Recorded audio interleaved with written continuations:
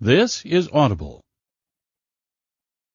Tantor Audio, a division of Recorded Books, presents Deadly Brew by Karen Macinerney, narrated by Karen White.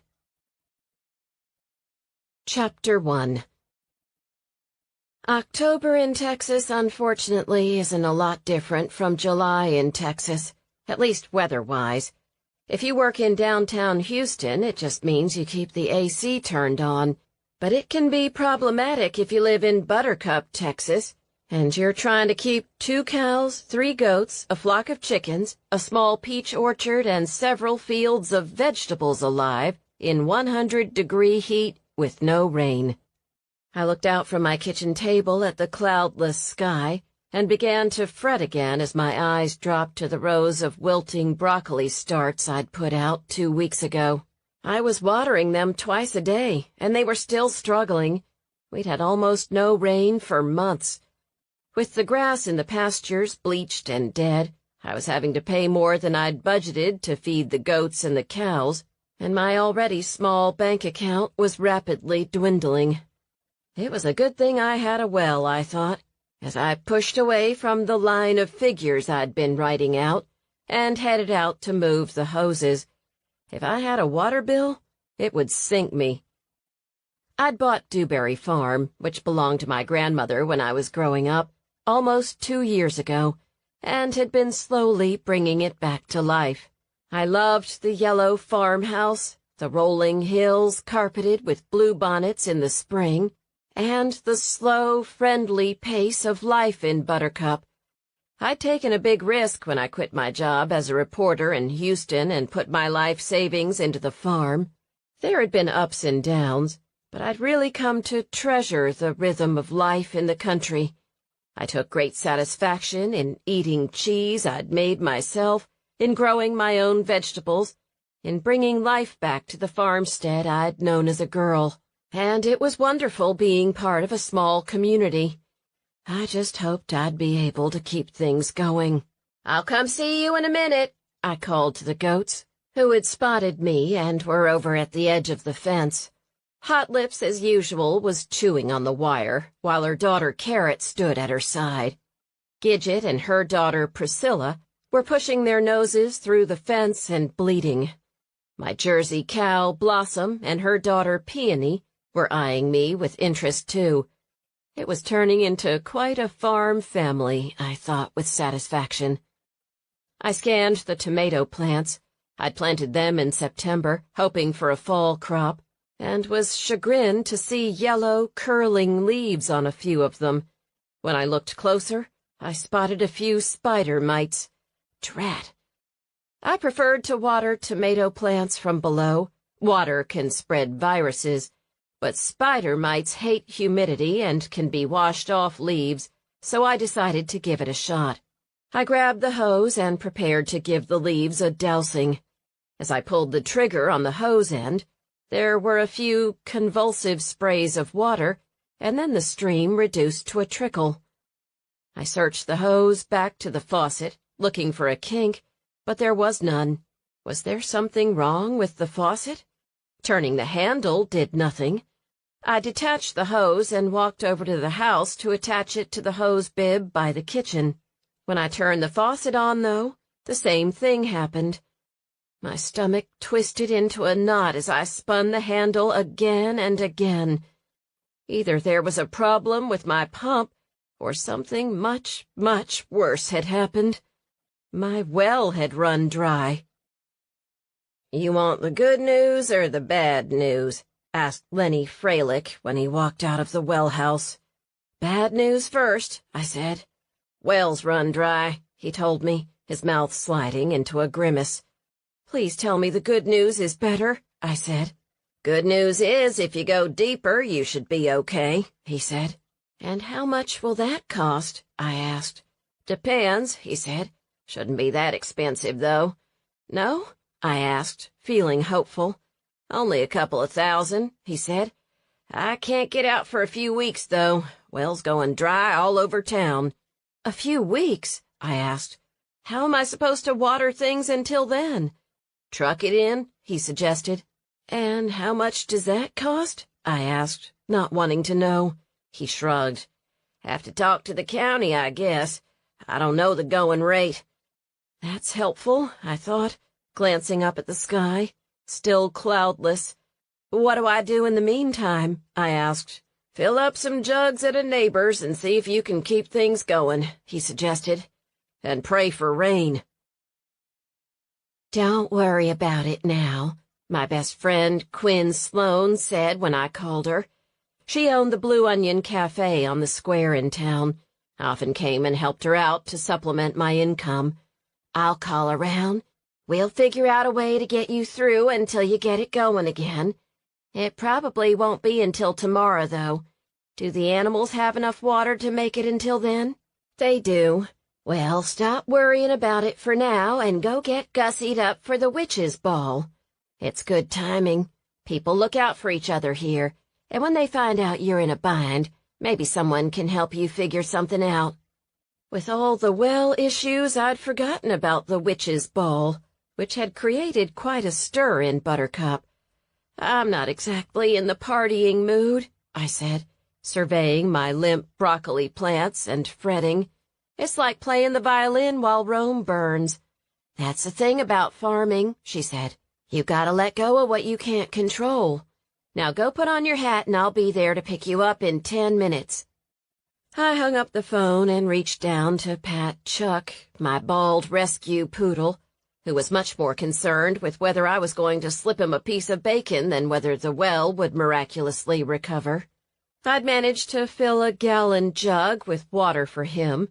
I checked his water dish, gave him a kiss on the head, and headed into my bedroom to change. I surveyed myself in the mirror. The sun had browned my cheeks and nose, and my hair had streaks I hadn't seen before. I was fitter than I'd been when I moved to the farm 18 months ago, with biceps I hadn't known existed, and new calluses on my hands. It felt good to use my body every day, and although I could read the worry in my eyes, I looked healthy. I pulled my hair back at the nape of my neck, swiped on a bit of mascara and lipstick. Tobias, the gorgeous vet I'd been dating, would be at the ball after all, and shrugged into the long black dress I had picked up at Goodwill with Quinn. I tossed a belt around my waist and slipped into some pointy-toe boots, then added a crooked black hat. If nothing else, I told myself as I adjusted the brim over my eyes, at least I'd get to see Tobias tonight, which made me decide to add a little eyeliner. I finished dressing and went to the back room to check on the goat soap I'd made a few weeks before. It was curing nicely. I'd been hoping to get some bees and harvest my own honey and beeswax, but if I needed to spend money on the well, I pushed the thought aside and put some kibble in Chuck's bowl. One thing at a time, Lucy. One thing at a time. 20 minutes later, I was in the back seat of Quinn's truck, heading to the first-ever Buttercup Witches' Ball. Quinn's red curly hair had been sprayed with glitter, and she was dressed in a sparkly dress she'd picked up on the same shopping trip. She was attending as Glinda the Good Witch. Flora Cott-Zurich sat in the front seat. I'd forgotten we'd offered to have her join us. Her only concession to the theme was a purple sweatshirt with a pumpkin in a witch's hat appliqued to the front of it. It hung loose on her bony frame. I surveyed the crowd as we pulled into the car-filled, grassy field next to the honeyed moon mead winery. Despite the tongues wagging around town, a witch's ball run by an actual Wiccan. It appeared the whole town of Buttercup had gotten over any qualms about the winery's Halloween party. After all, the proceeds went toward the animal rescue organization the winery's owner ran on her property. "I think the whole town showed up," Flora said. "Molly's going to be sad she missed it," I said. My friend Molly Kramer was out of town for her sister's birthday party and wouldn't be back until close to Halloween. "I love the decorations," Quinn said. "It really does look magical." I had to admit she was right. The Alexandre sisters had done it up right. The two had moved from New Orleans not long ago and set about turning an old farm into their dream business, the Honeyed Moon Mead Winery. Flickering lanterns had been strung up in the branches of spreading live oaks around a central clearing, which was ringed by tables filled with all kinds of ghoulish goodies. A wall of jack-o'-lanterns glowed near the entrance, and I could see several costumed people gathering around a steaming cauldron. "You think that's mead in the cauldron, or cider?" I asked. "I'm kind of hoping it's mead," Quinn said. "I don't know how she got it to steam like that, though." What appeared to be smoke poured over the rim of the cauldron, and Serafina was ladling out cups of something and handing them to partygoers. "Have you tried Serafina's moon mead?" "Yes, it's addictive. Like liquid flowers, only with a touch of spice. I picked up a bottle last week when I was talking to Serafina about starting a hive of my own," I said. "It was a splurge, but I couldn't resist." "You're adding bees to Dewberry Farm?" Flora asked. I shrugged. "Why not?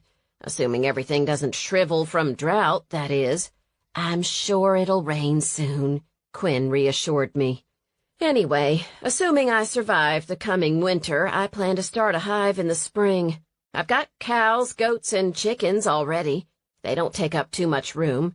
Flora sucked in her breath. "I hope you're not allergic. My aunt got stung once. She ended up in the hospital with anaphylactic shock." I glanced at Flora in the rearview mirror. "That sounds horrible. I hope she made it through." "She did, but she blew up like a balloon. Almost died. I hope there aren't any bees out tonight. If it's genetic, I could be allergic too."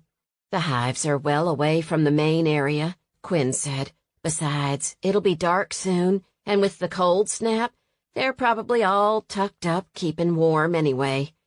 "Here's hoping," Flora said ominously, and Quinn and I exchanged glances. We'd taken Flora with us because we were trying to help her mingle with the community. Since the loss of her mother, she'd become something of a hermit. "It's too bad Mama didn't make it. She'd have been a natural here," Flora said, as I pulled into a grassy spot not too far from the main goings-on. Although she'd loved her mother, she was still bitter. "She wasn't all bad," Quinn protested. Although Flora's mother, Nettie, had never been particularly popular with either of us. The fact that she'd sold me Dewberry Farm and then turned around and tried to plant an oil well in my broccoli patch hadn't helped. "You didn't live with her for half a century," Flora objected. "I loved her, but she had her faults." "Speaking of faults, look who else dropped in." "Oh, boy," Quinn said, following her pointing finger to where Bug Wharton and his brother Mitch were clambering out of his enormous extended king cab Dodge Ram. "There's enough chrome on that thing you can see it from space," I said, shielding my eyes as he slammed the door. The sun was setting, and the flash off the grill just about blinded me. "How much do you think that thing cost?" Quinn flipped down the mirror and inspected her sparkly hair. "More than your farm, most likely. Peter can't stand him." I glanced at my friend. "He's the one who started the exotic game ranch just down the road from Peter's place, isn't he?" "Exactly." She flipped the mirror shut and grimaced. "It's one of those terrible places where they raise endangered animals and sell the right to shoot them." I knew exotic game ranches were big business in Texas, and I'd occasionally driven past a high-fenced pasture with animals I'd only seen on nature specials and in zoos grazing behind the fence. But it was strange to think of one in Buttercup. It sounds pretty awful. Some people argue they're kind of like living arks, that they're saving endangered species. Flora piped up from the front seat.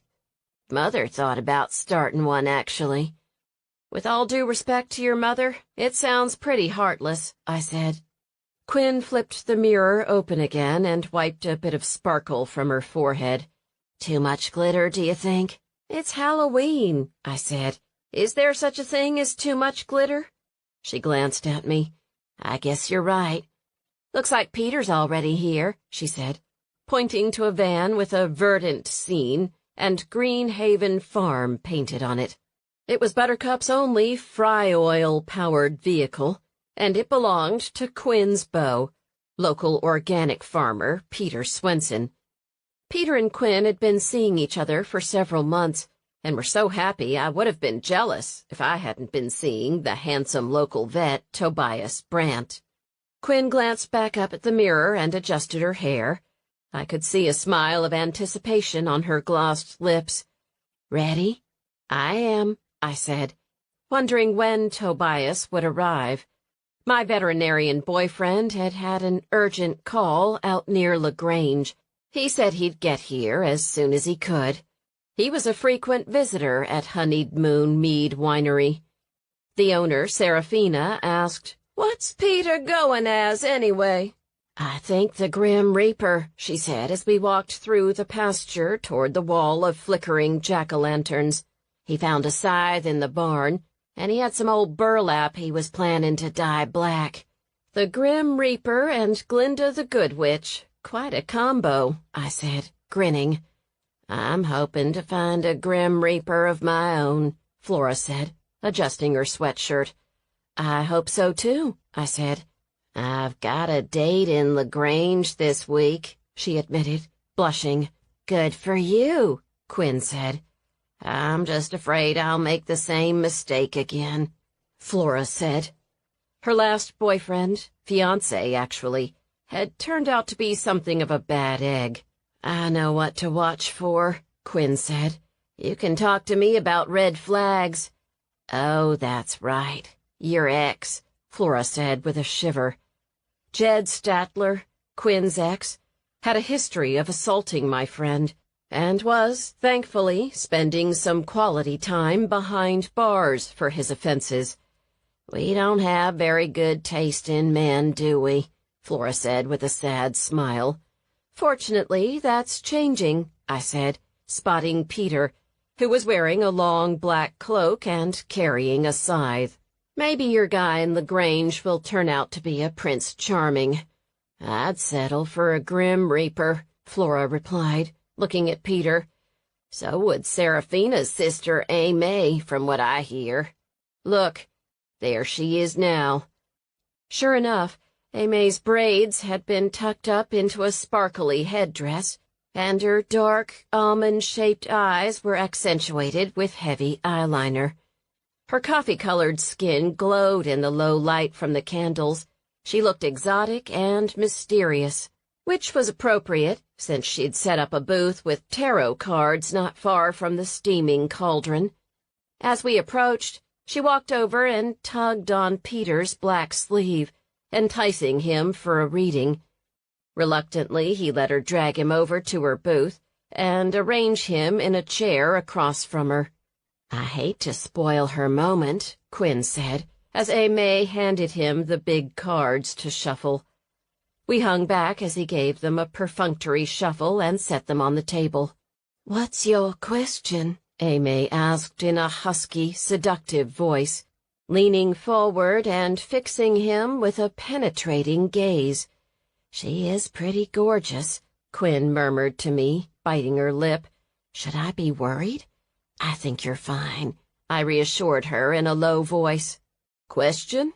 Peter told Aimee, looking uncomfortable. "I don't really have one."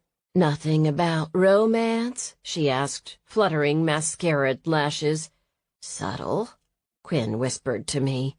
No," Peter said, glancing around as if he'd rather be anywhere else.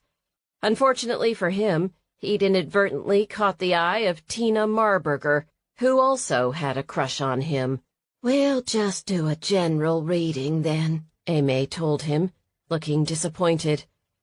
As she smoothed out the tablecloth, Tina tottered over on tall, high-heeled silver shoes. "Peter!" she called, her eyes shining. She was dressed in striped stockings and a short, form-fitting black dress, and looked much older and sexier than a high school senior. "Oh, hi," Peter said weakly. "Poor guy," I said. I'm going in, Quinn announced, striding over to claim her man. As she touched his shoulder, he jumped. Then, when he turned and recognized Quinn, his face broke into a smile of relief. Aimee and Tina, on the other hand, looked as if they had just sucked on lemons. "Quinn, you look great," she smiled back at him. "Thanks. You look menacing," she replied, pointing to the scythe. "Aimee was just about to do a reading for me," he said, looking back at the card reader. "You've met Quinn, right?" "We've met at the cafe," Aimee said coolly. "Hi, Aimee. Hi, Tina." Quinn nodded to the two women as Flora and I joined the group around the table. "I don't usually have quite such an audience for a reading," Aimee said, looking uncomfortable. "I'm curious to see how it works," Tina volunteered. I sometimes, well, I know things, but I've never done anything with tarot cards before." "If you like, maybe I can teach you sometime," Aimee offered, softening a bit. She looked at Peter. "Sure you don't have a question?" "Well, maybe I do. Think the cards can tell me what to do about that exotic game ranch?" "You want to know what's going to happen with the game ranch?" "Sure," he said, with a shrug of his cloaked shoulder. "Why not?" As we watched, she plucked the top card from the stack and laid it down on the cloth. "The first card is the situation card, in this case the King of Pentacles," she intoned, laying down a card picturing a man on a throne, clutching what looked like a gold coin. "A man with dark hair who is a master of money." "Sounds like Bug," Peter quipped. "Only not so much hair these days," Quinn added, one hand lying proprietarily on her man's shoulder. "The second card," Aimee continued, "is what crosses you." She laid down a card with more of the gold coins, only this one was a man clutching at them.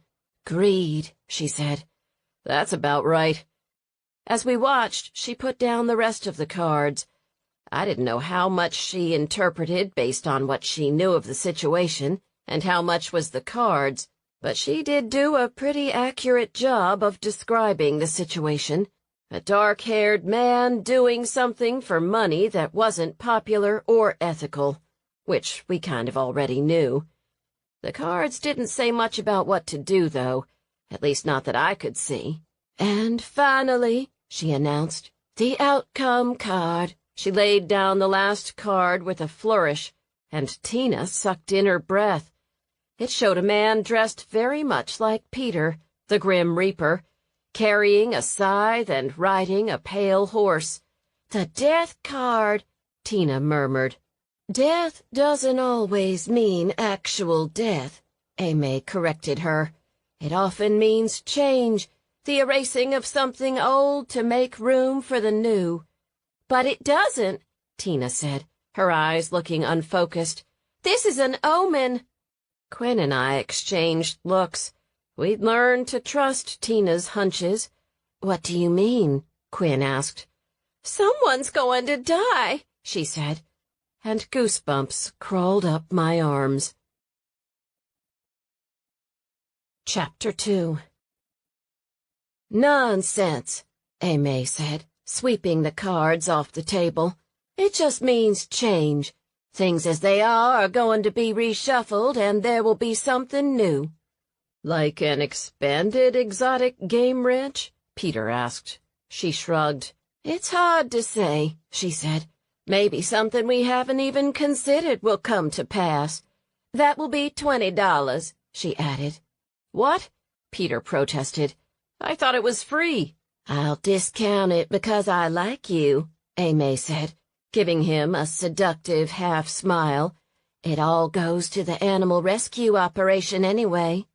"In that case, take 20, Peter the Reaper said, reaching under his robes for his wallet and fishing out a $20 bill. Tina's eyes were full of warning. "Be careful, Peter," she said. "What do you mean?" he asked. I just have a feeling. Something to do with bees. "We are at a mead winery," May pointed out. "Are you allergic to bees?" Quinn asked Peter. "No," he said, and turned to Tina with a kind smile. "But thank you. I'll keep an eye out for swarms." She nodded and turned away after darting a glance at Quinn. "Poor girl," Quinn murmured as she fled. "I really hope she finds someone to date. She's so beautiful and kind." "She will," Peter said, "and hopefully he'll be closer to her age. Let's go get a drink," he suggested, and together we walked over toward the bubbling cauldron in the middle of the clearing. "Have any of you eaten anything yet?" "No," I admitted. "The food's great. I had some corn a few minutes ago, and there's sausage on a stick over in the corner there. The sausage is from Elgin. It's delicious." "I can't believe so many people turned out," I said, "after all the controversy and everything." "Oh, there are still a few grumblers," Peter said as we approached the cauldron, which was suspended over a bed of glowing coals. The contents were definitely mead. I could smell the spicy, honeyed scent perfuming the air, but they're all enjoying the mead. As he spoke, there was the sound of angry voices coming from near the cauldron. Serafina stood with her arms crossed, looking every bit the magical figure. Her black braids were swept up on top of her head, and she wore a long, star-spangled gown with a black velvet cloak. The expression on her face made her look like she'd just found a toad in her cauldron. Across from her was Bug Wharton, his face bright purple, looking like he was about to blow a gasket. His brother Mitch hovered between them, looking nervous. "You're a cruel, evil man," Serafina shouted. "Those animals, you're raising them by hand and selling their lives to the highest bidder, all so you can line your pockets." "It's business," he said, "and it's legal, and there's nothing you can do about it. Why don't you and your pagan friends find some other town to pollute with your demonic rituals?" "We were here first," she announced, "and I'll fight you with everything I have at my disposal," she said. "I just want something to drink, not a lecture," he said. "Here, go ahead and save your animals.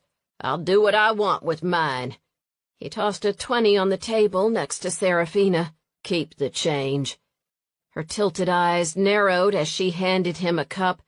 "Drink deep," she said. "And remember, what you put into the world comes back to you thrice over." It sounded like an incantation as much as a challenge. Bug didn't look away as he took the cup, drained it, and threw it on the ground, crushing it with his heel. "Overrated," he said, and turned away, swaggering over to the sausage stand as the onlookers watched with bated breath. Mitch, looking uncomfortable, trailed behind him.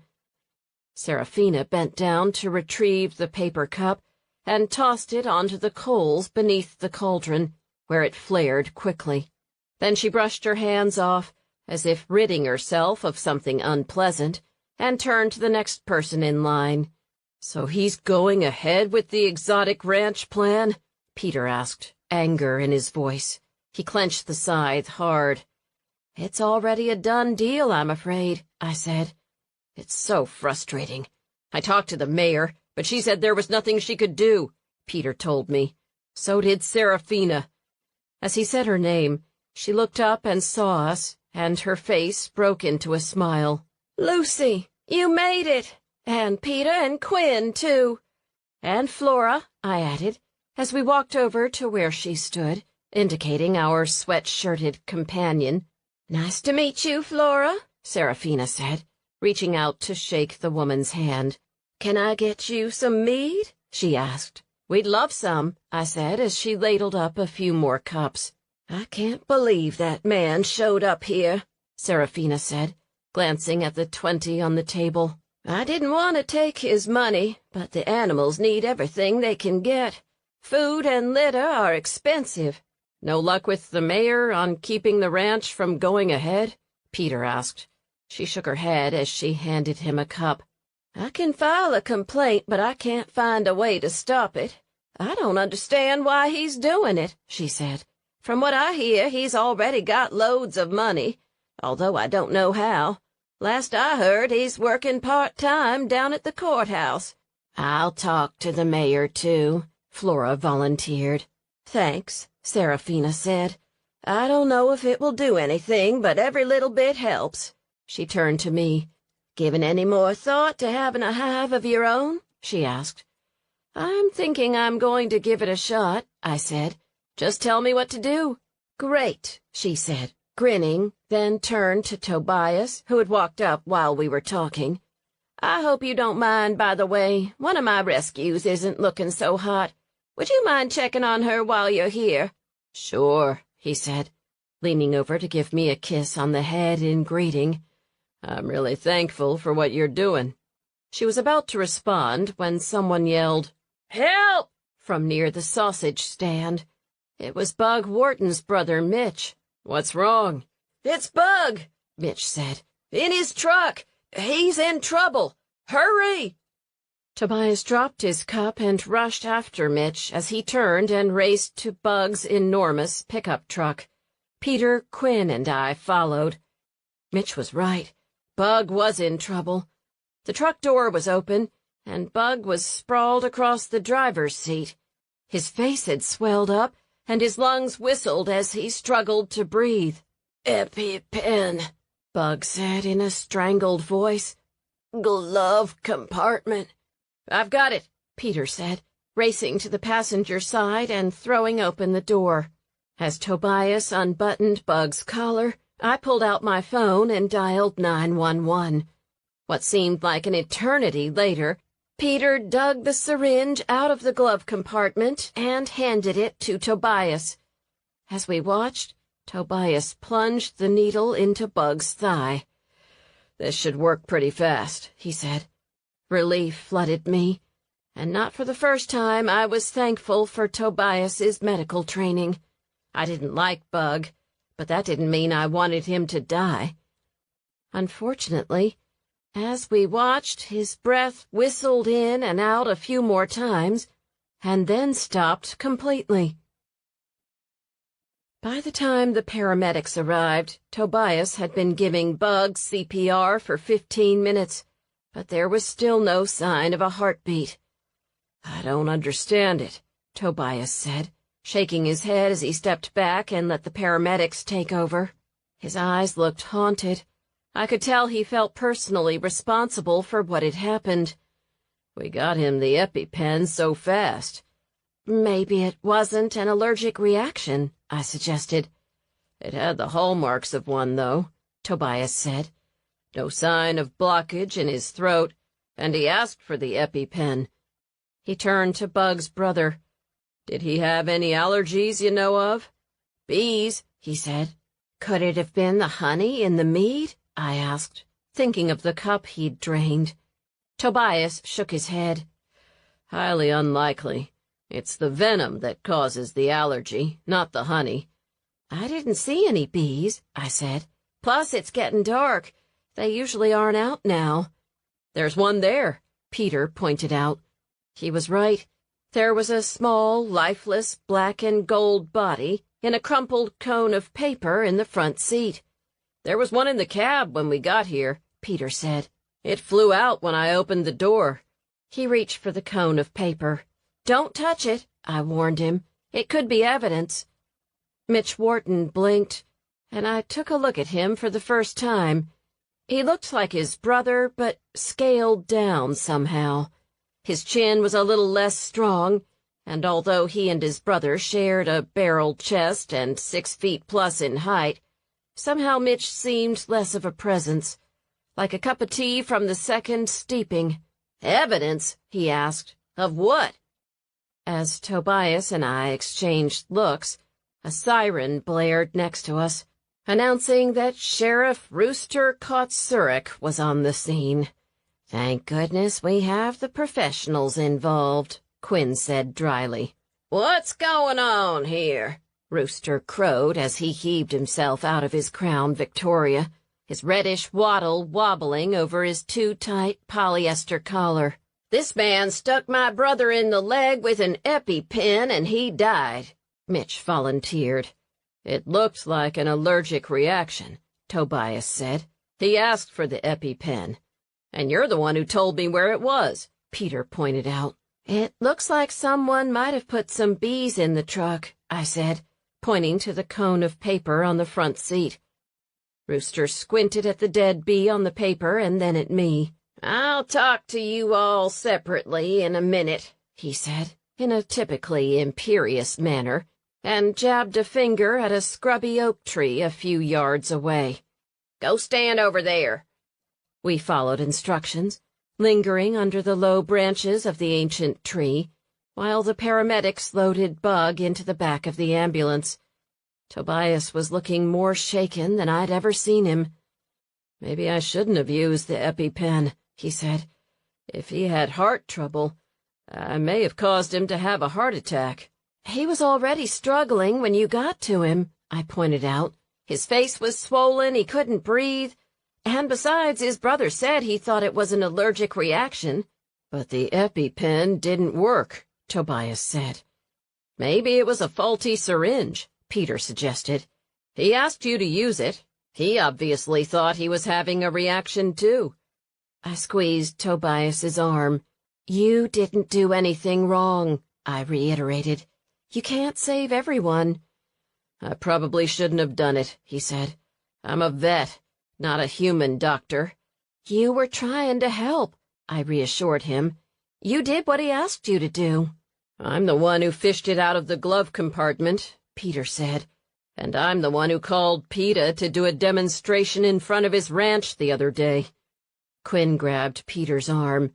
"I'm sure it was just an accident," she said. I thought of the paper with the dead bee in it, and couldn't help but come to a different conclusion, but I didn't say anything.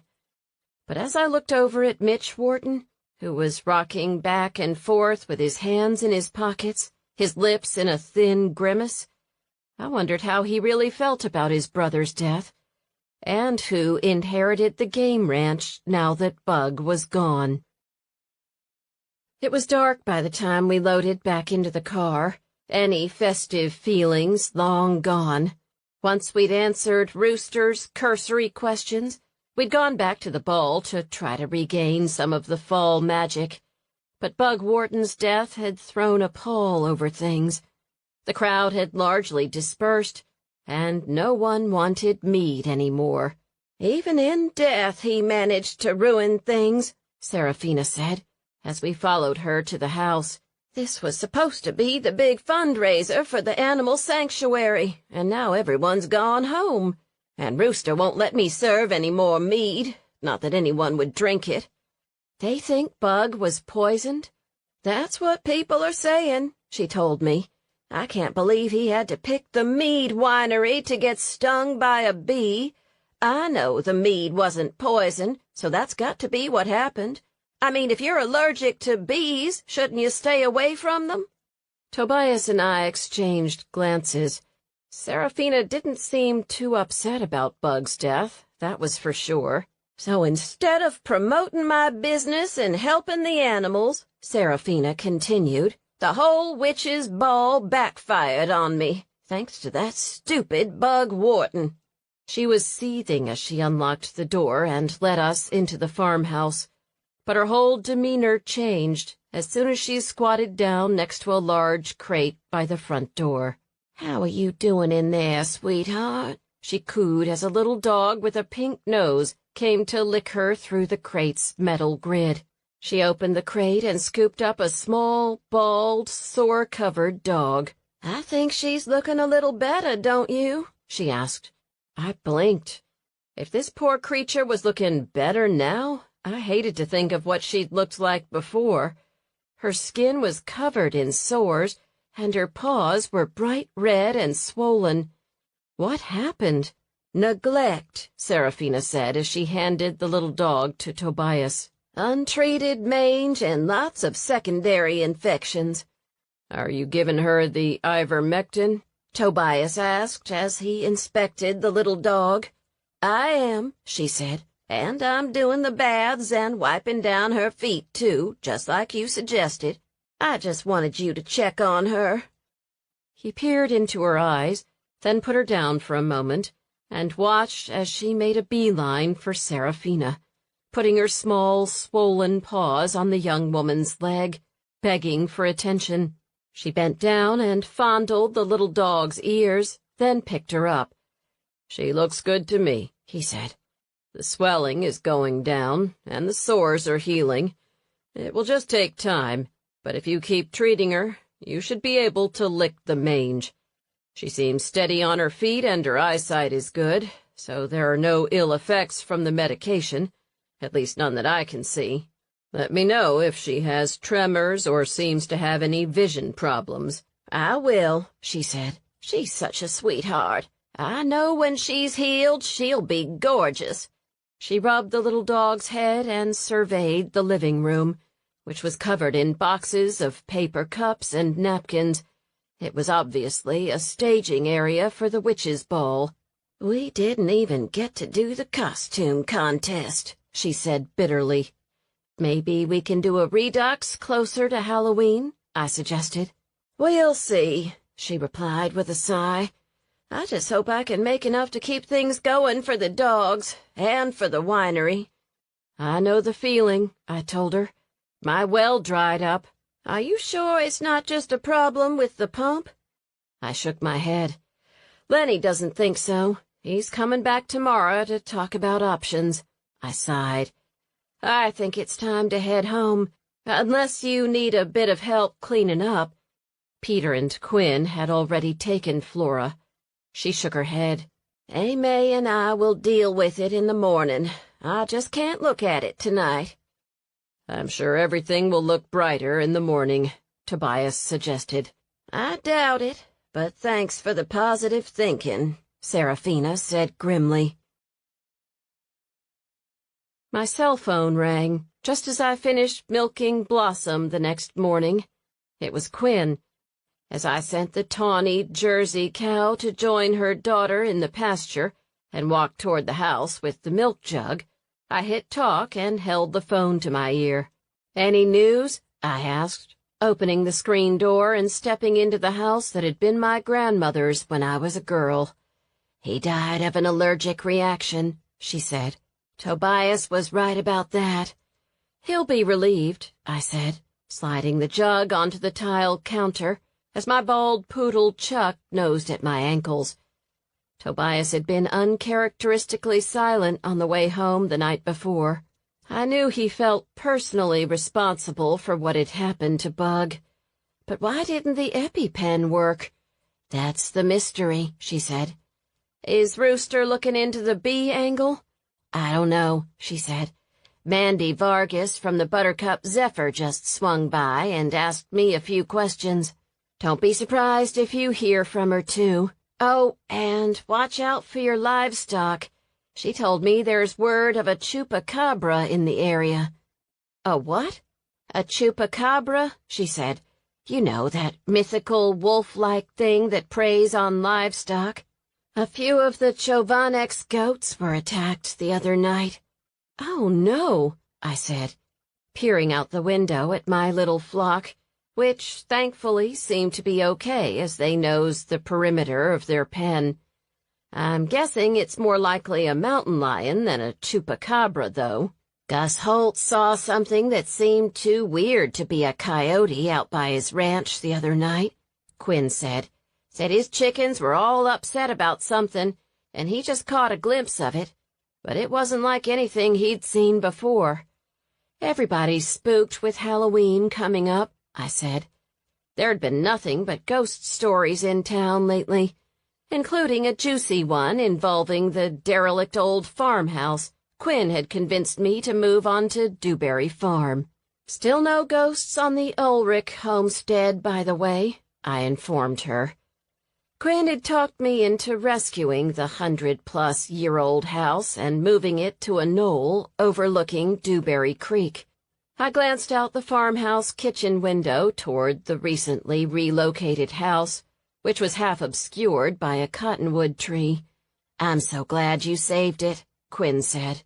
I don't know what I'm going to do with it now that it's here, but at least it won't be demolished, I told her. It might fall down, but it won't be torn down. I told you what to do with it. Turn it into a guest house for when the antique fair is in town. You'll be making money before you know it. With all the work that needs doing, it's going to be a while before that house is making any money, I said. Liesel Heinrich's brother, Ralph, had moved the small wood-frame structure onto the farm for free, but it was up to me to keep the leaning house from falling in on itself, and with a dry well, I wasn't exactly flush with funds for restoration. Peter's really good at building. Why don't we have him take a look at it? I've got some chicken in the fridge, I mused. Think you guys would be up for dinner tonight? Maybe we can walk down to the house and he can give me an honest assessment. Absolutely, she said. We were already planning on dinner together. We'll just head your way. Will Tobias be there too? I'll ask, I said. I've got a pecan pie I just made. Can I bring anything else? Just expertise and reassurance that I'm not crazy for saving the Ulrich house. I'm glad you saved it, Quinn repeated. I just feel like it was meant to be on Dewberry Farm somehow. Let's hope I'm glad, too. At the moment, I was feeling like I'd bitten off way more than I could chew. Thanks for letting me know about Bug. I'll call Tobias and tell him he was right. Are you planning on swinging by the cafe today? She asked. I could use a little help at lunch. Lenny is supposed to be here at 9 to look at the well situation, I said. Good luck with that, she said. Maybe he'll change his mind and tell you it's the pump after all. By the way, any lettuce yet? Still too warm, I said. But soon, assuming it rains or I get my well squared away. One of the nice things about living in Texas was that there were 2 growing seasons. The warm season started in March and ran through September, and the cool season picked up when the last of the summer's harvest was drying up. I actually preferred cool season crops. Although I missed having tomatoes and cucumbers, I loved green garlic, fresh lettuce, sugar snap peas, radishes, and particularly arugula. You had to protect some things during harsh cold snaps, but for the most part, the winter was as productive, if not more productive, than summer. Right now was a shoulder season. The summer plantings had played out, but the cool season veggies hadn't matured yet. Plenty of time to tackle the Ulrich house, assuming I got the well fixed and it didn't bankrupt me. If it weren't for my beeswax, candles, and jams, I wouldn't have much to take to the Saturday market. Well, I'll let you get your chores done, Quinn said. We'll definitely be there tonight. Come by the cafe today if you can. I'll try, I said, and hung up a moment later. Between the well fiasco and the leaning, haunted house, I certainly did need all the extra work I could get. I called Tobias and left a message, then turned to my morning chores. I'd just finished processing the milk when the phone rang again. It was Tobias. You were right, I told him as I put the last jar of milk into the fridge. Quinn called. Bug Wharton died of anaphylaxis. At least I didn't misdiagnose it, he said. But the EpiPen should have worked. Maybe we got there too late? Maybe, he said, but didn't sound convinced. What are you up to today? Lenny Freilich is coming out to talk about the well this morning, I said. And then Quinn wants me to swing by the Blue Onion if I have time. And I was hoping you would join Peter, Quinn, and me for pot pie tonight. I'd love to, he said. But what are you doing before that? Why? I'm supposed to head out to the Safari Exotic Game Ranch to check on some ibexes at 2, he told me. I was wondering if you wanted to tag along. Ibexes? They just came in from Africa, he said. Plus, I thought you might be curious to take a look at the place. I kind of am, I confessed. My reporter instincts were telling me what had happened to Bug was no accident. I was anxious to take a look at the Wharton place from the inside. I hope the well problem gets fixed soon. Let me know what he says. Can I pick you up at the Blue Onion at 1:30? Sounds like a plan, I said, and hung up with a new spring in my step. Maybe it's not such a bad day after all, Chuck, I said to my bald poodle, who wagged in response and licked my calf. Ha. Chapter 3. Your options, Lenny Fralick told me as we stood over my bone-dry well, are to drill deeper and hope we get lucky, or drill a whole new well. Okay, I said. What's the benefit of a new well? More water, hopefully, he said. How much is that going to cost? I won't lie to you. Both are going to cost you a pretty penny, he told me. But if you do drill a new well, the question is, where do we put it? Ideally, where there's water, I said. But how do you know? Well, that's where the dowser comes in, he said. The dowser? He nodded. Water Witch, they used to call him. He could always sniff out the best spot to drill. Problem is, the dowser, Gusher Orton, died last year. Gusher? Name was Gus, but he was always good at finding water, so the nickname kind of stuck. Unfortunately for me, Gus wasn't around anymore, so I couldn't take advantage of his magical skills. So what do we do without a dowser? He shrugged. Just start drilling and hope for the best. Surely there's some other way to do it.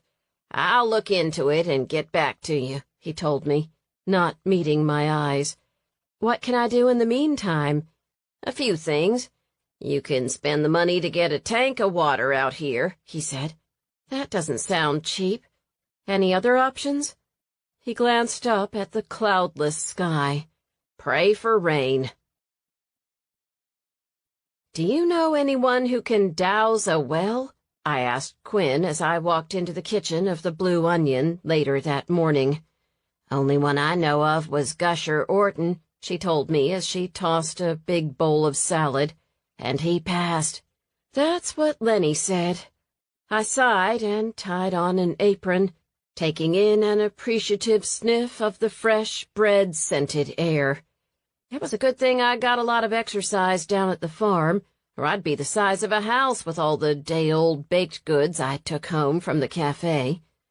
I guess I'm going to have to truck in some water while I get it figured out, although I have no idea how to go about doing that.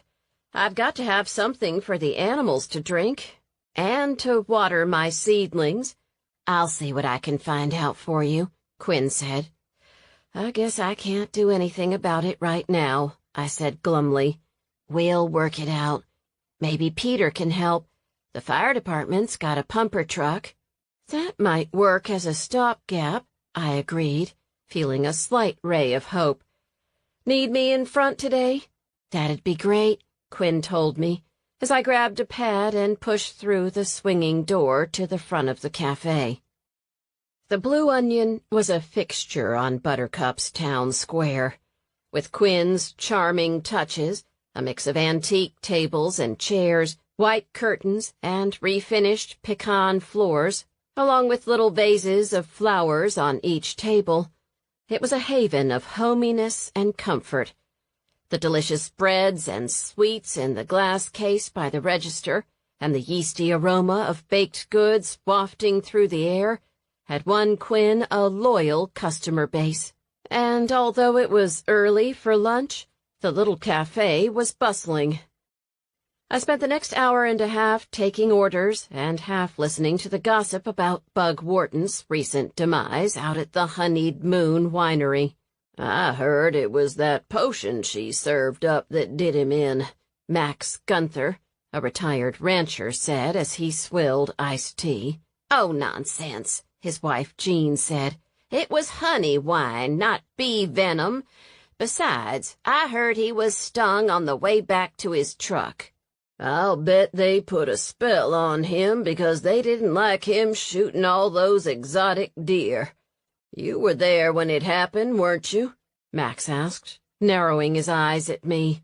"You see any funny business?" "It was very sad," I told him, "but evidently it was just an allergic reaction. Anaphylactic shock can happen very fast." "I just don't know," he said. "I still think those witchy women are involved." His wife just rolled her eyes and ignored him as I refilled their drinks and moved on to the next table, which was inhabited by Maria Ulrich, one of the members of the town's German club. She didn't look very German. She had her Mexican mother's silky black hair and dark eyes, but she was proud of her heritage on both sides. Maria was lunching with another German club member, Liesl Heinrich. "Lucy," Maria said, "I hear you moved the old Ulrich homestead out to your farm. Thank you so much for saving it. Our family came over in the early 1800s and were very active in the town." "Quinn mentioned that to me," I told her. "I can't wait to see what it looks like when you've restored it," Maria said. "It's hard to imagine my family lived there. It seems like another world." "I hope I'll be able to save it," I told her. "I just found out my wells run dry. I'm not sure I'm going to be able to afford much to restore it." "Oh, I'm so sorry to hear that," Liesl said, turning to Maria. "Maybe the club can help out a bit. After all, it is a historic building." "When was it built, anyway?" I asked. "A couple of years after they got here," Maria told me. "They raised 6 children in that house. Can you believe it?" "No, I really can't," I said, thinking of the small, ramshackle house down by the creek. It was barely big enough for a couple by today's standards, never mind a family of 8. "It was my great-great-great-great-grandfather, I think that's enough greats anyway, who built it," Maria told me. "And my great-great-great-great-grandmother did the blue stenciling all around the tops of the walls. That's my favorite part of the house," I said. The downstairs walls were made of boards that had been painted white, with a china blue pattern stenciled around the perimeter. "I'm so glad it's not being destroyed," Liesl said. "It has such potential and, of course, lots of history." "I heard about that," I replied. "And I've heard it's supposed to be haunted, too." Maria and Liesl exchanged looks. Evidently they'd heard that story, too. "Well, it does have some history," Maria admitted. "What kind of history?" I asked, a little irritated no one had mentioned the haunting to me before I agreed to have the house deposited on my property. "One of their children, a teenage daughter named Ilsa, disappeared." "What happened to her?" She shrugged.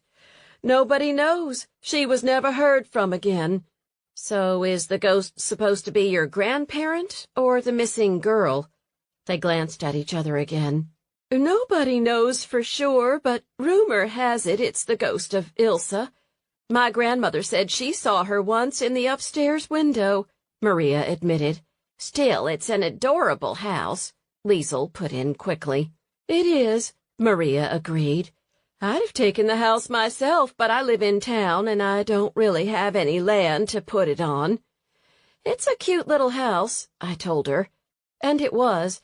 It was a simple, small, cozy farmhouse, with a front porch that invited rocking chairs, assuming the porch didn't cave in when you stepped on it. "I hope the ghost, if there is one, doesn't object to visitors. The only way I can afford to preserve it is if I can rent it out." "I'm sorry we didn't tell you," Maria said. "It seemed like the perfect location for it."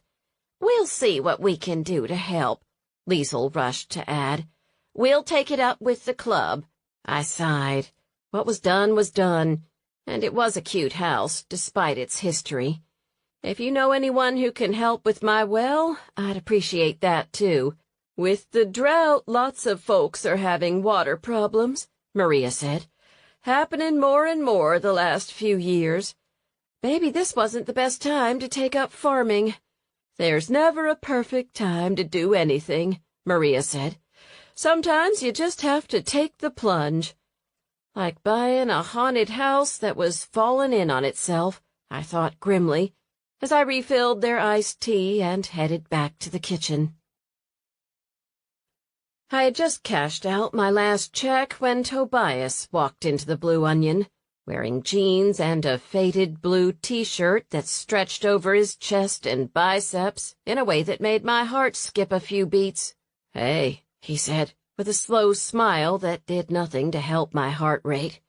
I reached up to adjust my hair and found myself wishing I'd put on a bit of makeup before leaving the farm that morning. "You about ready?" he asked. "I am. Let me just get my purse."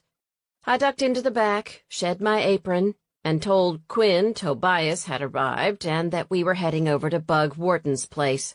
"It seems so weird that they pay for a vet to make sure the animals are okay when all they're going to do is shoot them," she said. "It does seem strange," I acknowledged. "But I'm really curious about what the place looks like on the inside. You're still thinking about what happened to Bug Wharton, aren't you?" "Yeah, I just have a feeling there's something funny going on." "I hope not," Quinn said, as she slipped a batch of maple twists into the oven. "We were first at the scene, and Tobias was the one who used the EpiPen. I'd hate to see Rooster go after him for being a good Samaritan." "Why would Tobias want to hurt Bug Wharton?" I asked. In truth, Peter was the one who had organized the PETA protest, and it was Peter who had gotten the EpiPen out of the glove compartment. A little squiggle of worry stirred in my stomach. "I don't think logic has anything to do with Rooster's thinking process," Quinn pointed out. "Unfortunately, you're right," I told her, as I hung up the apron and grabbed my purse. "Have fun," she said. "I can't wait to hear what you think about it." "I'll let you know," I promised her, as I pushed through the swinging door into the cafe, where Tobias was ogling the bakery case. "How do you spend time here and not gain 50 pounds?" he asked. "Because I'm always on the move," I said, grinning. Tobias gave me a quick kiss on the top of the head, then tore himself away from the case and held the door to the cafe open for me. "Ready to visit Little Africa? Who knew we'd be on safari in Buttercup? It's an adventure every day," he said, winking as I climbed into the truck. It was a short, pleasant ride to the Safari Exotic Game Ranch. I filled Tobias in on my non-existent well progress as we drove past bleached fields and farmhouses with pumpkins and chrysanthemums adorning their front porches. Tobias seemed quiet, I noticed. "What's wrong?" I asked. "I'm still thinking about what happened to Bug Wharton," he told me. "I could have misdiagnosed him. It happened so fast." "He asked for the EpiPen and you gave it to him," I said. "You weren't diagnosing anything. You were doing what he asked you to do. Besides, it was anaphylaxis." "But he died," Tobias said. "I just can't get it out of my mind." "Maybe there was something wrong with the EpiPen," I said. "I read an article recently about a recall. At any rate, it really doesn't matter. You had nothing to do with what happened to Bug Wharton. If anything, I'm wondering if someone had it in for him." "What do you mean?" "It looked to me like someone slipped some bees in a twist of paper through a crack in the window," I said. "I wonder who owns the ranch." "Are you thinking someone might have done him in to inherit?" Tobias asked. "It's total speculation," I said. "We don't even have a cause of death yet. It was probably just an accident." "I hope you're right." He grimaced as he turned onto the road that led to the ranch. "But there's something off about the whole thing." "Unfortunately, I think I have to agree with you," I said, as we bumped down the dirt road. Unlike most of the ranches in Buttercup, the Safari Exotic Game Ranch was ringed with a shiny 10-foot-high fence. "How many acres is the ranch, anyway?" I asked, as I watched for signs of exotic animals in the scrubby oaks and mesquite trees. "It's pretty big," he said. "At least a couple thousand acres. That must have cost a fortune. I had had to stretch to buy my own small piece of property. The Wharton clan must have deep pockets. Are game ranches profitable?" "They can be," he said. "People spend tens of thousands of dollars for a trophy hunt." "Tens of thousands of dollars just to shoot an animal? I don't get it." "Me neither," he said. "I know Peter's against the whole thing on principle, but there are folks who argue these game ranches are kind of a living ark of sorts, and that the hunters provide the money to keep the genetic diversity alive." "It still seems messed up," I said, as we pulled up to the enormous metal gates. "And I still wonder what business they were in to afford all this." "Bug told me they grew up in Buttercup, but I don't know what they did before moving back." "Whatever it was, it looks like it was pretty lucrative," I said, as Tobias rolled down the window and hit the intercom button. A moment later, the gates opened, and we rolled into the property. As we followed the long, winding gravel road, I spotted a herd of something with long, backward-pointing horns to the left. They barely moved as we drove by. The biggest switched his tail, but otherwise they seemed unconcerned. "What are they?" I asked. "Gazelles," Tobias said. "Not exactly shy, are they?" "No predators here," he sighed. "Before he died, Bug told me he'd got some kangaroos coming in, too." "Kangaroos?" Tobias nodded, his face grim. "And a pair of giraffes. That's what the animal rights activists were complaining about." "That's horrible," I said. "Who would want to shoot a kangaroo or a giraffe?" "I know," he said. "I almost refuse to treat the animals, but I don't want them to get sick or suffer any more than they have to. It's a dilemma." My eyes drifted to the gazelles. "They're totally unconcerned about us." "Because they're raised by people. They're essentially tame animals, who are in for a big surprise, unfortunately." My heart hurt at the thought of shooting these beautiful animals. "It's sad, but it's legal." "I don't feel quite so bad about Bug now," I admitted. We fell silent for a minute. Then I changed the subject, telling him about what Maria had related about the house. "It's really haunted?" "That's what they say," I told him. "Superstition's running high this year, it seems. There's also word of a chupacabra running around," Tobias told me. "I heard about that," I said. "What do you think it is?" "Probably a coyote," Tobias said. "Keep an eye on everybody at your place. You might want to put them in at night for a while, just in case."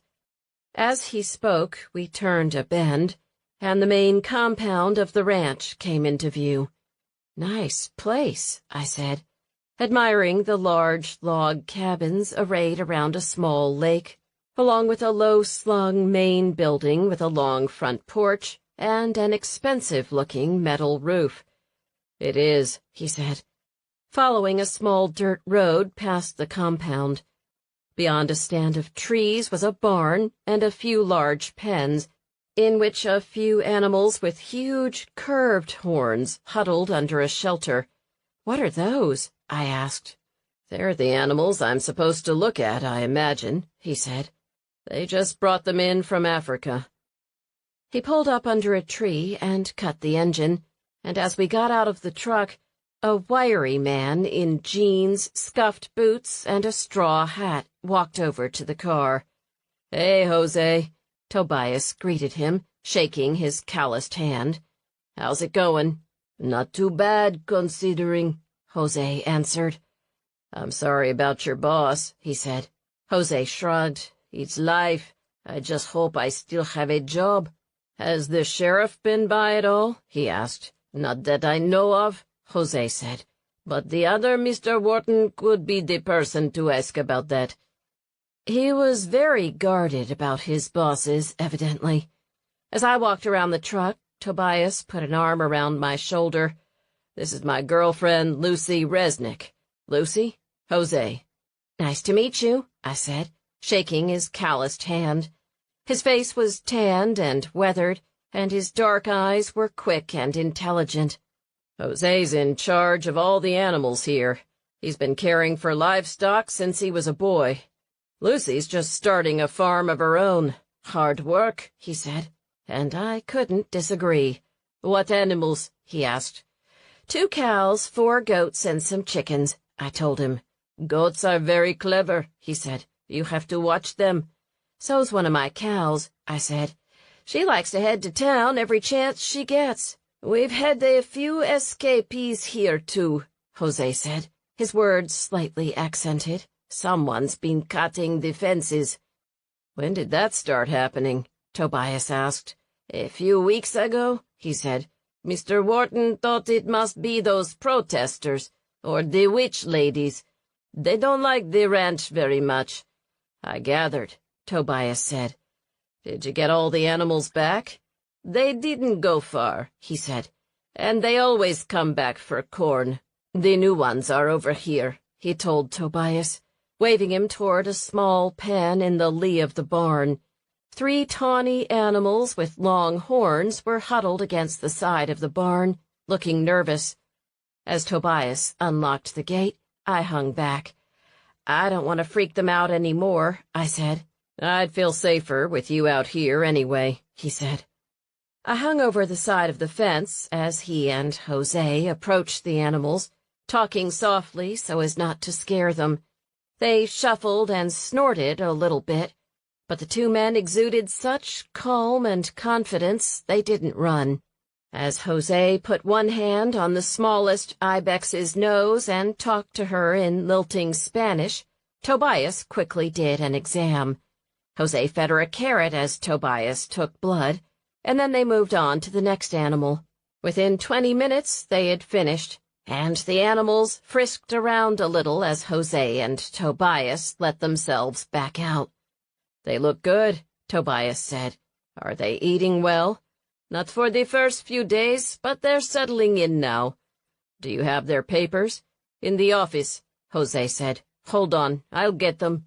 As he loped off in the direction of a small trailer tucked behind the barn, I leaned over the fence and watched the animals. I can't imagine wanting to shoot one of them. "I know," he said. "It's strange checking their health when I know they're going to be, well, harvested. I guess it's the same with livestock, though." As he spoke, there was the sound of raised voices from not far away. I put a hand on Tobias's arm and pulled him closer to the barn. Chapter 4. "I told you we were done," a woman said. The voice was familiar. "Please give them back to me." A man's wheedling voice answered. "You wouldn't have come here if you didn't want to be together."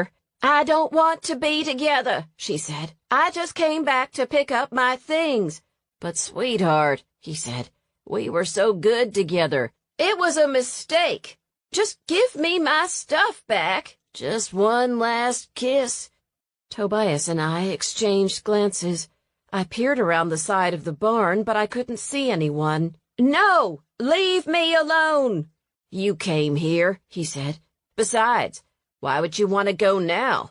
I told you I'm right on the edge of making it big." "I don't want anything from you," she said. "I'm leaving now. Goodbye." "But, honey," I risked another peek around the barn, but I couldn't see anyone, and there were no more voices. A moment later, Jose came back, carrying a sheaf of papers. "Finally found them," he told us. "I made copies for you." He looked up from the papers and noticed we were both crouched against the barn. "What's going on?" "Oh, there was a bit of a lover's tiff," I said. We didn't want to interrupt. Jose's weathered face went blank, and he glanced over his shoulder. "Oh, I don't know anything about that." As he spoke, there was the sound of a car engine revving and the screech of tires. I caught a glimpse of a small green car stirring up a cloud of dust. Then it was gone. "Somebody's leaving in a hurry." Whose car is that? I asked. Jose shrugged. I didn't see, he said, and handed Tobias the papers. When will we know about the blood test? I'll call you as soon as I hear, he said. Again, so sorry to hear about your boss. Thank you, he said. Nice to meet you, Miss Resnick, he said, nodding at me. Likewise, I told him. Mind if I show her some of the other animals? Tobias asked. Jose looked nervous. It might be best if you didn't, he told Tobias. With everything going on and the new animals, he shrugged. Maybe another time. It's okay, Tobias said. Thanks. As he spoke, Bug Wharton's brother Mitch rounded the barn. Jose, you haven't mucked out the stalls yet, he complained in a familiar voice. It was the same man we'd heard a few minutes before, cajoling an unknown woman. Tobias and I exchanged glances as Jose answered, I'm about to take care of it, Mr. Wharton. I was just helping Dr. Brandt with the ibexes. Dr. Brandt, always good to see you. Likewise. I'm sorry about your brother. Bad luck, he said, shaking his head. It still hasn't really sunk in yet. Mitch seemed bigger somehow than he did when he was standing next to Bug the other day. How's the livestock looking? In good shape from what I can see, Tobias said. Have you met my girlfriend, Lucy Resnick? He asked. Pleased to meet you, he said, extending his ham-like hand to me. I shook it, wincing as he crushed my knuckles. I'm so sorry about your brother, I said. Thank you, ma'am. We're still trying to come to terms with it. This whole ranch was the dream of a lifetime for him. Shame he didn't get to enjoy it. It is. It's a beautiful place, Tobias said politely. Mitch turned to the animals huddled in their pen. Got a whole crew coming all the way from Dallas this weekend, he said. These won't be ready yet, he said, nodding at the ibexes huddled in the pen. But we've got more oryxes than you can shake a stick at. Big racks, too. I've never seen an oryx before, I said. I'll take you out to see them, he said in a jovial tone. If he was sad about his brother, he was certainly hiding it well. Come on, I'll give you a ride on the ATV. I glanced over at Jose, who didn't look happy, but didn't argue. Okay, I said, and Tobias and I followed him across the courtyard to a carport with 3 shiny ATVs. Hop in, he said, and Tobias and I slid into the back seat of the nearest one while he clambered into the front and gunned the engine. I had to hold on to Tobias as he jerked the vehicle into reverse, then swung past a dismayed-looking Jose and into one of the pastures. It's a gorgeous property, Tobias said as we drove past a bend in a dry creek. Even though the ground was parched, the rolling hills, grassland, and scattered trees made for a beautiful landscape. I shivered as a gust from the north swept over the pasture, making the bleached grass ripple like the surface of a golden lake. It is, isn't it? My brother just fell in love with the views, he said. It was his baby, not mine. Sad the way it worked out. For the first time, I heard something like regret in his voice. Do you think you'll keep the place? Tobias asked. We'll see, he answered. Look there, he said excitedly. There's a herd of oryxes. The graceful creatures looked up, unperturbed, and then went back to grazing. They'll make good hunting this weekend, he said. How much per head? Tobias asked. 10,000, he said proudly. If we keep getting business the way it's been going, the place might just turn a profit. I watched as one of the oryxes nosed at her calf, pushing her away from the ATV. It made me sad to think of the little herd being stalked by a family bristling with guns. This was a cattle ranch before, wasn't it? Tobias asked. 2 of them, in fact, Mitch answered. We got lucky. A lot of property defense, Tobias said. How many animals do you have out here, anyway?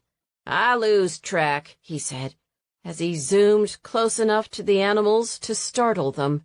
I watched as the mother shepherded her little one away from the ATV again, feeling angry at Mitch for spooking the herd for the fun of it. For the next 20 minutes he drove us through the ranch, taking hard turns and seemingly enjoying scaring the animals. It makes the hunts a little more challenging, he explained. As he jerkily rounded a bend, I spotted something in the tall grass. "Tobias," I said, grabbing his arm and pointing. "Stop the ATV," he said. "There's a herd animal." "Where?" Mitch asked, jerking the vehicle to a sudden stop. Tobias jumped out and hurried over to the tawny oryx, half hidden by tufts of grass. "She's still alive, at least," he said, kneeling by her head. "But something got to her." I gasped at the claw marks and puncture wounds on her left flank. They looked incredibly painful. Blood pooled on the parched ground beneath her. Tobias did a quick examination, then looked up at Mitch. "Has anything like this happened before?" Mitch shook his head. "Not that I've seen." "I'm going to need to take her back to the clinic," Tobias said. "This is more than I can handle in the field." "She's worth a pretty penny," Mitch said, "so do what you can. Lucy, can you stay with her while I get my bag? I'd like to get some painkillers into her, and maybe a sedative. Moving her is going to hurt. I don't want her to flail and do more damage." "Will do," I said, sitting down next to the wounded animal and trying to exude calming energy. Her eyes were wide, and her body was twitching. It was obvious she was in terrible pain. "How long ago did this happen, do you think?" "I'm guessing it's been a few hours," Tobias said. "I'm going to get the truck. I don't think she'll try to go anywhere. Can you stay with her for just a few minutes?" "What if whatever it is comes back?" I asked. "Take this," Mitch said, pulling a shotgun from the back of the ATV. "I don't know how to use it," I told him. "I think I'd feel better if you stayed with Lucy," Tobias said. "I'll come back with the truck." Tobias's take-charge tone brooked no argument. Mitch handed him the keys, and a moment later he was speeding back toward the truck. It was only when he was out of sight that it occurred to me that I might have preferred being left on my own. I felt a stir of discomfort in my stomach. I knew there was something fishy about Bug Wharton's death, and realized I might be more comfortable facing a mountain lion alone than Mitch Wharton. I stroked the oryx's head, feeling nervous, and tried to make conversation. "How long have you been in the ranching business?" I asked. "We just bought the place last year," he said. "Bug always wanted a ranch." "I'm so sorry about what happened," I said. "He always said when your ticket's up, it's up." "What did you do before you got into ranching?" "Oh, Bug was into computers," he said vaguely, which surprised me. He hadn't seemed like the bearded, mismatched sock high-tech type. "Was he with a startup?" I asked, thinking that would explain how he was able to afford a sprawling ranch. "Nah," Mitch said. "Worked for a couple of agencies." "Kind of a big transition, moving to the country." "We grew up in the country," he told me. "Oh, really?" "Just up the road," he told me. "In Smithville." "You must have missed it," I said. The poor oryx flailed a little. I put a hand on its shoulder and cooed at it as Mitch answered my question. "We did. It's just too bad Bug isn't around to enjoy it. It was his idea to come back, after all." "Was it?" "Finally able to afford a ranch, and now this." He shifted the gun from hand to hand. "You're thinking of keeping it, though?" "I don't know," he said, and I got the distinct feeling he didn't want to talk about it. "We'll have to see how it shakes out." "It's got to be really tough," I said. "At least there's plenty to keep me busy," he said. "There's this attack, and then somebody's been poaching lately." "Poaching?" It's all I can think of. We've lost a few head lately."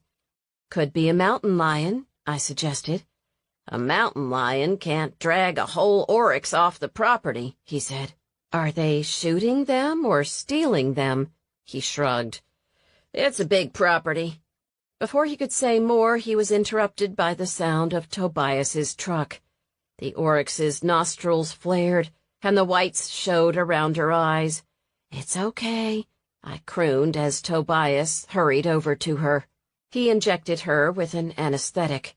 When she relaxed, together we loaded her into the back of the truck. "I'll give you a ride back to the entrance. Want to go with me to the clinic?" "Afraid I'm booked this afternoon," Mitch said. "Got some clients coming in. Can you get her there without me?" "I've got a trailer you can borrow." "That'll work," Tobias said. "Send me the bill," Mitch said blithely. I hoped Tobias would double it.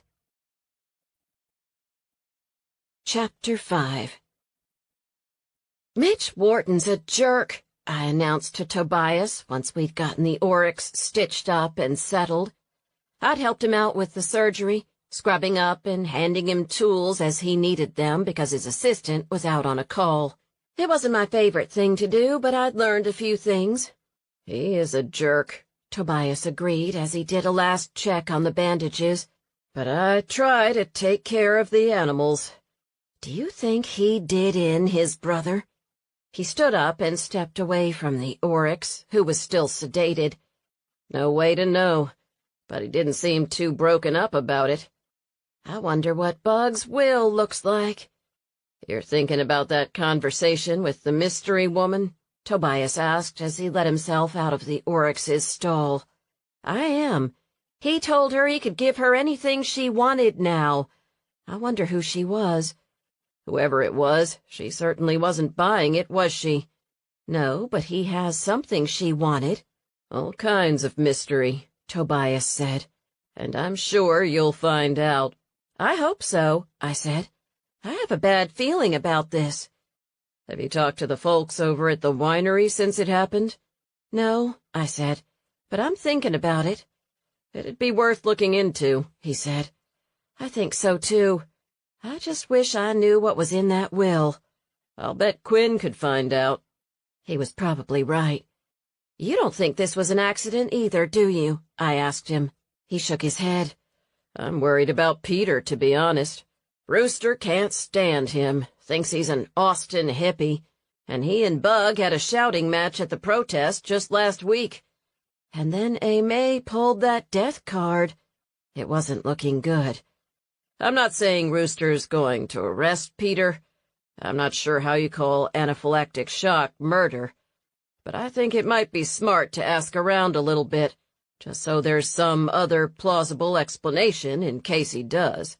"If someone planted bees and tampered with the EpiPen, I'd say that sounds like murder." "I hadn't thought of that," Tobias said. "It would explain why it wouldn't work." "Was the truck locked?" I asked. "I have no idea," he said. "It doesn't matter that much, really. If someone knew he kept it in the glove compartment, they could have tampered with it at any time." Tobias nodded. "And then picked a good moment to make sure he got stung." "He was at the ball. The whole town was there. Everyone knew he and Peter had argued." "He and Serafine tangled, too," Tobias reminded me. "So lots of options if you wanted to throw people off your scent." "I think I may need to go talk with Serafine and May." "I'd go with you, but I need to keep an eye on her while she's recovering. Call when you get back, okay?" "I will. I still haven't dealt with the well, either," I realized suddenly. "Stop by Peter's on the way," he suggested. "Maybe he can fill up the pumper truck for you." "It's worth a shot," I said. "I'll do that."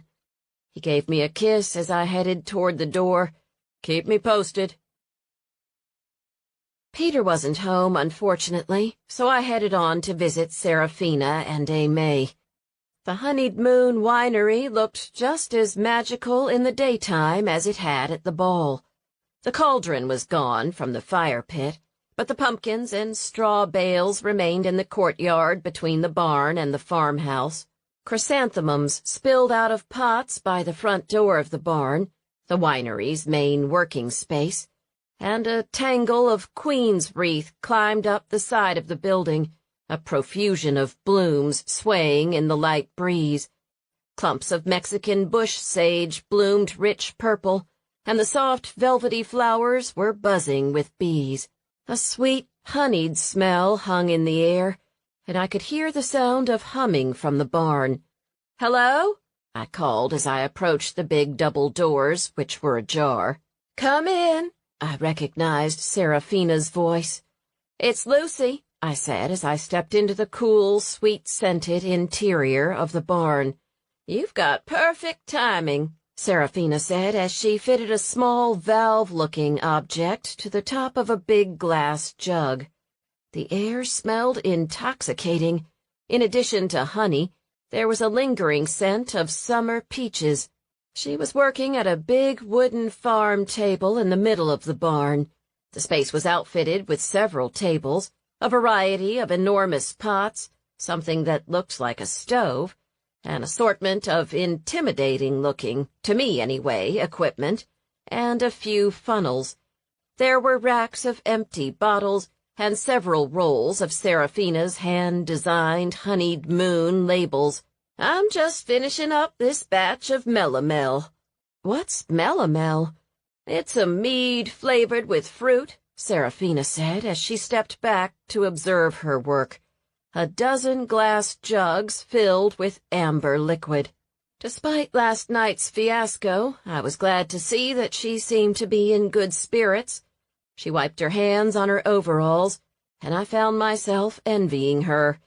Even with the old work boots and faded overalls, her gorgeous pile of braided hair and her flawless skin made her look exotic and beautiful.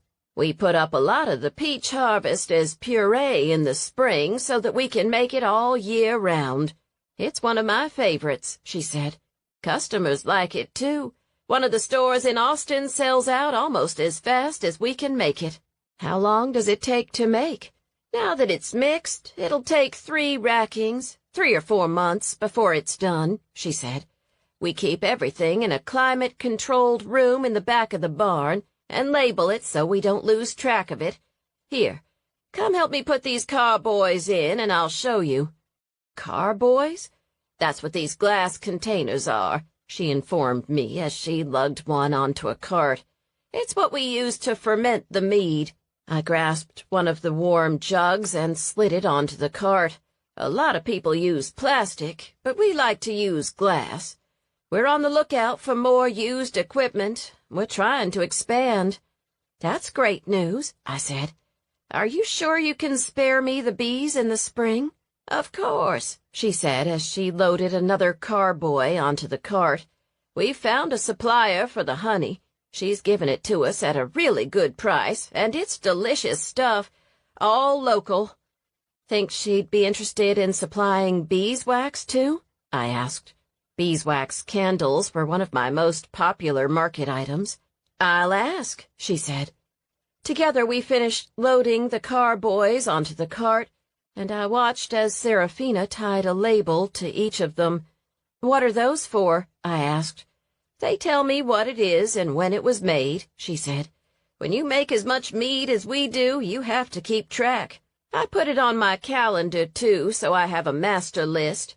She slid the last jug onto the cart, then walked over and opened the sealed door to the back half of the barn. "Ready?" she asked, switching on a light, and I followed her and the cart into the dark, wine-scented storage room. The walls were lined with jugs. Some were cloudy, some were clear, and the colors ranged from golden to deep berry red. "Wow," I said. "That's a lot of mead. What do you do when you bottle it?"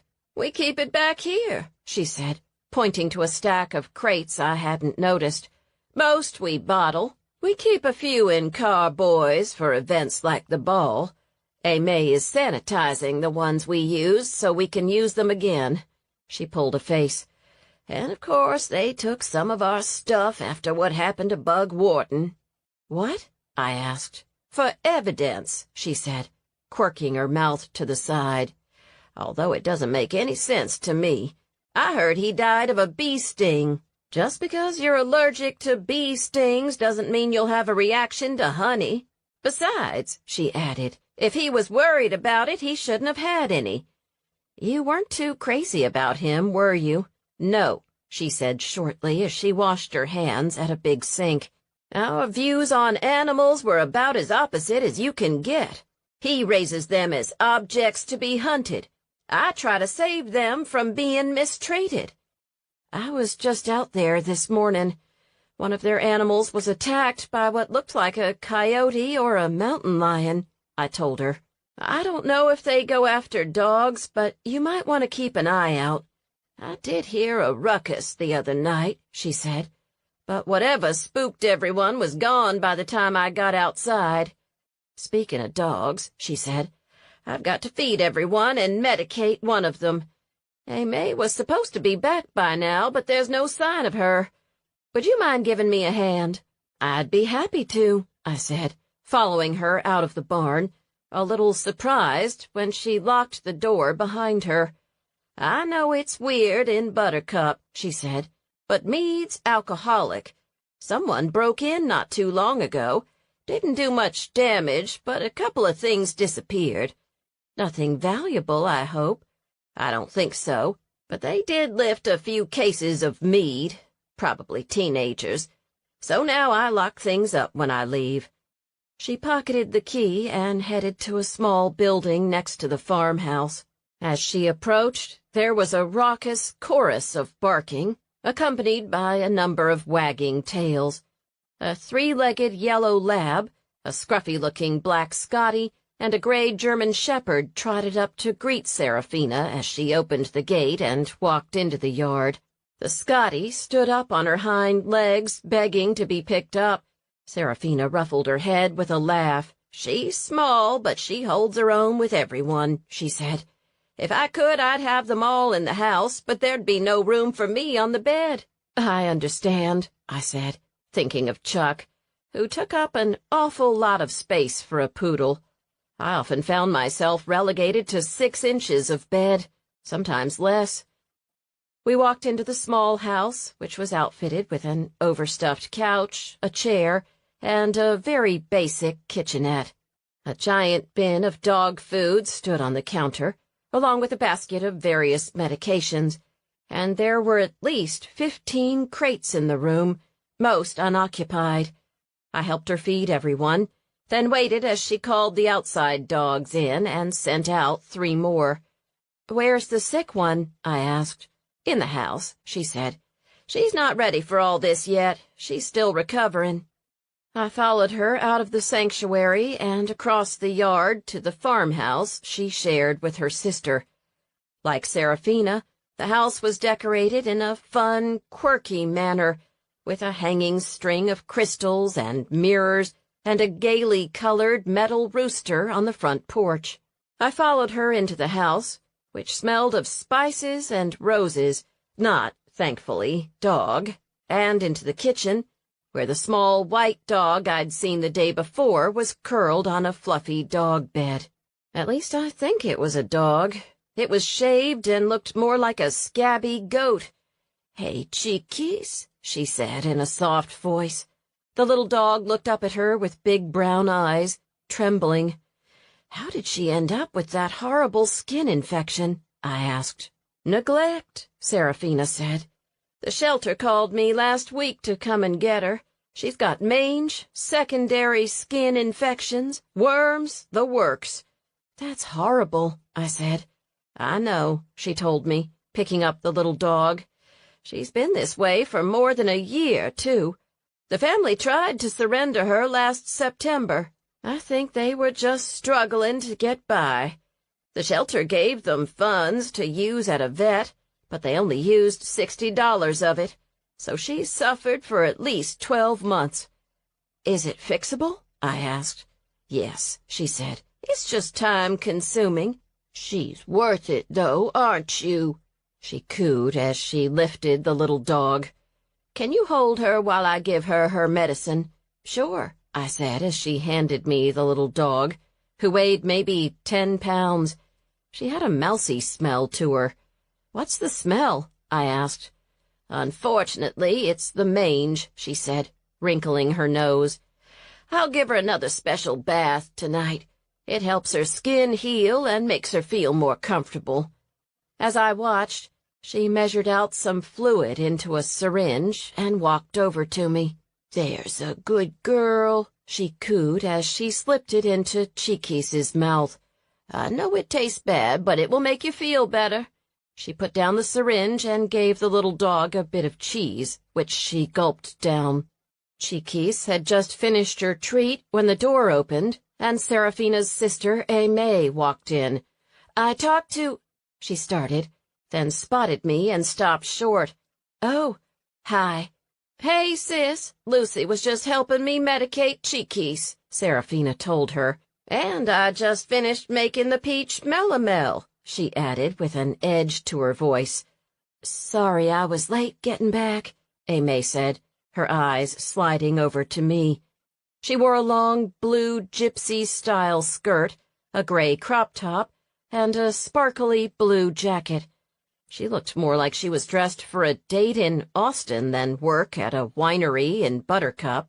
"No problem," Serafina said. "There's plenty more to do. I haven't cleaned out the chicken coop yet." Aimee let out a big sigh, sounding just like a teenager. She opened her mouth as if she were going to say something, then glanced at me and thought better of it. The kitchen seemed to fill up with unspoken words. "I'm going to show Lucy the hives," Serafina said, getting up abruptly. Cheeky's trembled in my lap. She seemed to be fairly sensitive to what was going on around her. I stroked her scabby head, and she settled down.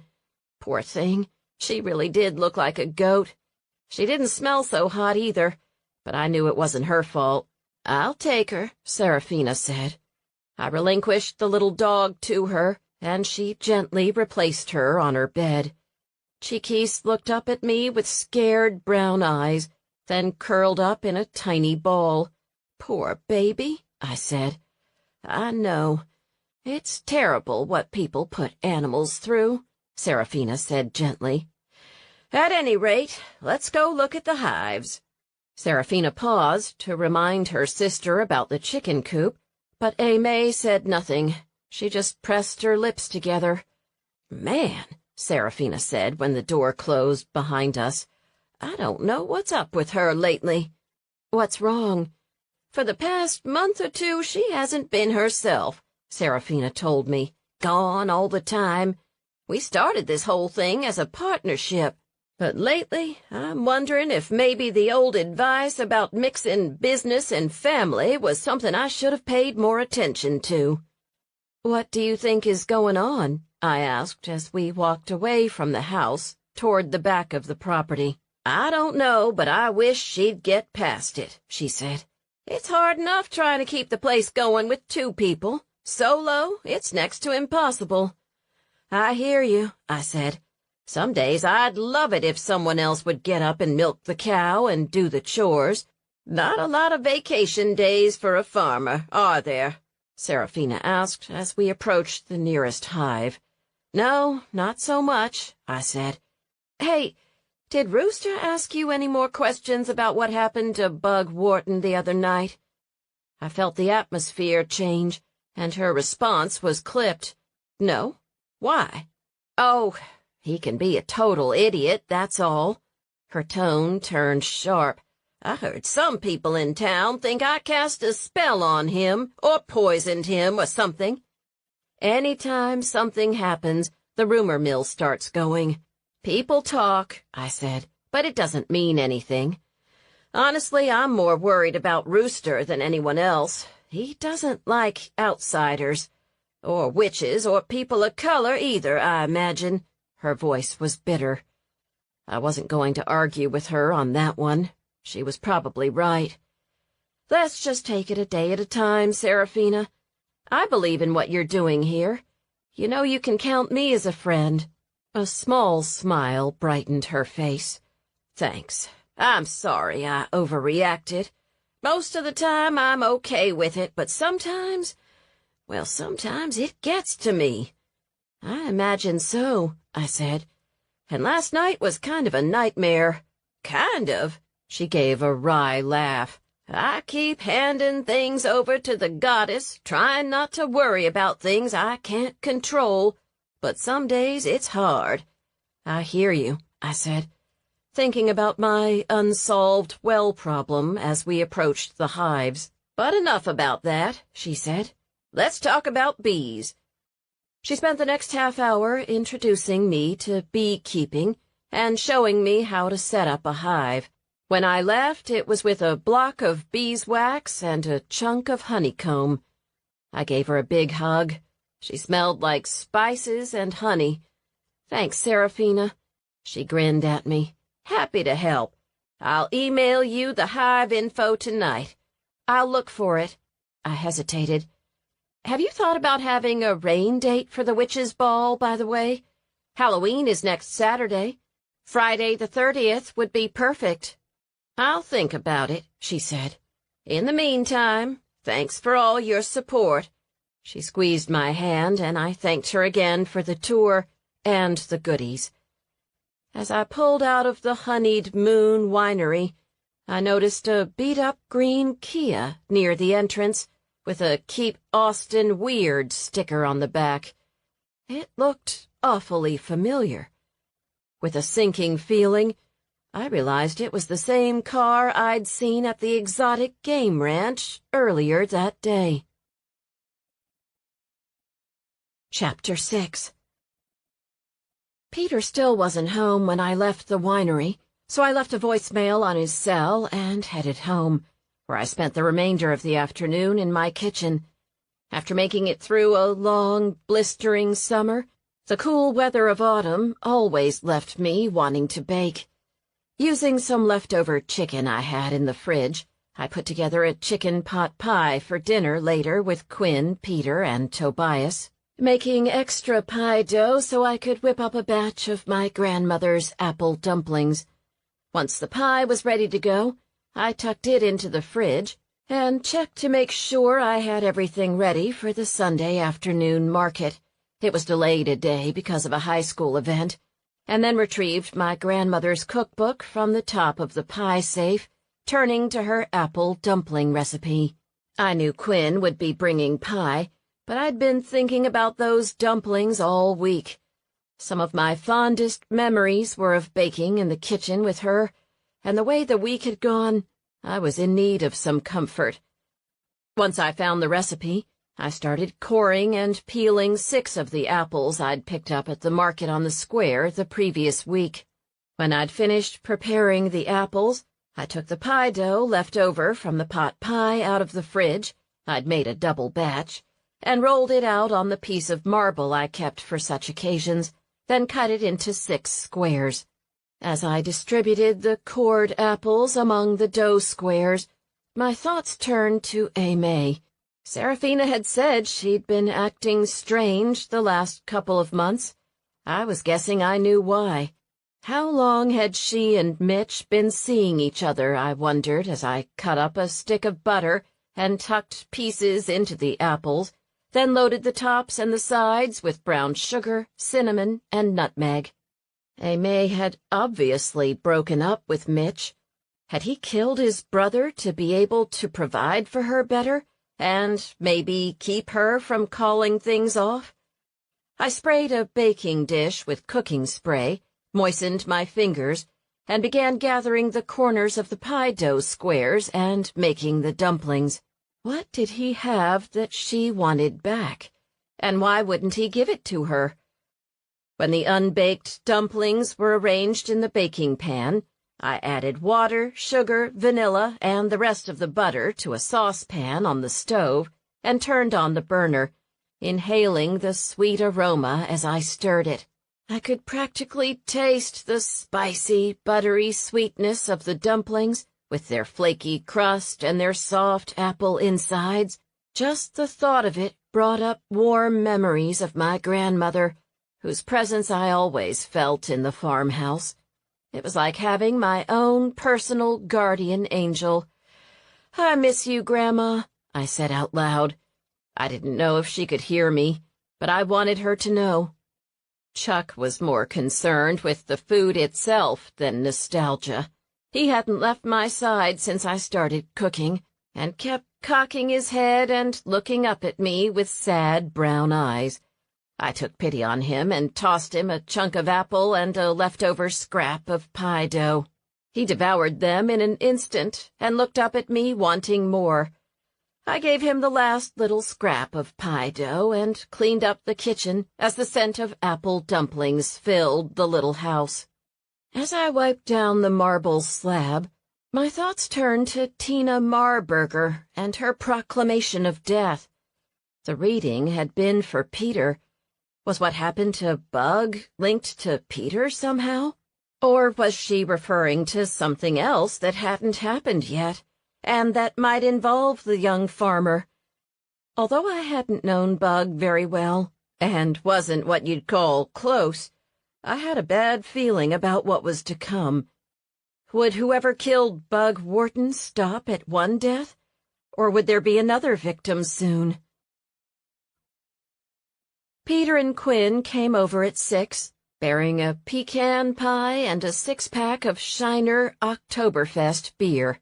"Come on in," I said, and Chuck just about did a somersault trying to jump all over Pip, who had bounded in after Quinn.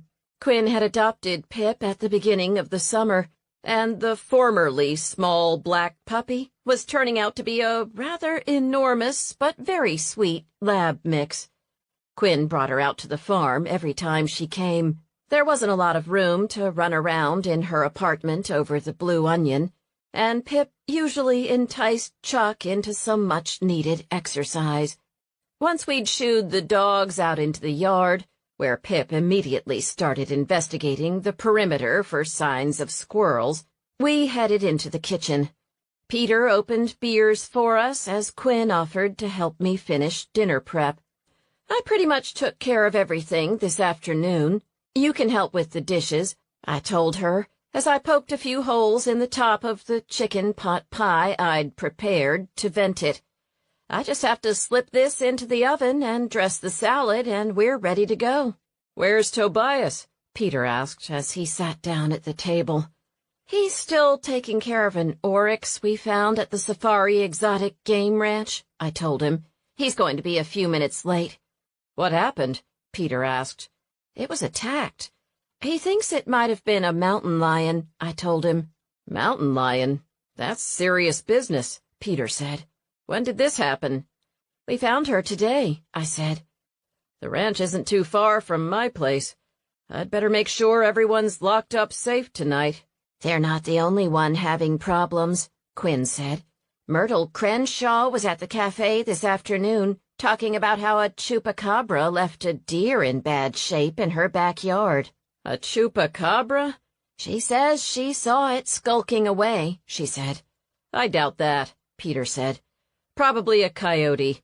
I've heard a few packs out here. None recently, but there are some in the area.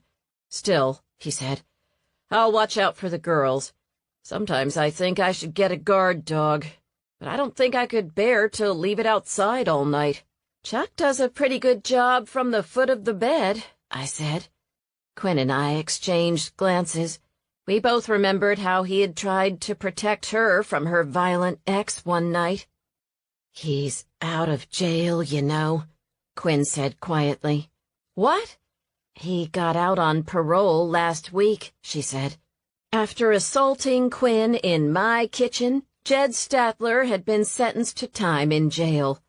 I'd hoped he'd be out of commission for a good long time, but evidently I was out of luck." "Have you heard from him?" I asked, as I slid the pot pie into the oven. "Not yet," she said ominously, and Peter reached over and grasped her hand. "You know you can always stay here," I told her. "As much as I appreciate the offer, I hate the thought of changing everything in my life just because of that jerk," she replied, running a hand through her red curls. Her voice was defiant, but her movements were jerky. "I understand, but the door is always open. Besides, I'd love the company, and I know Chuck would, too." "Thanks for the offer," she said. "I'll think about it." You know the door's open at my place, too, Peter reminded her. I know, she said with a tired smile. Thank you both. It means so much to me. Just then there was a knock on the front door, followed by a hearty, "Hello," from Tobias.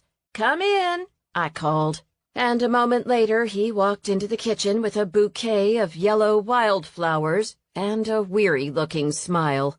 "For you," he announced. "Thanks." I kissed him and reached for a mason jar as Peter offered him a beer. "What's this I hear about a mountain lion?" Peter asked when we'd all settled in at the table, the mason jar of cheery wildflowers in the center. "That's my best guess as to what went after the oryx Lucy and I found today," Tobias said. "Quinn said someone was talking about a chupacabra," I said. "I heard about that," Tobias said. "The deer in the pasture, right?" Quinn nodded. "What do you think?" "I think something's out there," Tobias said. "But it's hard to tell what. Like I said, my best guess is a mountain lion. I took some photos and sent them to a friend of mine from vet school. We'll see what he thinks." "It's been an exciting couple of days," I said, and turned to Tobias. "Guess who was at the game ranch at the same time we were?" "Who?" he asked.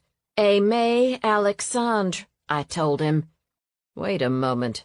She was the one we heard talking to Mitch?" "I don't know," I said, "but I saw a green Kia that looked a lot like hers at Honeyed Moon when I swung by to ask about bees this afternoon." "Has Serafina heard anything else from Rooster?" Tobias asked. "Not as of this afternoon," I replied. "Something tells me we haven't heard the last of it, though." "And I still can't get over that death card thing," Peter said. "Me neither," I admitted. Quinn shuddered. "Creepy. I was thinking about Tina today, by the way. I think you should have her check out your new house. If it's haunted, she'll be able to tell you." "That's just what I need," I said. "Ghost confirmation." "It could be a selling point," Quinn said. "You could do ghost hunter weekends." "Assuming it doesn't fall in on them," I pointed out. "We'll take a look at that tonight," Peter said. "Actually, what I need even sooner is to get my well taken care of. I still haven't heard any action plan from Lenny." "What are you doing for water?" Peter asked. "I don't know yet," I said. "Any way I could get the pumper truck to deliver some water to tide me over?" "I can't think why not," Peter said. "I'll ask down at the station, but that's only a short-term fix. What's going on?" "I was hoping it might be that the pump needed to be lowered, but Lenny told me I need to drill a new well. Unfortunately, the local dowser passed away recently, and Lenny doesn't seem to have another way of locating water." I took a swig of beer. "I was hoping we might get a tropical depression to park over Buttercup and get the well back up and running, but there's no rain in the forecast." Hurricanes and tropical depressions, while devastating to the coastal cities, were an important source of water for the rest of Texas. We always prayed that big Gulf storms were mild, slow-moving, missed the population centers, and parked over Fayette County, refilling the aquifer. Texas was, as a friend once put it, perpetual drought interrupted by intermittent flooding. "Not good," Quinn said. "Exactly. I've got to come up with a plan, and soon," Quinn grimaced. "It's always something, isn't it?" "Do you think Tina can magically find water?" Peter suggested, only half joking. "She seems to be able to predict everything else." An uneasy silence descended on the table as we all thought of Bug Wharton's untimely death, and Peter's altercation with the man just before he died. She should market her skills. Haunted house evaluation, water location. She could open an online psychic service, I said. She really pegged it at the winery the other night. It was spooky. "Speaking of the other night, have you seen Rooster since the Witch's Bowl?" Tobias asked Quinn. She shook her head. "Thank goodness," she said. "I'm hoping they rule his death an accident." "It was a bee sting," I said. What else could it be? I've never had an EpiPen fail before, Tobias said. I did some research online. There haven't been any recent recalls. Maybe we got it to him too late, I said, reaching out to touch his hand. There was nothing you could do. I know, he replied, taking a swig of his beer. It just bothers me. How long till dinner? Quinn asked brightly, obviously attempting to change the subject. 20 minutes, I said, checking the timer. Well then, let's go check out your haunted house. Chapter 7. I'm not sure I'd say it's haunted, I demurred, not liking the idea of having transported a haunted house to Dewberry Farm. Of course, there had been enough strange coincidences since I moved to the farm that I was pretty sure my grandmother was still watching over me, but she was a friendly ghost, so to speak. Maybe you all can tell me what I need to do to make it habitable, I suggested, or at least keep it from caving in on itself. Together we stepped out into the cool night air. Now that it was October, while most days weren't what I'd call nippy, the evenings were delightful, and tonight was almost cool enough to entice me to start a fire in the wood stove. I unwound the sweater from my waist and pulled it on over my head as we headed through the kissing gate and walked down the path to the old house. Pip bounded up to us, followed a moment later by a panting Chuck. He's getting his exercise, isn't he? Tobias said approvingly as he put an arm around my shoulders and gave me a squeeze. No extra treats? I can't promise that, I said, thinking guiltily of the pie crust I'd slipped him earlier that day. But I'm trying. In the fading evening light, the little wood house seemed desolate, as if it knew it had been abandoned. The front porch slewed to the left, and I felt another pang of buyer's remorse. I was glad I'd been able to save the old building from destruction, but I wasn't sure I was going to be able to afford to fix it up before it fell over. This is a perfect site for it, Peter said. It's a sweet little house. Think it'll fall over if we go into it? Quinn asked, echoing my fears. Have you been in it since they moved it? Peter asked me. I have, I said. A few of the floorboards are a bit springy, but it didn't fall in on me. I'll take a look, Peter told us. I used to help renovate houses in the summers. I'll come with you, Tobias said. Peter stepped up onto the porch gingerly and opened the front door. Tobias followed a moment later, and we could hear the boards squeaking as he walked around the first floor. Did Maria tell you all about how the place is supposed to be haunted? Quinn asked. Just the thought of it put an eerie cast on the house somehow. She told me Indians killed one of her ancestors and abducted his daughter, I said. That's it, she said. What's the story? Tobias asked. There was a Comanche raid one night. The wife was in Galveston with several of the children, visiting relatives. It was just the father and his teenage daughter who were home. He died and she disappeared. They found him on the front porch. Maria hadn't told me that detail. I looked at the leaning porch, trying to imagine the scene. That's horrible. No one ever heard from her again, right? Quinn shook her head. I don't know, but eventually another family ended up with the house, though they didn't stay long. There have been stories about it ever since. Like what? You know, weird noises, the sound of a woman screaming. I can't think why they didn't stay, I said dryly. Have you heard anything weird? Quinn asked. No, but I haven't exactly spent a lot of time down here, I admitted. And nor now would I want to, necessarily. I'd wanted to rent it out as a guest house, but I wondered how guests would take to ghostly women screaming and banging in the middle of the night. It's been busy, and I've been worried about the whole water situation. I glanced over and surveyed my gardens. So far, things still looked okay. But I was going to have to solve my water problems soon, or everything I was growing would die. And without any produce from the farm, I was toast. My mortgage wasn't huge, but it still needed to be paid. Thank goodness the animals still had a good bit of water in their troughs. I stifled a sigh.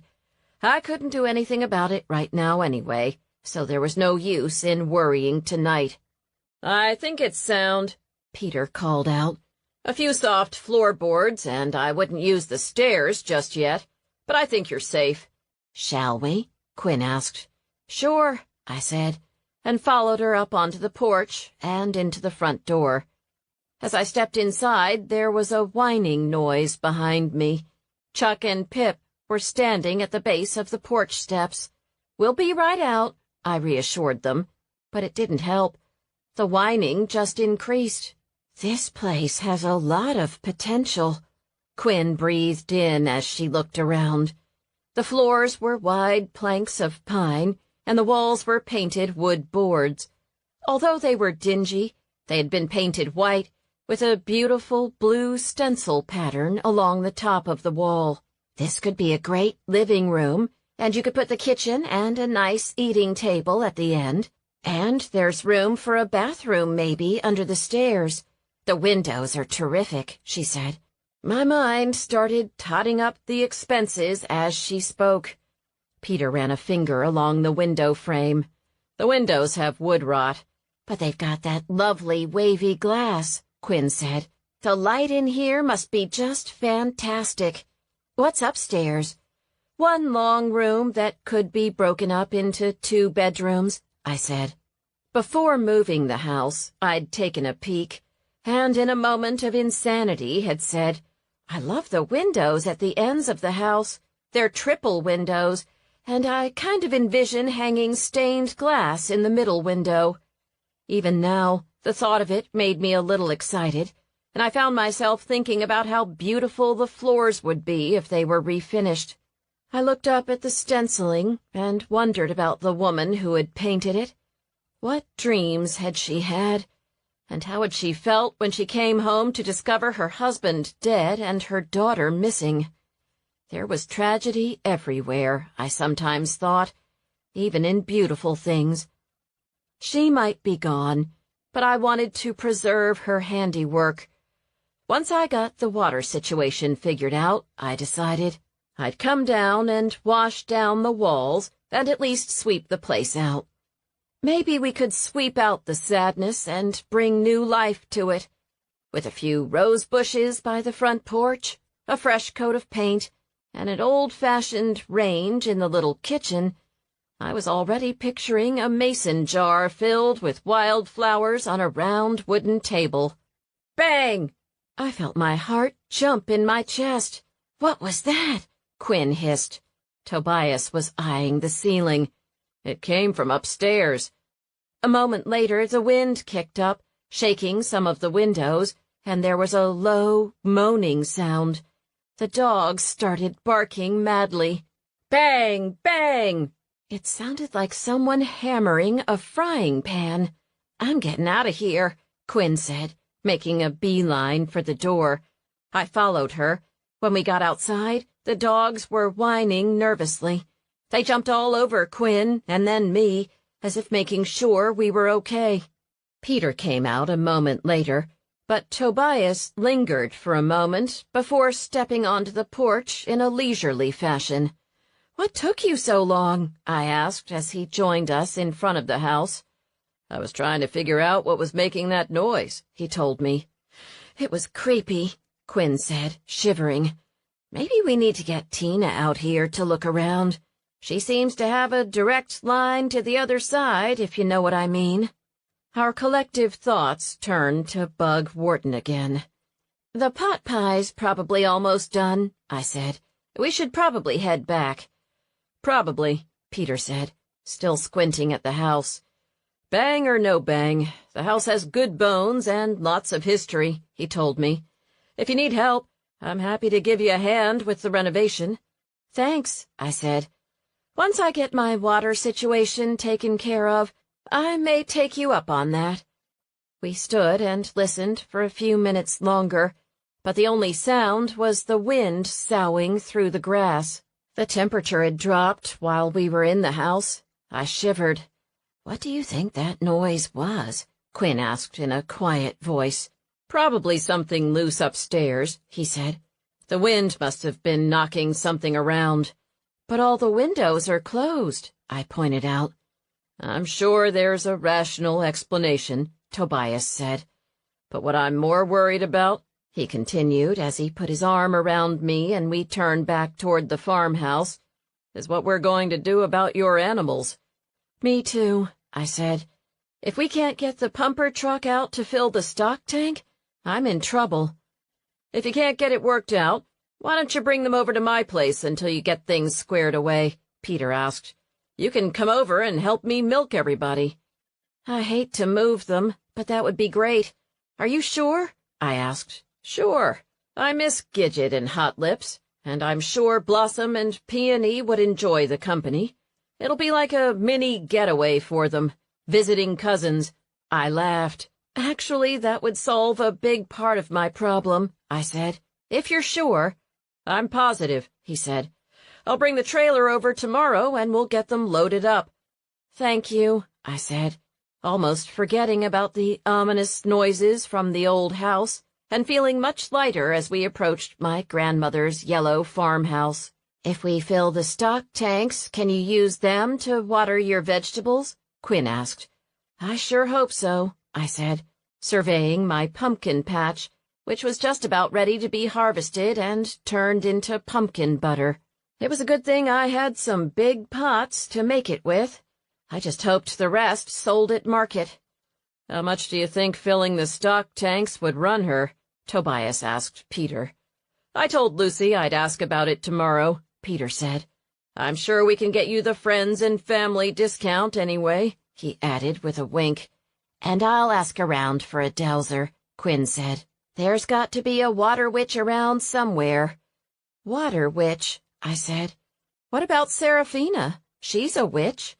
"Is she?" Tobias asked. "I thought those went extinct in the 1700s. "She and her sister are Wiccan," I said. "What does that mean?" Quinn asked. "They worship what they call the horned god and goddess," Peter supplied, "and the turning of the seasons, or the wheel of the year."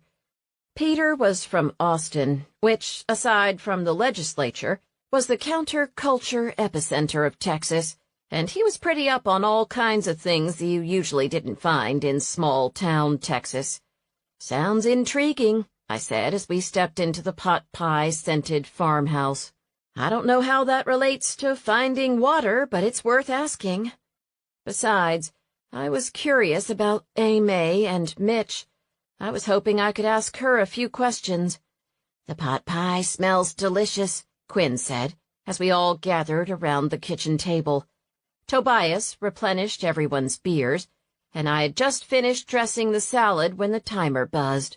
The pot pie was a gorgeous golden brown, with bits of golden filling bubbling up around the edges.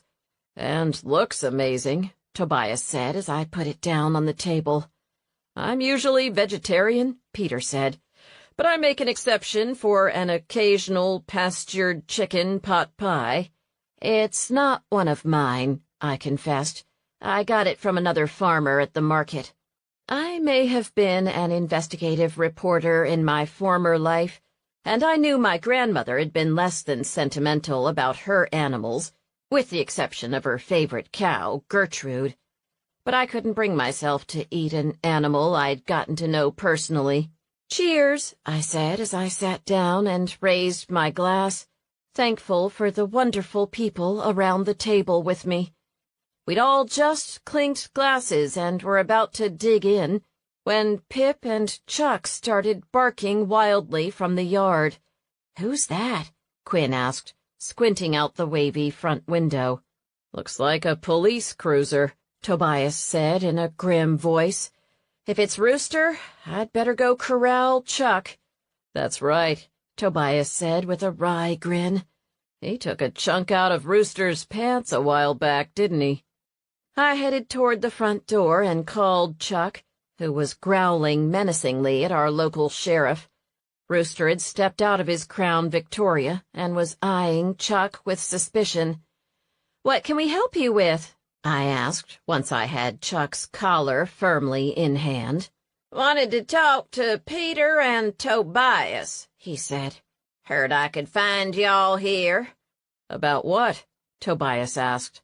"About what happened out at that witch's place at the ball." My eyebrows shot up, and Quinn and I glanced at each other. "You mean what happened with Bug Wharton and the anaphylactic shock?" Tobias asked. "If that's what it was," he said.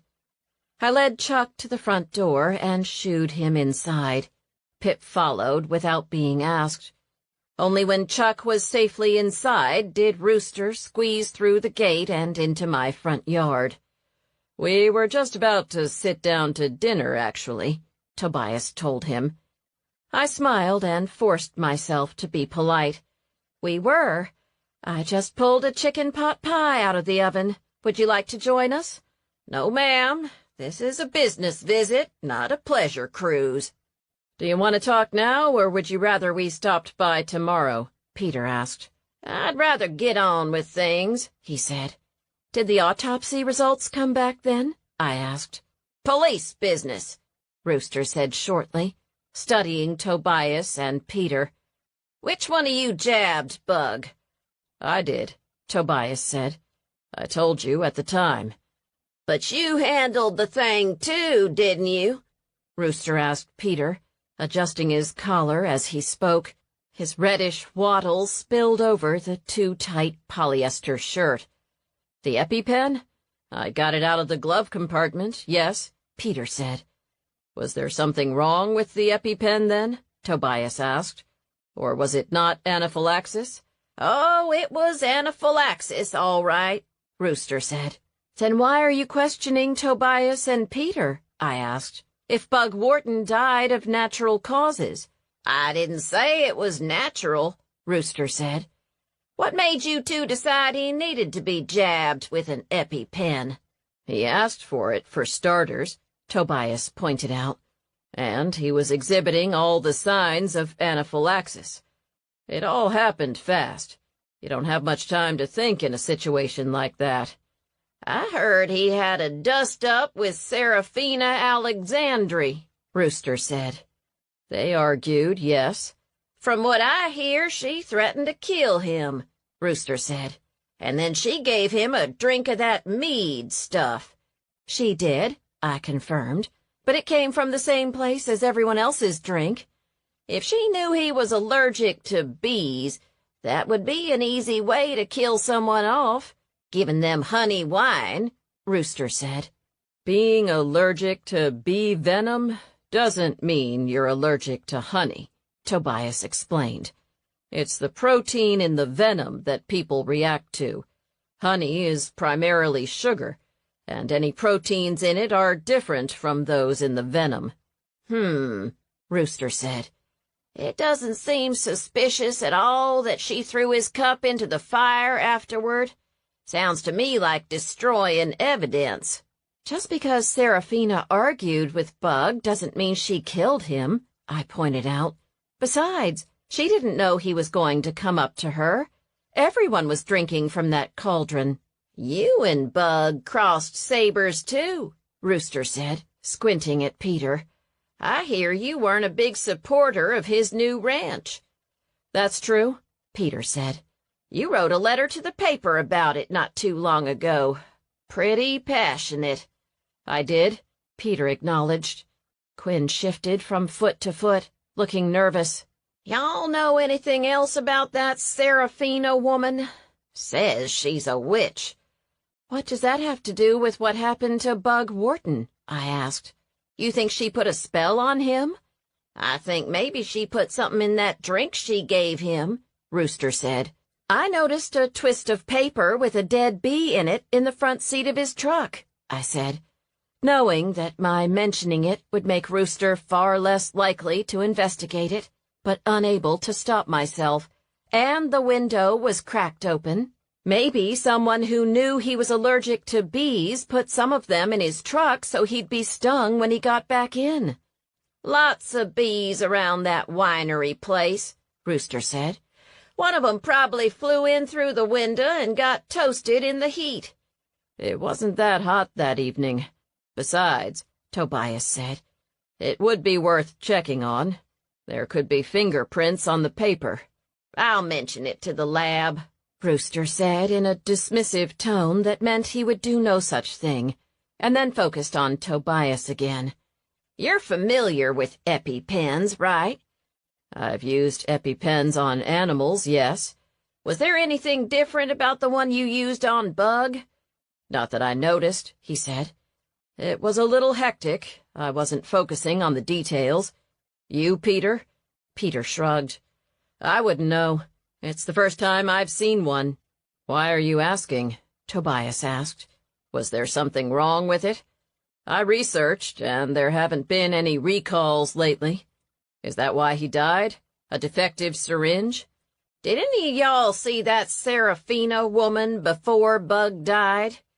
We got there at the same time as Bug did, I said. Peter had a tarot reading done, and then we went to get some mead. As far as I know, Serafine was serving mead the whole time. We weren't there for very long.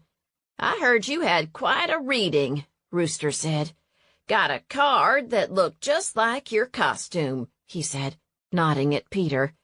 I also heard you thought Bug Wharton deserved to be shot. Peter shifted uncomfortably. I don't remember what I said, but I know I was upset about the game ranch. It's common knowledge how I feel about animals.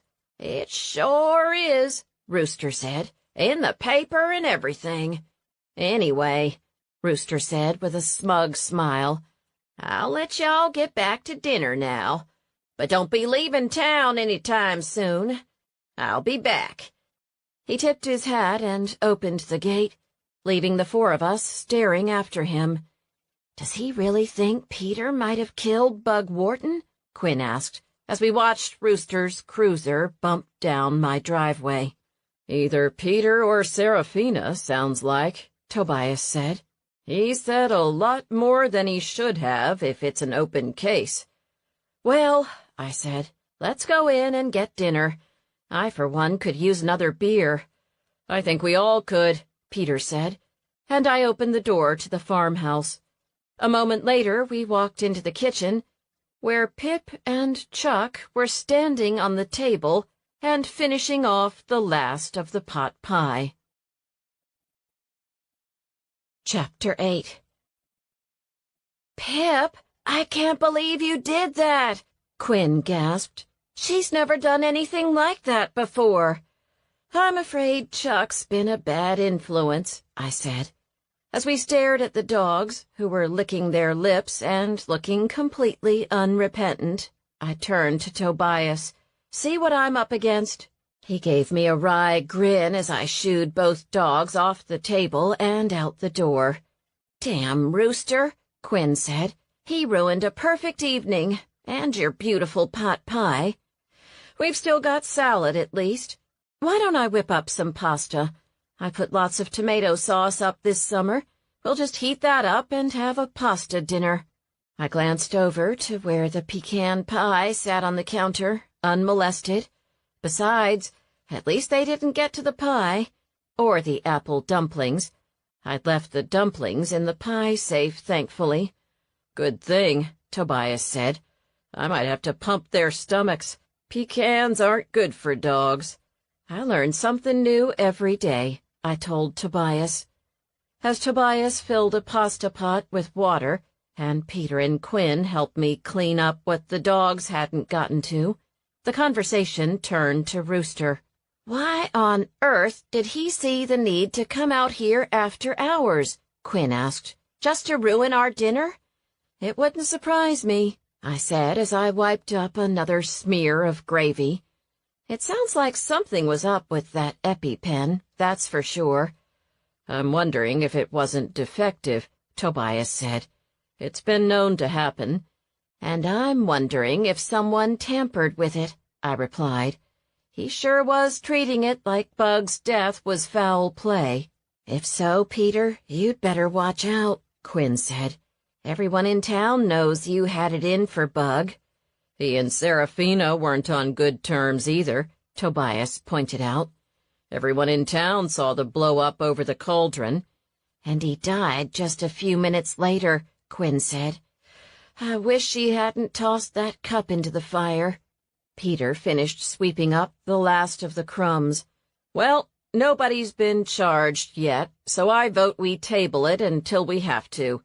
I'd rather talk about dealing with Lucy's water problems. Quinn sighed. Do you really think the fire department will come out to deliver water? I do, he said.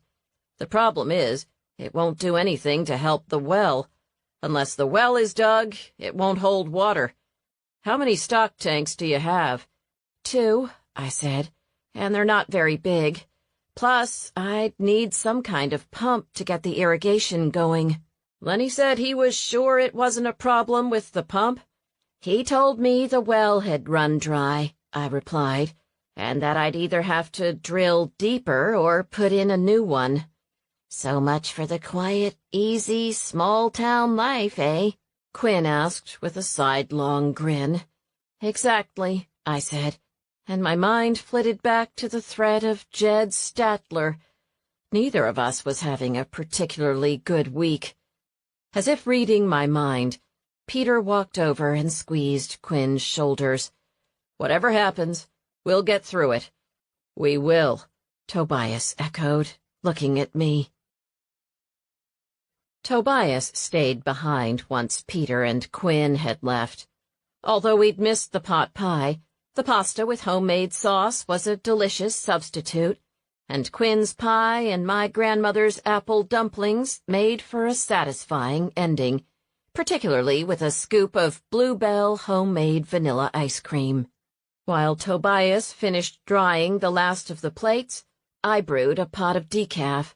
When the last plate was put up, we took 2 mugs out onto the front porch and sat down in the rocking chairs together, looking up at the stars. I have a bad feeling about all this, I told him as he reached out to squeeze my hand. I didn't want to say anything to Peter, but I do too, he replied. Rooster looks like he's trying to narrow down his suspect list. I sipped my warm coffee and shivered, despite my heavy sweater. I may need to check in with Opal at the station or call Mandy down at the Zephyr to see if they've heard anything about the autopsy report. I keep wondering what the connection is between A. May and Mitch Wharton, Tobias commented. Do you think they were seeing each other on the sly? I'm guessing they were, and if I'm right, I'm sure someone at the ranch knows about it. But if Bug was murdered, what would that have to do with it? I don't know who owns the majority share of the ranch, Tobias said, or who gets it in the event of a death. Did Bug have any kids? Not that I know of, but that doesn't mean he didn't. The ranch is an expensive piece of property, Tobias said. It sold for a couple million. That's a lot of down payment to come up with. They paid for it in cash, actually. I let out a long, low whistle. Where'd they get that? A relative in the oil business? Tobias took a long sip of his coffee. I don't think so. They never talked much about what they did, only that it was something in tech. A startup that did an IPO, maybe? I mused.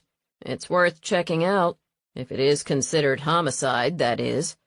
Lord knows Rooster isn't going to do much in the way of investigating. Well, let's hope it doesn't come to that, I said. That way I can focus on my water problems and my falling down haunted house instead. I'm sure it isn't haunted, Tobias objected.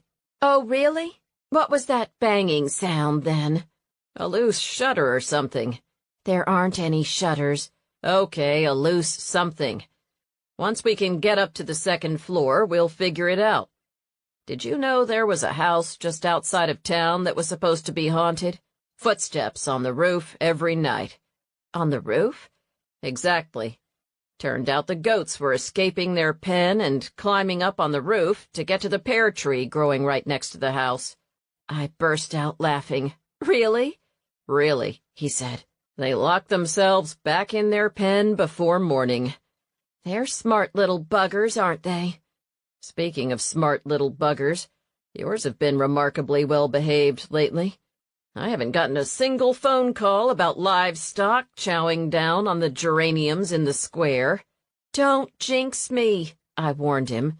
Blossom, my first cow, had, unbeknownst to me, been known as Harriet Houdini before I acquired her, and my goats, Hot Lips and Gidget, were talented escape artists as well. Now that everyone had offspring, maybe they would be too worried about their babies to give in to wanderlust. Time would tell. I don't mean to pressure you, Tobias said, but you really need to get that well sorted out. It's supposed to be a La Niña winter. I groaned. That means no rain, right? Exactly. No relief in sight. Droughts in Texas, always a problem, seem to be more and more of an issue the past several years. It's tough on farmers and ranchers. A lot of folks will be selling their livestock. I don't want to be one of them, I said. But even if it does start raining, I'm going to reach carrying capacity here pretty soon, with everyone calving and kidding every year. You might have to think about selling some of your animals, he suggested. I hate to do it. One of the things I loved about the farm was that I could keep my little animal families together, at least so far, anyway. For now, I told him, I'm going to limit my concerns to water. I hope Peter's right about the fire station being able to deliver some, but I don't know how I'm going to use it to irrigate the crops. A pump and a few hoses should take care of it. You'll get it worked out, Tobias said. You live in Buttercup now. Your neighbors aren't going to let you fail. Really? Really. He squeezed my hand again. And your neighbors aren't the only ones. Not for the first time, despite the problems looming over Dewberry Farm. I felt a surge of gratitude for the new life I'd made for myself. Tobias put down his coffee and stood up, still holding on to my hand. He pulled me up out of my rocking chair and into an embrace. His lips had just met mine when a strong wind came up from the direction of the pasture, and there was a loud bang from the direction of the old house. The goats bleated in alarm, and Tobias and I jumped. "What the heck was that?" I asked.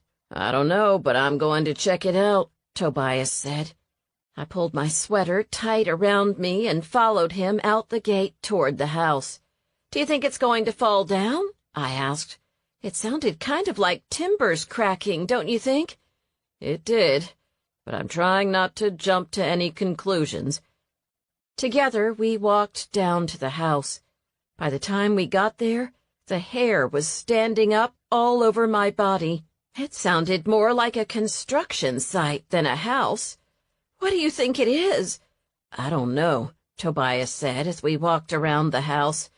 "It is kind of creepy, though, isn't it?" "It is," I concurred.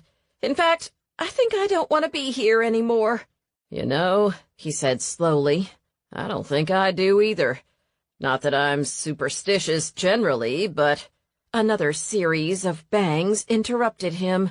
"Let's go," I said, and we hightailed it back to the house. The next morning dawned cold and clear, with a light breeze from the north, but none of the rain that often accompanied fronts. Tobias had stayed until the banging ended last night, then left reluctantly, only after I assured him that I'd call if it started up again. Now I tried not to fret as I made coffee with bottled water. We'd eaten off paper plates the night before to save on water, and left another message for Lenny Freilich. If I didn't hear back soon, I planned to drive out and sit in his office until I had some answers. As Chuck watered my grandmother's rose bushes, my eyes were drawn to the Ulrich house. In the daytime, All the eeriness I had seen last night was gone. It was just a run-down old house with a rotting porch. Cute, but a lot of work. I squinted at it, looking for signs of something flapping loose in the wind, but there was nothing. In the spring, I thought, it would be a lovely place to stay, particularly with the sound of Dewberry Creek burbling in the background. Not that there was any water in the rocky creek bed now. After a reasonably rainy spring, the rush of water had dried to a trickle and then disappeared altogether. We'd had almost no rain to speak of in almost 5 months. I turned my attention to my rather limp rows of broccoli.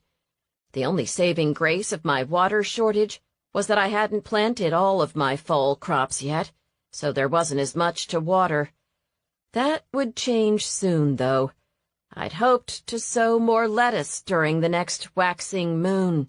I was starting to experiment with a few old wives' tales to help boost production.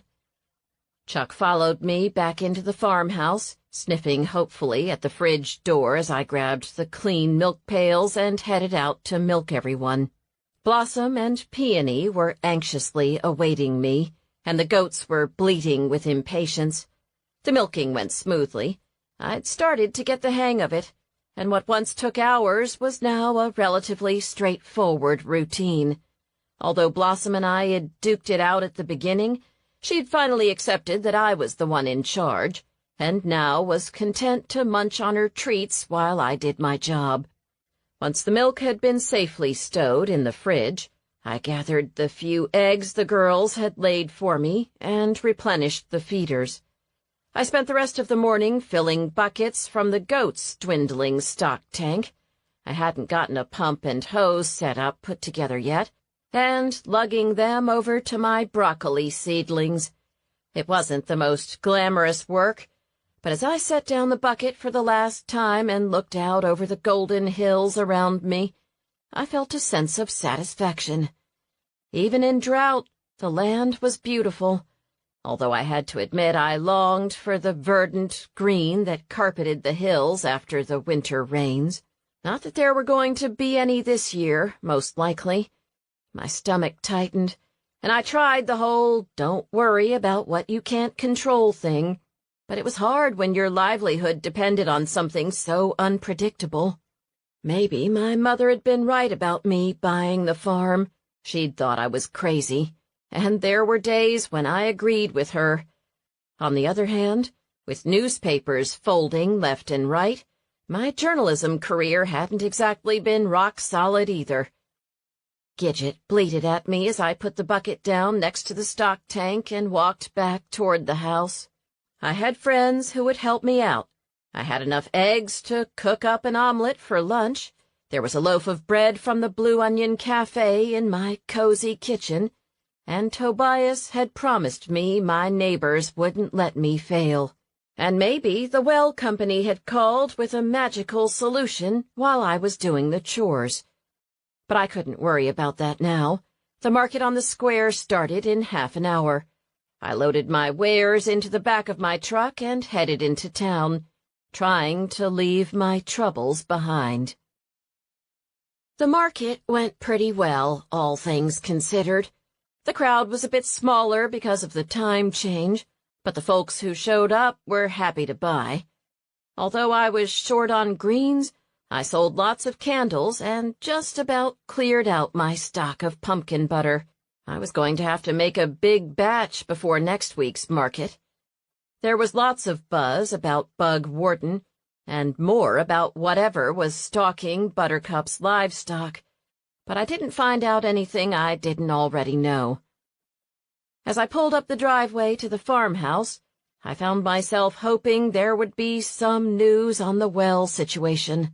Unfortunately, no messages awaited me when I got back into the kitchen.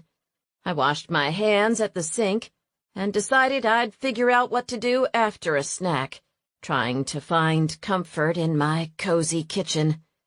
I just cracked 3 eggs into a bowl. One was for Chuck, who loved eggs, and was still consoling myself with Tobias's encouraging words, when I heard the sound of tires crunching on my long dirt driveway. Chuck perked up, growling as menacingly as a chubby poodle can, and together we walked to the front door. I was hoping it might be a pumper truck with water for my stock tanks, or maybe Lenny, my disappearing well consultant, but it was neither. "What's wrong?" I asked as Amy threw open the front door of her Kia. "Serafina's been arrested," she said, looking ashen.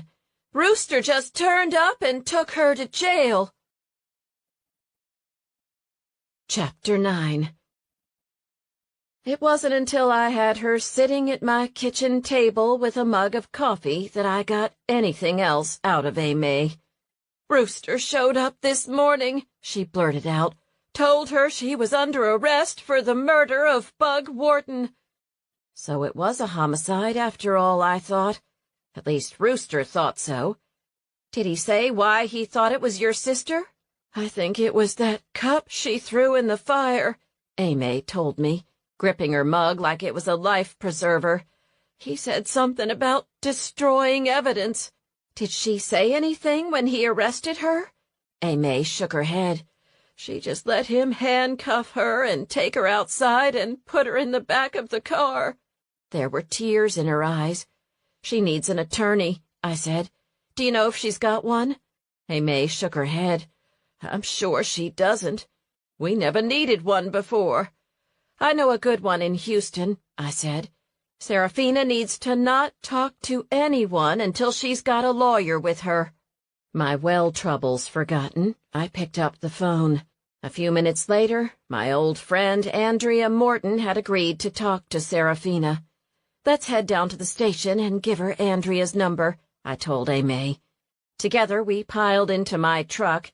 Amy's Kia had too much junk in the front seat for me to fit, and headed toward town. Amy dabbed at her almond-shaped eyes as I drove, and I couldn't help thinking about her rather heated discussion with Mitch Wharton. "How well do you know the Whartons?" I asked. She darted a glance at me, then out her window. "Not really at all," she lied. "Why?" "I'm wondering why Rooster might think your sister had something to do with Bug's death," I told her. "Well, of course it was because they argued at the witches' ball," she said. "No other reason?" I prodded. She dismissed the idea with a toss of her head. "Of course not." I didn't press. At least not yet. Opal Gruber was seated behind the front desk of the station when we walked in a few minutes later, her short blonde hair a bouffant around her round face. "Oh, you poor dear," she cooed as soon as she spotted Amy. Opal had been a little chilly to me at first, but she and I had become friendly over the last year. "I'm so sorry about your sister, honey. Has she talked with Rooster yet, do you know?" I asked. Opal shook her aqua-netted head. "He headed over to the Blue Onion for coffee as soon as he brought her in," she said. "Had a meeting with Mayor Niederberger." For possibly the first time since moving to Buttercup, I praised Rooster's incompetence. "Can we see her?" I asked. "I got her the name of an attorney." Opal bit her lip and glanced out the window. She had been my ally in the sheriff's office for the last several months. Without her steady presence at the helm, I was pretty sure the entire police force of Buttercup would fall apart. "I suppose so, but be quick. I don't know how long he'll be gone, and for heaven's sake, don't tell anyone." "Of course not." We hurried to the small cell at the back of the station.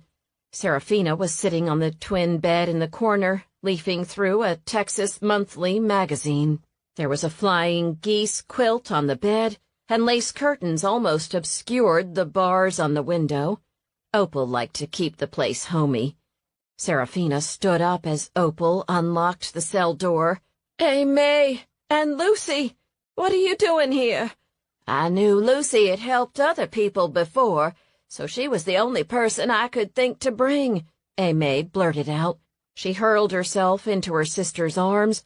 All signs of the conflict I'd seen the day before vanished. "Are you okay?" I'm fine, Serafina said, but it was obvious she wasn't. Her normally glowing skin was ashen, and the nails on her fingers were ragged. It looked as if she'd been biting them. "Why did he arrest you?" I asked. She shrugged. "I don't know." I sighed. "Do you have an attorney?" "No," Serafina shook her head. "I never needed one before."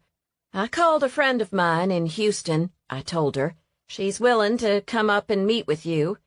"Do you really think it's going to come to that?" Serafina asked. "Rooster arrested you for murder," I reminded her, looking to Opal, who confirmed what I'd said with a grim nod. "He's not exactly the most thorough investigator on the planet, or the sharpest knife in the drawer," Opal added. "Don't tell him I said so, though." "Of course not," Serafina said. "Did he tell you why he was arresting you?" I asked. Serafina shook her head. "I'm guessing it must have been because he died right after we had that argument at the witches' ball," she said.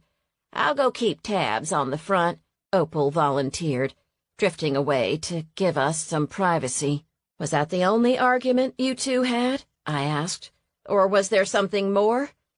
The two sisters exchanged looks, and a micro-expression I couldn't quite decipher flashed over Serafina's face. "No," she said brusquely.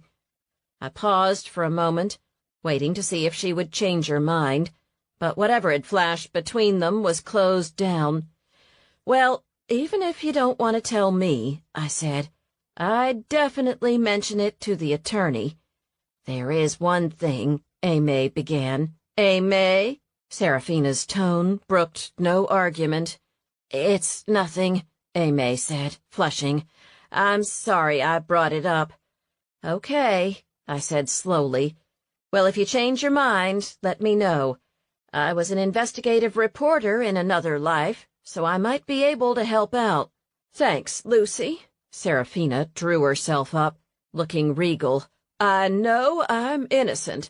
I'm sure justice will prevail." I wasn't so sanguine about the course of justice, particularly with Rooster in charge, but Serafina didn't seem interested in my opinion, so I didn't press it. "We should probably run before Rooster gets back, but don't talk to him without an attorney present. Her name is Andrea. I brought you her information." I pressed a piece of paper into her hand. "Have you had your phone call yet?" She shook her head. "Well, make this your first one," I said. Aimee gave her sister a big hug. They clung to each other as if they were never going to see each other again. "Rooster alert!" Opal called from the front. The sisters broke apart, and Aimee and I hurried to the front of the office, passing Opal as she raced past us with the keys. By the time Rooster swaggered through the front door of the office, we were standing by Opal's desk, and she was walking down the hall with a hastily poured cup of coffee. "Well," he said, surveying us, "fancy meeting you here." Aimee crossed her arms and jutted out her chin. "Why did you arrest my sister?" "For killing Bug Wharton," Rooster replied, the red wattle under his chin jiggling as he spoke. "Why on earth would she kill Bug Wharton?" I asked. He looked at me as if I were 2 sandwiches short of a picnic. "Because she's one of those raving, lunatic animal rights people, far as I can see." "Not much of a motive," I observed. "There are a lot of ranchers in town." "They had a personal beef, if that's what you want to call it. Anyway, it's police business." Behind him, Opal rolled her eyes. "Now," he continued, hitching his belt up over his prodigious paunch, "unless you've got something else you came down to talk about, some of us have work to do." "Has she had her phone call yet?" I asked. He turned to Opal. "Well?" Opal shook her coiffed head. "Not yet." "Well, get it taken care of. Now, why don't you ladies go back to knitting or milking goats or whatever it is you do? Hexing people and all," he added, narrowing his beady eyes at Aimee. Aimee drew herself up. "I have never hexed anyone in my entire life, and neither has my sister." Right, he said. It's all voodoo mumbo-jumbo anyway, far as I'm concerned. Well, I said, watching Aimé's eyes narrow and sensing we were veering into dangerous territory. We've got to run. We'll be back to check on Serafina later. But Aimé looked ready to spit bullets. Let's go, I said, grabbing her elbow and steering her out the front door. That hateful man! She burst out when the door was safely closed behind us. I may not have hexed anyone in the past, but I think I'm about to start. Shh, I said, looking around. Buttercup was, for the most part, a tolerant town, but there were a few folks who weren't too crazy about the idea of two witches taking up residence within the town lines, and there was no reason to start tongues wagging. It was bad enough Serafina was in jail for killing Bug Wharton. Let's talk about it in the truck, I said. I'll take you home. I don't want to go home, she complained. With Serafina stuck here, somebody's got to take care of things, keep the place going, I reminded her. Besides, there's nothing else to be done right now. Sometimes doing manual labor can help settle your mind a bit. I don't know about that, she said. As I put the truck into gear, I edged toward the question that had been nagging at me since Tobias and I visited the Safari Exotic Game Ranch. I heard you and Mitch Wharton talking over at the ranch this week, I said lightly. I didn't know you two were friends. Her head snapped around. What? The day the Oryx was attacked, I said. I heard you two talking, and I saw your car. You must be mistaken, she said. Right. Like there were two green Kias in Buttercup. Maybe, I said. But if you and Serafina have other connections to the Whartons, it could be a problem for Serafina. Look, Aimé said. Are you here to help me or not? I was trained as an investigative reporter, I reminded her. I believe Serafina is innocent. But I also believe you're not telling me everything. If I don't know the whole story, it's going to be hard for me to figure out what really happened to Bug Wharton. She pressed her lips tightly together and looked out the window, her arms crossed over her chest. It was so tense in the truck I rolled the window down, as if that would let some of the anger out. As we passed the old train depot, Bessie May waved at me, and I waved back, thankful that at least someone was in a good mood, and that there was a little bit of good news in Buttercup. The whole town had taken care of Bessie May for years, making sure she was fed and housed in a little place right by the train station. Her sole joy in life was watching the trains and waving at cars, but a few months ago she had suffered a health crisis that had taken her away from her favorite spot by the train depot. Thanks to the funds raised by the town's Christmas market, her house on the train station had been renovated so she could manage it in her wheelchair. As I glanced into the rearview mirror, where Bessie May was still waving, I made a mental note to bring her a casserole later in the week. It had been a while since I'd stopped by.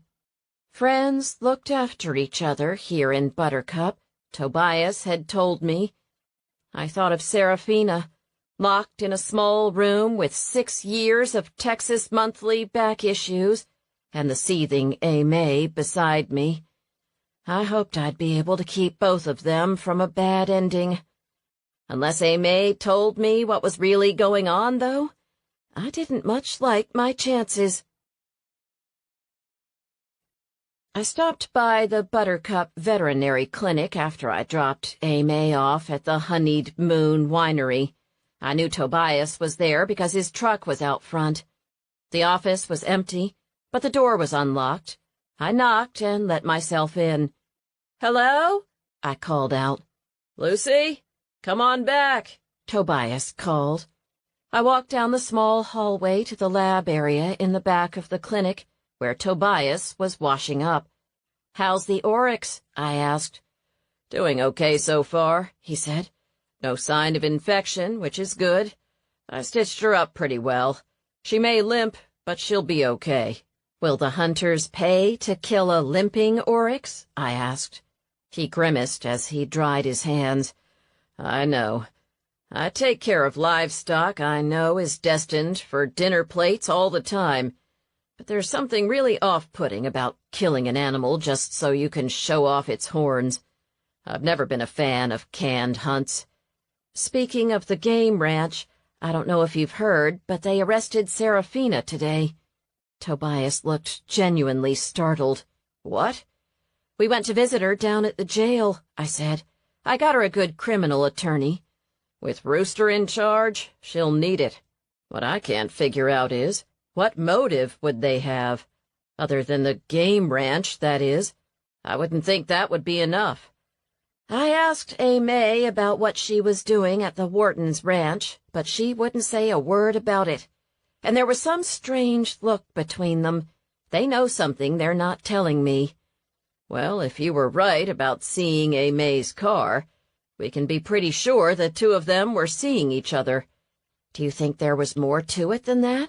Well, if they were planning to get married and Mitch was in line to inherit the ranch, it certainly would be a motivation. Maybe, I said. To be honest, I'm kind of surprised Rooster didn't arrest Peter. He's a hippie, but he's not a Wiccan, Tobias pointed out. Do you really think that's why he arrested her? I'd like to think it wasn't a factor, but you know Rooster, he said. On a more cheerful note, I have to go check on the oryx. Want to come with me? I'd love to. I named her Stella, he told me, as he pushed open the door at the back of the clinic to the little barn area where he kept large animals. Stella? I asked as we stepped outside. I followed him to the stall where Stella lay. She wasn't exactly perky, but she sure looked better than she had when we found her. Her flank was covered with bandages, and she didn't look to be in any hurry to get up. I've got her pretty sedated right now. As for the name, see the little star birthmark on her flank? Oh, so cute, I said. She seems very sweet. She is, he said. It kills me that I'm fixing her up so someone can shoot her. Sometimes I think I should have gone into practice in a city, where I dealt with pets. I'm glad you didn't, I said, wrapping my arms around him and leaning my head on his shoulder. And I know you can't control what happens to them, but I'm glad you're here to take care of them. He squeezed me back. I'm just going to check her dressings, and then I'll be done. Then maybe we can go grab something to eat? Sounds like a plan, I said. Except I need to get on the well thing. Well, maybe we can visit Lenny together, he said. See if we can chivvy him along a bit. Thanks, I said. I need all the help I can get. And then I'm going to see what I can find out about Bug Wharton. A half-hour later, we both turned up at Lenny's place, a dilapidated little bungalow a few blocks off the town square. Unfortunately, he wasn't there. We were greeted at the door by his wife. He went to Houston for the day, she said. Sorry. Before we could ask when he'd be back, her phone rang. Gotta run. I'll tell him you stopped by. Thanks, I said, but without high hopes. Now what? I asked Tobias as we walked back to the truck. Let's call Peter, Tobias suggested. See if we can at least get your stock tanks filled. I called, but there was no answer. I left a message. Nobody was home today, it seemed.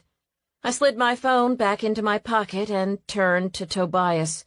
Now what? Let's go get enchiladas, he suggested. My treat, since you fed me dinner last night. And besides, the odds are you're going to be drilling a new well soon. I'll take you up on it, I said. We hopped into the truck for the short ride to Rosita's, and 10 minutes later we were ensconced in a big booth with giant glasses of iced tea. I'd just placed my order, chicken chipotle enchiladas, which were hotter than heck and my absolute favorite, when Ed Zapp walked by the table and hailed my companion. Thanks for coming out to help with that steer last week, he said. "Sorry to call so late, but it looked like an emergency." "You made the right call," Tobias said. "That's what I'm here for. Have you met Lucy?" "We have," he said, and we shook hands. "We've met a couple of times, but we haven't had time to chat. You bought your grandmother's farm, right? The one belonged to the Vogels?" "That's right," I confirmed. "I hear you moved the old Ulrich house over there." "News traveled fast in Buttercup." "I did." "Well, good luck with it," he said. "It's been haunted since I can remember." "What kind of haunting?" "Oh, the usual. Noises and such. And my wife Ginny swears she saw a lady in the upstairs window one time, but I ain't never seen nothing. Still," he said, "some places kind of give me the heebie-jeebies, and that house is one of 'em. We went in once when we were kids on a lark, and whatever was in there put up such a racket we hightailed it out of there and never went back." "Great," I said, feeling deflated. "She's not had the best week," Tobias explained. "Her well went dry, she's discovered the house is supposed to be haunted, and now one of her friends was arrested." "Over what happened to Bug Wharton? I heard," he said. "But I think Rooster ought to do a little more digging." "Do you?" I asked. "Where'd all his money come from? That's what I want to know. That property he bought was top dollar, and he paid in cash." "Could it be family money?" I asked. "I knew his family growing up," he said. "They were dirt poor. Could barely make it through winter some years." "I heard he was in high tech," I said. "Maybe a startup?" "I heard something about that, too. But here's the thing. Most of those folks crow all the time about how brilliant they are, about how much money they made when they sold. The Whartons don't say much of anything. Or didn't." He corrected himself. "So he never said who he worked for?" That should be easy enough to find out, I thought. "Not a peep." "Any idea if he had feuds with anyone?" I asked.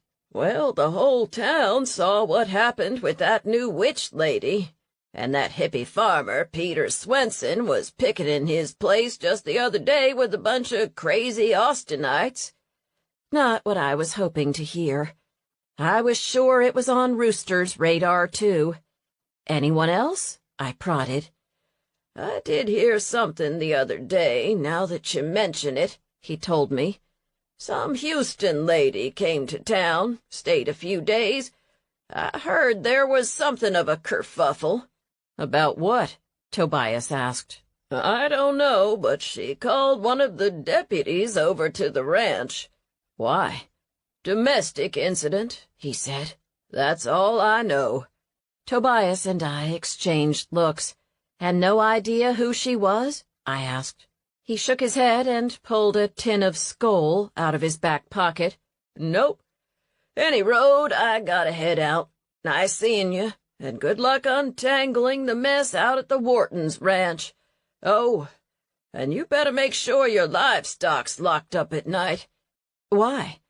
"Word on the street is there's something nasty on the loose."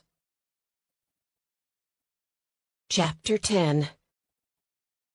"A mountain lion?" Tobias asked.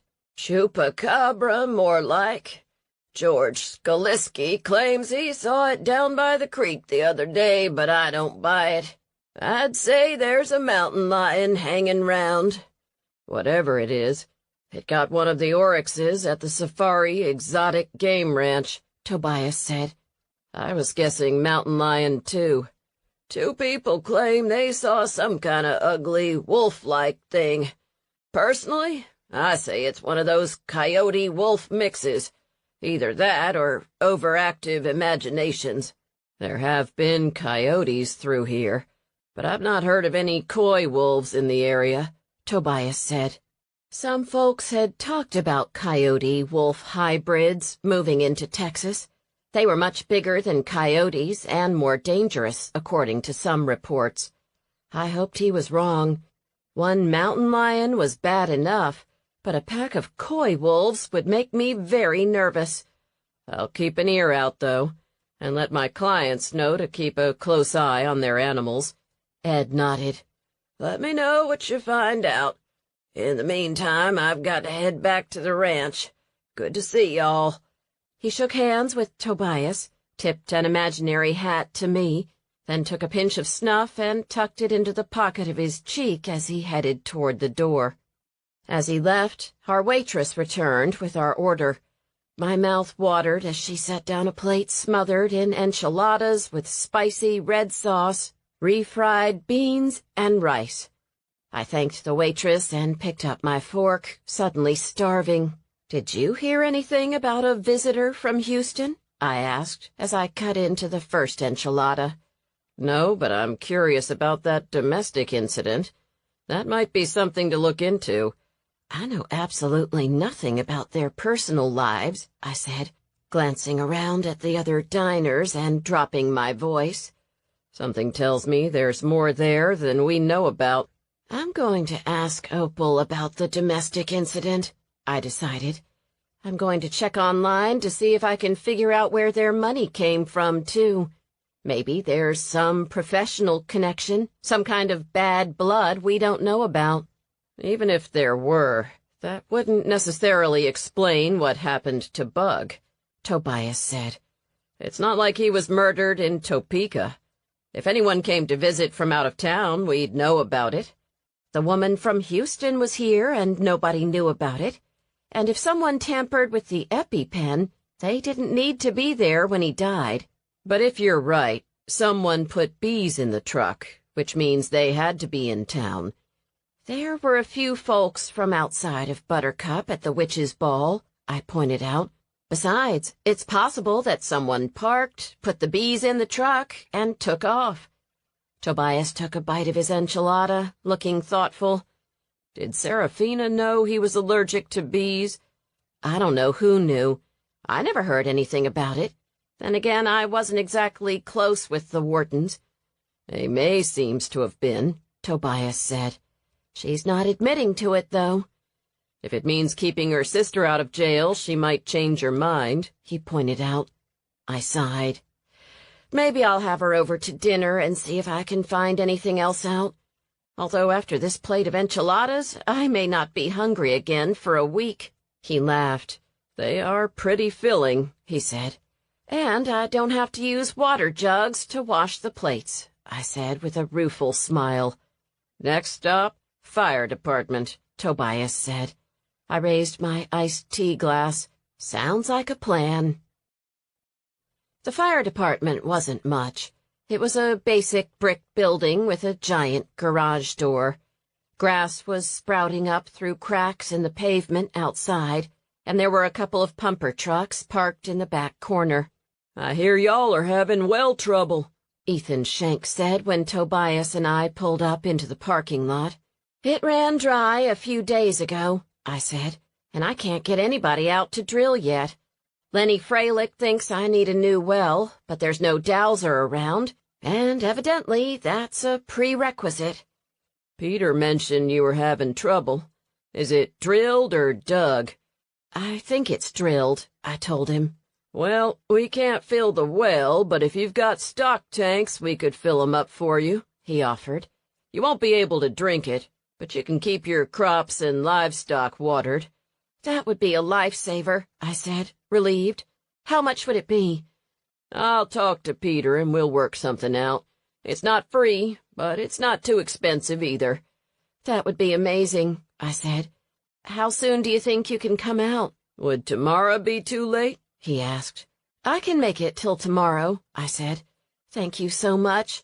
Is there anything I can do to help?" "Just make sure we can get to the tank," he said. "Why don't you give me your number, and I'll let you know when I've got an amount and a time." I reeled off my number, and he added it to his phone.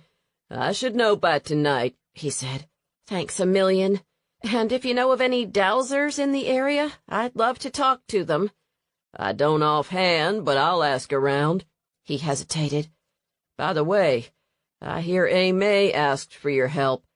"She did," I said. "Why?" He shrugged.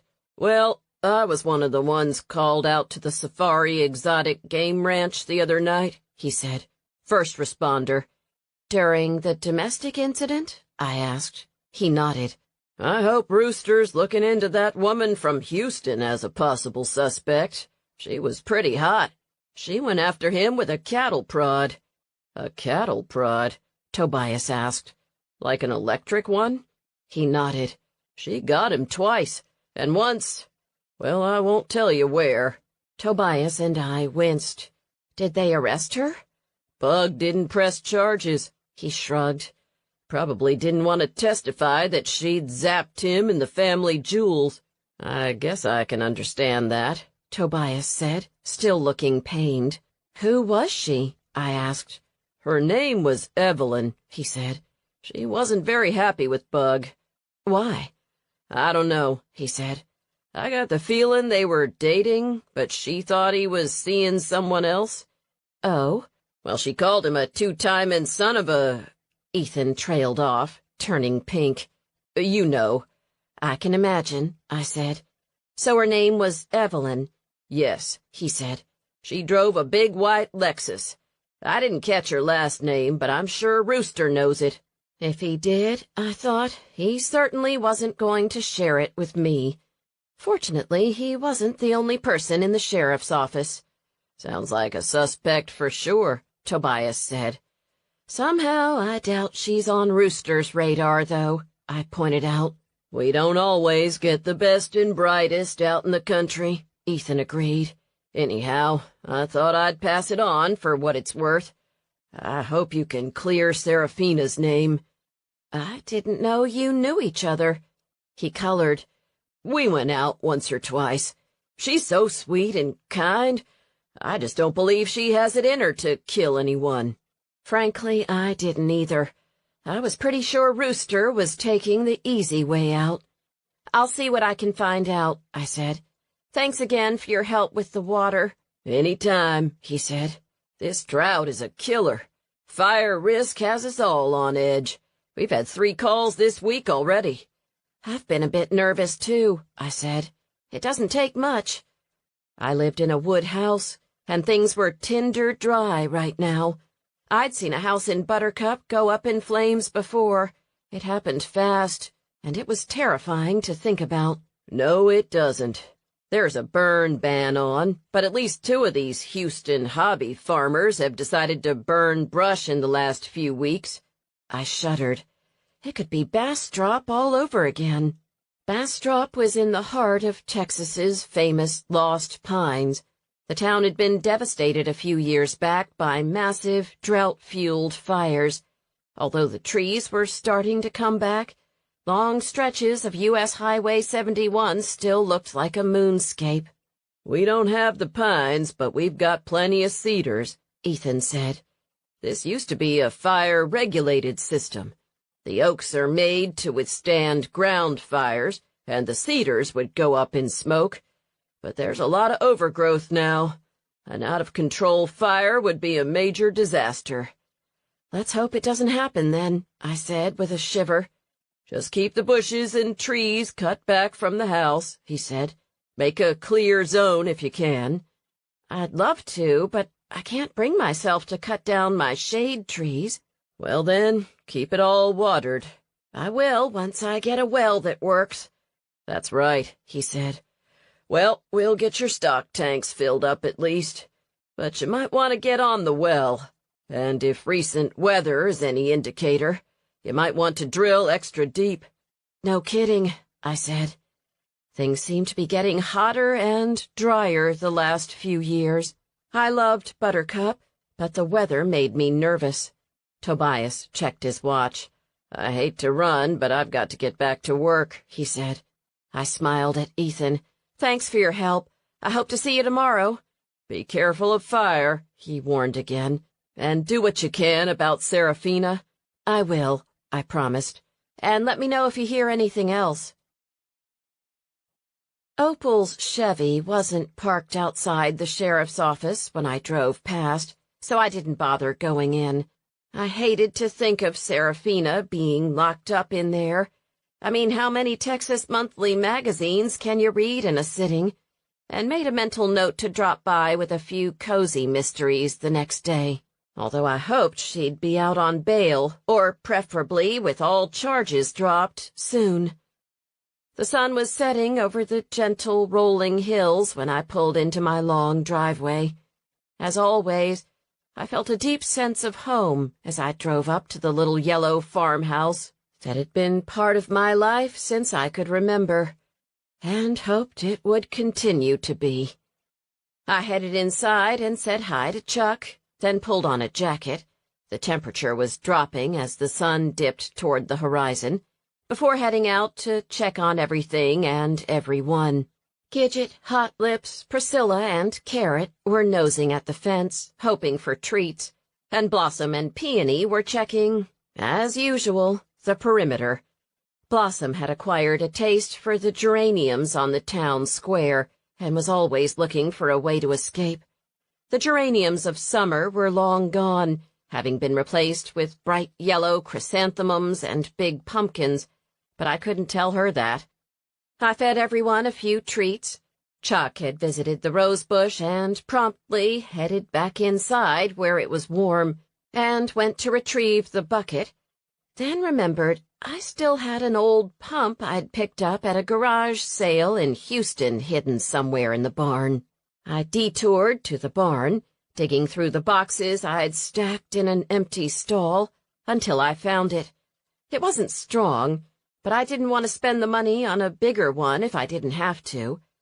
After a bit of jury-rigging, I clipped the hose to the pump, dropped it into the stock tank, and ran a very long extension cord to the house. I managed to get a trickle of somewhat sludgy water, and spent the next hour moving up and down the rows, trying not to smash the seedlings with the hose, and hoping Ethan was as good as his word. As I walked up and down the rows, parceling out water to my rather limp lettuce and broccoli seedlings, I thought about what Ethan had told me about Bug and his mystery woman from Houston. I was sure Rooster knew about her. So why slap Serafina in jail so fast? Sure, they'd had an argument over the mead cauldron, but wouldn't zapping someone with an electric cattle prod indicate more of a motive? I hoped Opal could give me a lead to follow up on. If nothing else, I was guessing the mysterious Evelyn could tell me more about Bug than anyone in Buttercup, except possibly May, who was being rather cagey about things, considering her sister was in jail for murder. So far, we had at least one viable suspect, Evelyn from Houston, and potentially Bug's brother Mitch, although I knew next to nothing about their relationship, much less what he might have stood to gain from killing his brother. And May was mixed in there somehow, too. I thought back to our visit to the ranch. It had definitely been her car, and her voice had been familiar. I didn't think I'd been mistaken. But what about? I'm sure if the two were an item, he'd know at least something about it, but I doubted he'd want to talk to me. He didn't seem to want us around. I had the feeling he was hiding something. I looked over at the old homestead, thinking of all the secrets people keep, and wondered what secrets the little house might be keeping. What had that noise been the other night, anyway? I finished watering the row and walked back to the stock tank, carefully dragging the hose so as not to crush any baby plants. There was only 6 inches of water left in the tank. If Ethan didn't come tomorrow, my goose, or at least my broccoli, was cooked. I coiled the hose next to the tank and walked back down to the little house, feeling a little frisson of unease as I got closer. What had that noise been last night? The house was quite small. 2 rooms flanking a hallway that led from front to back in the downstairs, with a loft that stretched the length of the house upstairs. If I ever found the money to pay for it, I was hoping to use it as a rental. It was going to take some work, though, and if the place was haunted, I wasn't sure how many return guests I'd get. I walked around the house first, studying it yet again for signs of a loose board or shutter, but there was nothing I could see. The wind had died down, the air was still, and the only sounds were the distant bleating of the goats and the haunting call of a whippoorwill from the direction of the dry creek. As I rounded the front of the house, I paused, listening, then took a step onto the front porch. The wood bowed and creaked beneath me, and I quickly moved to a slightly sounder-looking board, then tiptoed to the front door, praying the whole house wouldn't cave in around me. If it survived the weight of both Tobias and Peter, I told myself, I should be okay. The door opened with a creak, and after a moment's hesitation, I stepped into the dusty interior. The inside of the house was dim, the light of the setting sun feeble as it passed through the dirty windows. The wood boards in the hallway were worn, and for a moment I had the fleeting sensation that I could feel all the lives that had passed through the little house. Whose hand had painted the delicate blue stencils at the tops of the walls? Was it the vanished girl's mother, trying to make her house a home? Had she also sewed curtains for the windows? Was one of the rooms a kitchen? There was no fireplace. Had she followed the tradition of having a separate kitchen outside, to keep the heat out in the summer and cut the risk of fire? I shivered again at the thought of fire. At least the wind had died down. That was a help. I took a step into the room to the left, reaching up to touch the bottom of one of the stenciled patterns. I could see the brush strokes. How long ago had she painted it, I wondered. I knew it was a she. What were her dreams? I thought about my own life. I'd considered having children, but my ex wasn't exactly the paternal type, and things with Tobias were still forming. We'd never thought about children. What would it be like to have children waking up in the upstairs of my grandmother's house?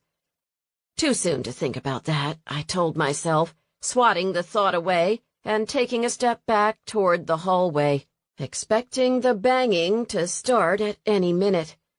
It didn't. If there was a ghost, he or she must be napping. I hoped that would continue.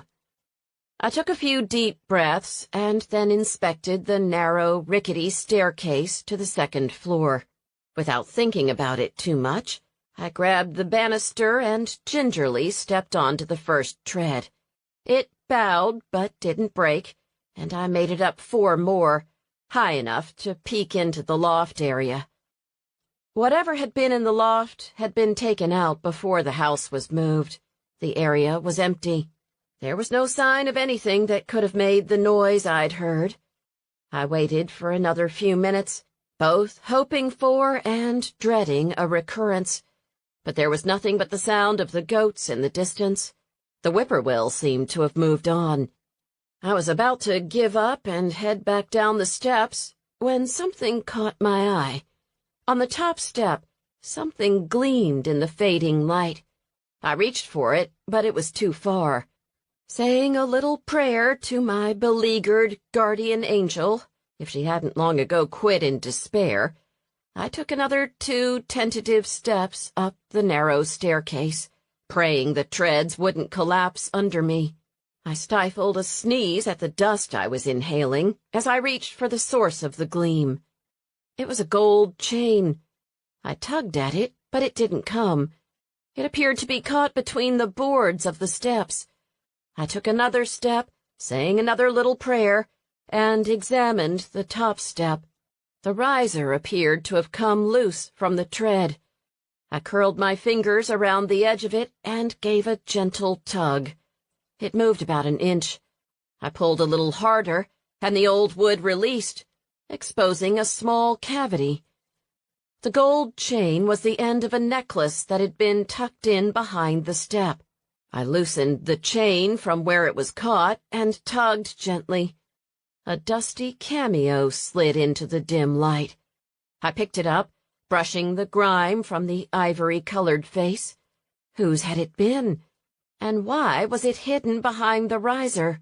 Cradling the cameo in my hand, I peered into the dark cavity, wondering if anything else was hidden. I was in luck. There was a small leather-bound book. I gently removed it from its hiding place and opened it, but the words were written in a flowery, hard-to-read script, in a language I didn't understand. German, from the looks of it.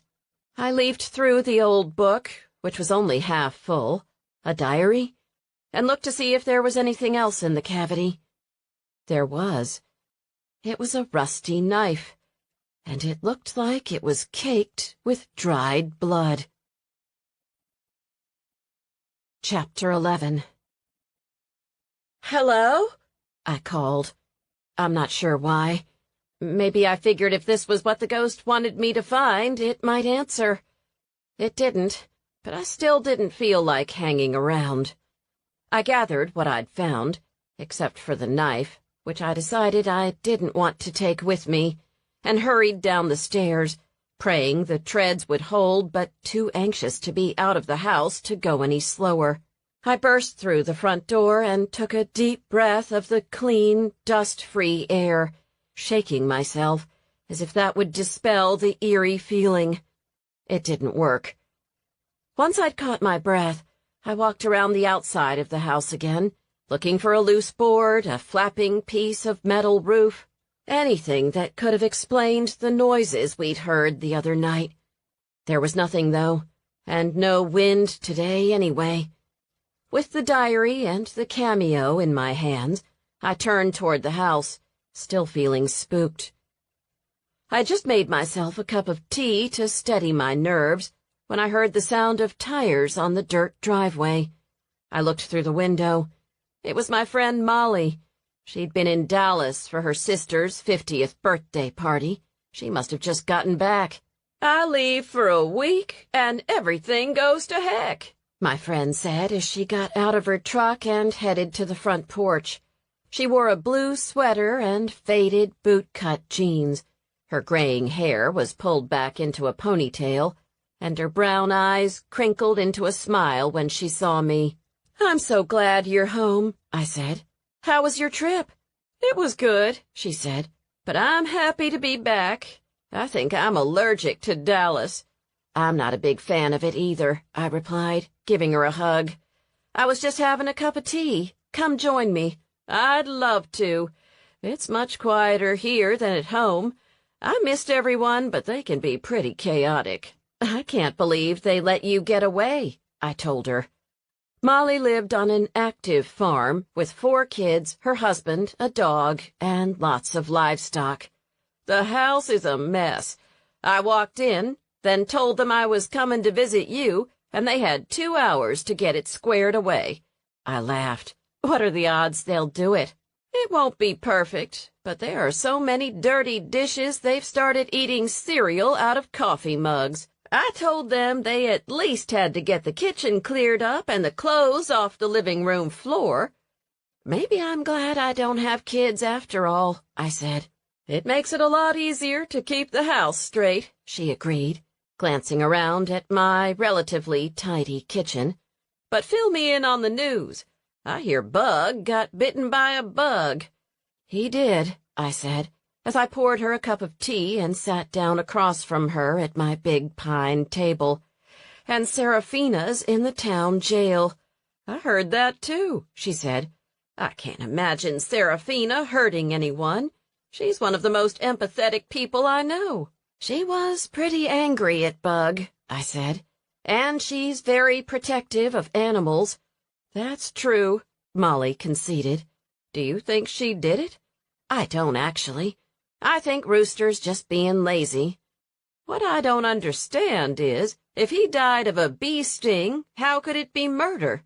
"I think someone messed with his EpiPen," I told her, and snuck bees into his truck to make sure he got stung. "Do you think it might have been Serafina? She's got beehives, after all." "She did have a big showdown with Bug at the witch's ball, and she burned his cup after he was done with it. I told him about the cone of paper with the dead bee in it. It was in the front seat of his truck. But Rooster ignored me. I think his theory is that she put bee venom in the cup and somehow managed to sabotage his EpiPen, too.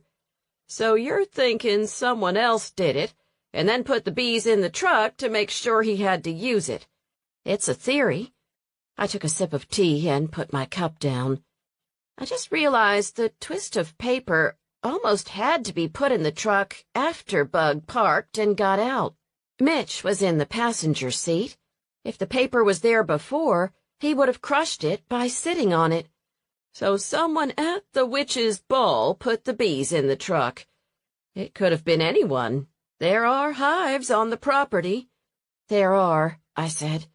If we can get Rooster to listen to us, it might clear Serafina.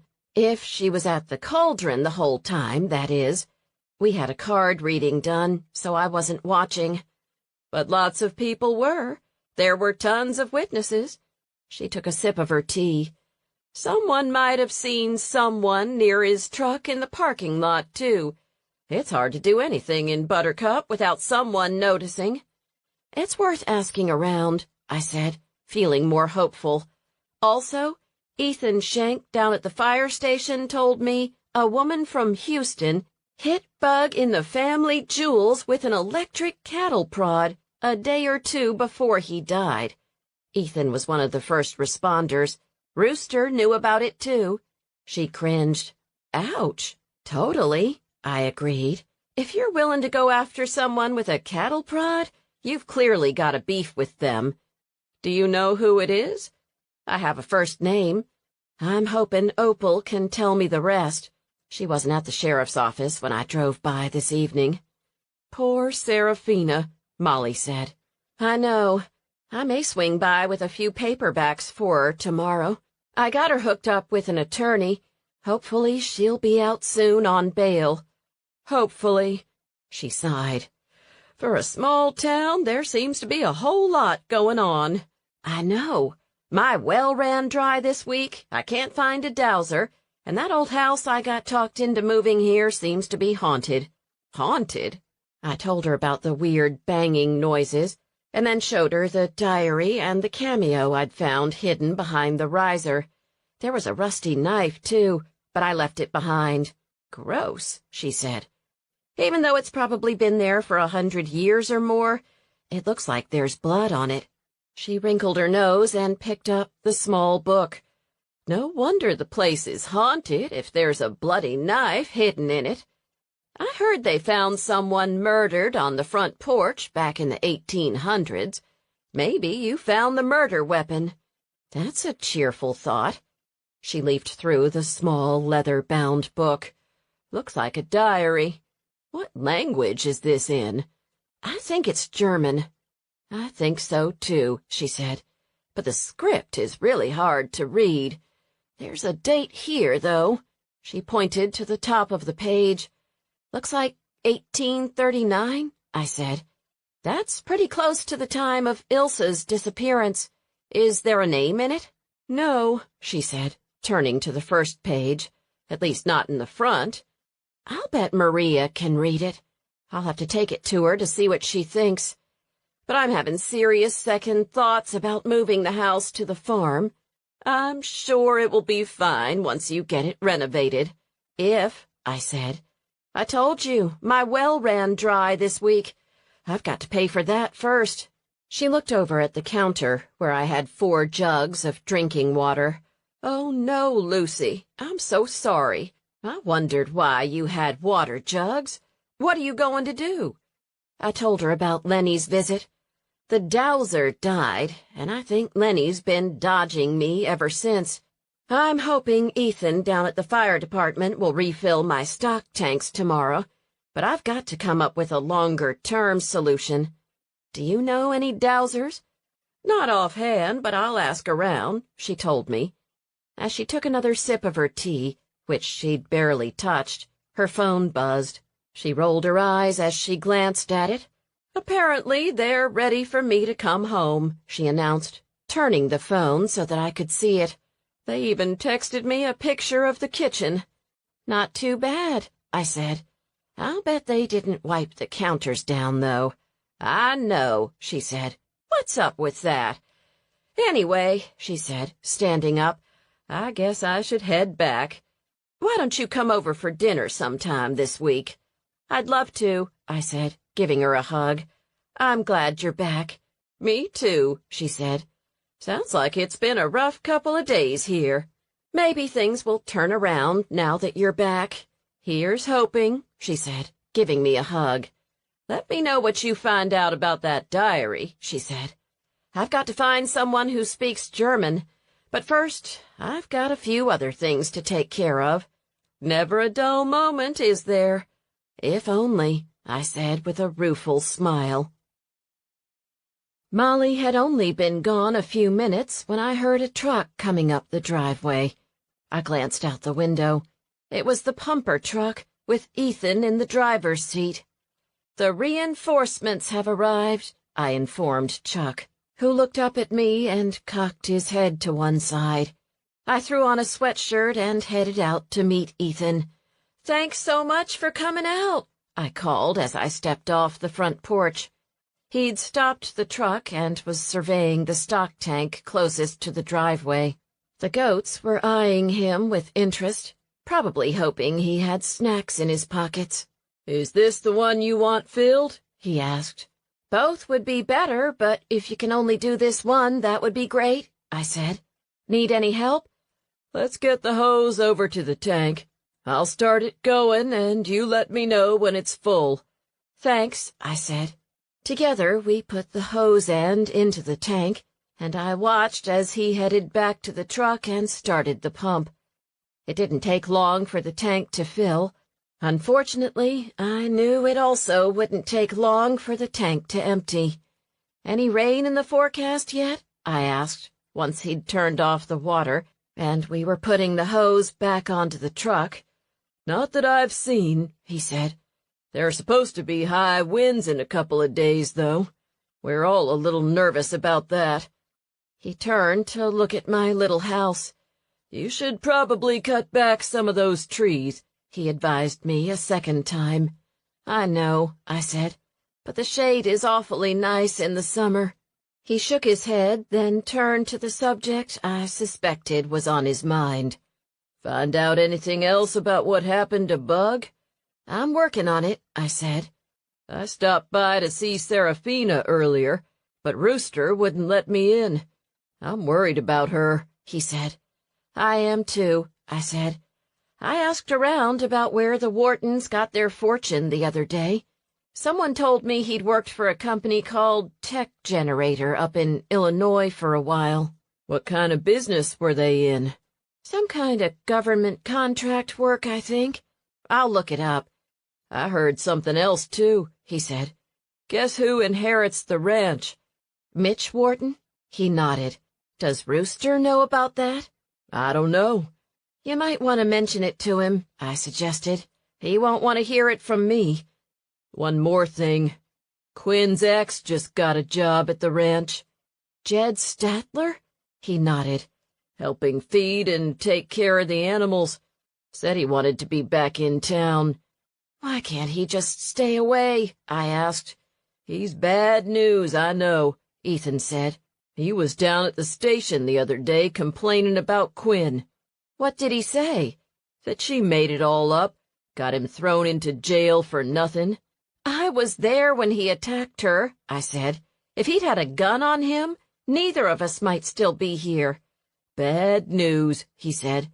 "Is she still having trouble with him?" "He's been trouble since the day they met," I told him, feeling a sense of foreboding. "I'll keep an eye out," he said. "Tell her if she needs to learn to use a gun, I can help." "I'll pass it on," I said. I knew she was against having a gun, but with Jed in town, she might change her mind. "What do I owe you for the water, by the way?" He waved it away. "It's nothing," he said. "Are you sure?" "Happy to be of assistance," he said, and swung himself back into the truck. "Thanks for helping Serafina. I feel better knowing you're on it." "I'll do what I can," I said.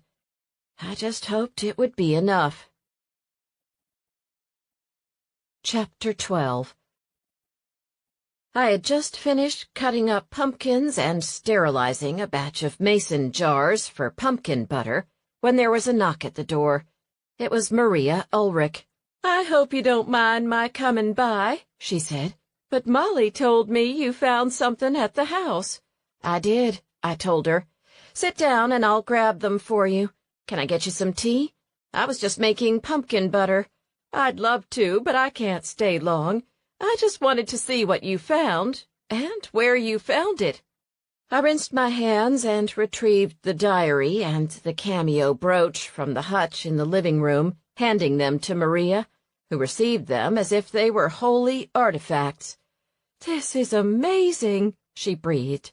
"It was in the house the whole time, and I didn't know. Molly said you found these under the stairs?" "The top riser had a hidden compartment behind it," I told her. I hesitated before adding, "There was a knife in there, too, but I left it. I didn't mention the blood." She leafed through the onion skin pages. "It's German, all right. The handwriting is flowery, but I can read some of the words." "What does it say?" "It's hard to decipher without a dictionary, but can I take it with me?" "Of course," I said. "And this pin," she said, touching it reverently. "I wonder which of my ancestors this belonged to." "Maybe the diary will tell you," I said. "And maybe the secret of what happened to Ilse Ulrich will finally be solved," she said. If Comanches had abducted Ilse, I thought it highly unlikely they'd pause to give her time to record the event in her diary, but I just smiled. She looked up and sniffed the air. "What smells so good?" "Pumpkin butter," I told her. "I sell it at the markets on weekends." "Ooh, that sounds terrific. I'll have to pick some up at the market this week," she said. "Or you can take a jar with you now. I sterilize it, but it has to be refrigerated just in case," I warned her. "It won't last that long anyway," she said, taking another appreciative sniff, and then hugging the diary to her chest. "Do you mind if I take a look in the house to see where it came from? Maybe there's something else hidden there." "Of course. I'd go with you, but I'm kind of in the middle of things here," I told her. "The riser is at the top of the stairs." "Thanks. I'll be back," she said. As Maria stepped outside, the phone rang.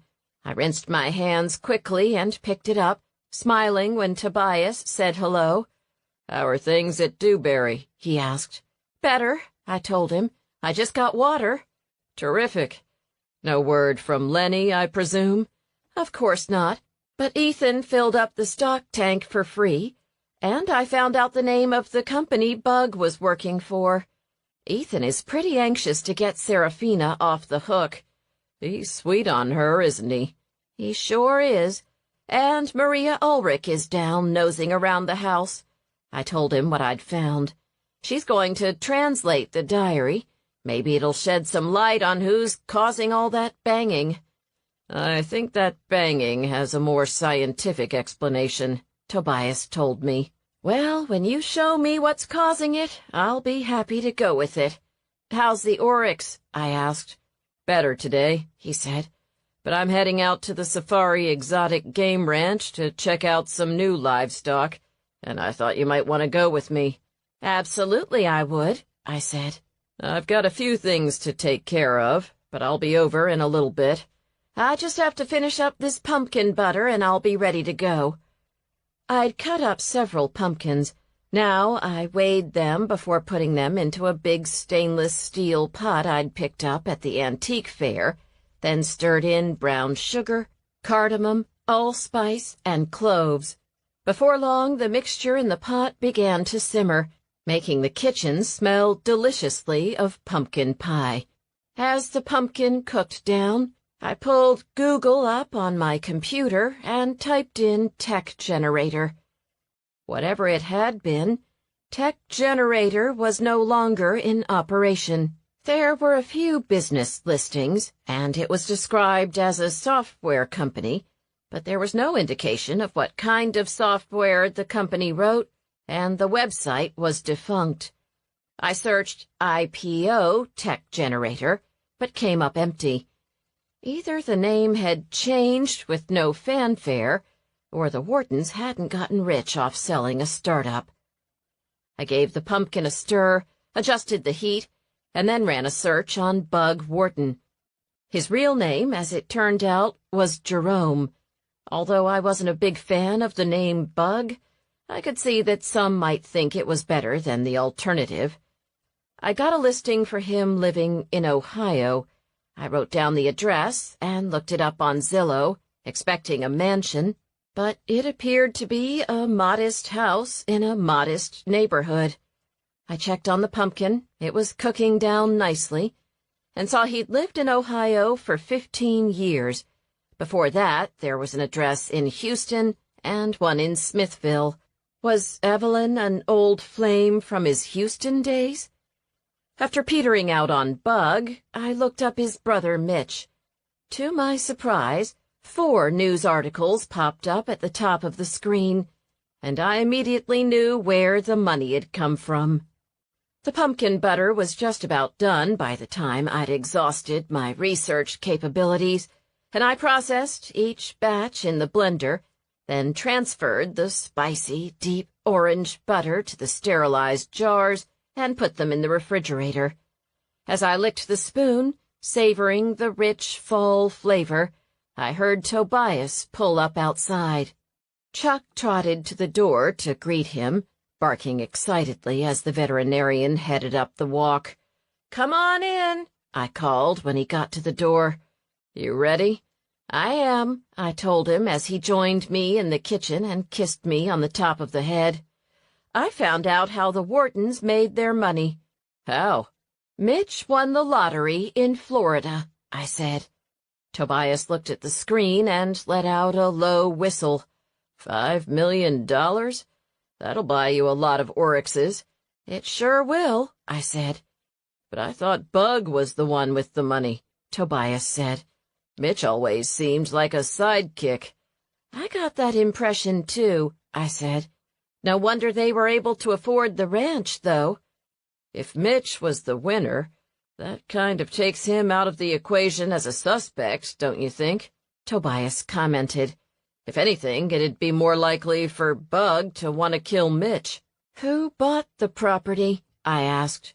I pulled up the website for the ranch, wincing at the photo of a dead springbok surrounded by a smiling family, then typed in the address of the appraisal district website for Fayette County. "Jerome Wharton," I said. "It's the only name on the deed." "I'd ask if they had wealthy parents, but word around town is that they grew up dirt poor." "Maybe Jerome did make money from his company," I speculated, "and Mitch spent all his lottery winnings and became dependent on his brother." "Did you find anything out about his company?" "Not much," I answered, showing him the websites I'd pulled up. "Nothing but a few addresses and a Better Business Bureau listing in Ohio. The last listing was from about 2 years ago." "When did Mitch win the lottery?" I flipped to the other tab. 18 months ago, I said. "Unless he's the one who funded the ranch for Bug. He went through that money awfully fast. Even with a big tax bite, that's a lot of cash to go through in a year and a half." "Unless he bought the ranch for his brother?" "Why would he do that?" Tobias asked. "Besides, I got the clear impression that Bug ran the show." "Bug was the older brother, wasn't he? Maybe it's just family dynamics," I theorized. "Maybe Mitch was somehow being controlled by his brother, got tired of it, and did him in." Tobias put his hands on my shoulders. "I wish we knew what was in his will. Maybe Mindy could help find out. If the estate is being probated, it might be public record." I bristled a bit at the mention of Mindy Flynn, his ex. I knew she was remarrying, but she was gorgeous, and I still felt a jolt of jealousy when her name came up. It might help. "There's something we're missing here," Tobias said. "Let me think on it. But in the meantime, let's head over to the ranch. Let me check in with Maria and we'll go, I said, doing a last wipe of the counters and putting a jar of the still hot pumpkin butter into a sturdy paper bag before following Tobias outside. She's been down there forever. I hope she's okay. There was no sign of Maria when we went outside. She must still be in the little house. Well, at least the house is still standing, I said. I wonder if she's pulling up floorboards. Just as long as she puts them back, Tobias said. We had just gotten to the front porch when the door opened and Maria stepped out. Find anything? I asked. She shook her head. I searched the whole place, she said. I didn't find anything other than the knife you told me about, she said. No weird noises, either. I think that whole haunting thing was just a story. We heard some banging the other day, but Tobias here is convinced it's a loose board or something. Maria gingerly stepped off the porch, then turned to look at the house. These walls have seen so many things. I wish they could talk. At least you have a diary now, I pointed out. Maybe that will solve some family mysteries. She looked down at the book in her hand. It's going to take some work to read, but I'm excited about it. Maybe I could publish it as part of the German heritage thing. Think Texas A&M Press would be interested? It's worth looking into, I told her. And maybe you'll find out what that cameo and that knife were doing in there, too. I'll let you know, she said. Thanks again for saving the house. I'm bringing it up at the meeting tomorrow and asking if we can help you with the preservation. Thanks, I said. I brought you a jar of pumpkin butter, by the way, I told her, proffering the bag. It's still very hot, though. Be careful. Her eyes lit up. Ooh, thank you. That'll be great on my toast in the morning. It will be, I confirmed. We're headed out now, but let me know what you find out about the diary. Will do, she said. And keep your fingers crossed about that meeting. I would. Any help I could get financially right now was more than welcome. There were more vehicles than usual parked at the Safari Exotic Game Ranch when we arrived. Tobias passed by the main compound, which was fairly stuffed with luxury SUVs, and headed to the barn. I wonder if Jed's here, I mused, as Tobias pulled up next to Bug's giant extended cab truck. I wish he'd just leave town and never come back, Tobias replied. So does Quinn. Despite the number of SUVs we'd seen parked near the entrance, there was no sign of anyone in the area of the barn. If folks are out hunting, do you think it's safe? I asked. As long as we don't go off into the woods, we should be okay, he said. As he spoke, there was a gunshot in the distance. I jumped, wincing. Those poor animals, he grimaced. I know. Together we headed into the barn. The ibexes that had been there the other day were no longer penned. I found myself wondering if one of them had just been shot. In their place were 4 kangaroos.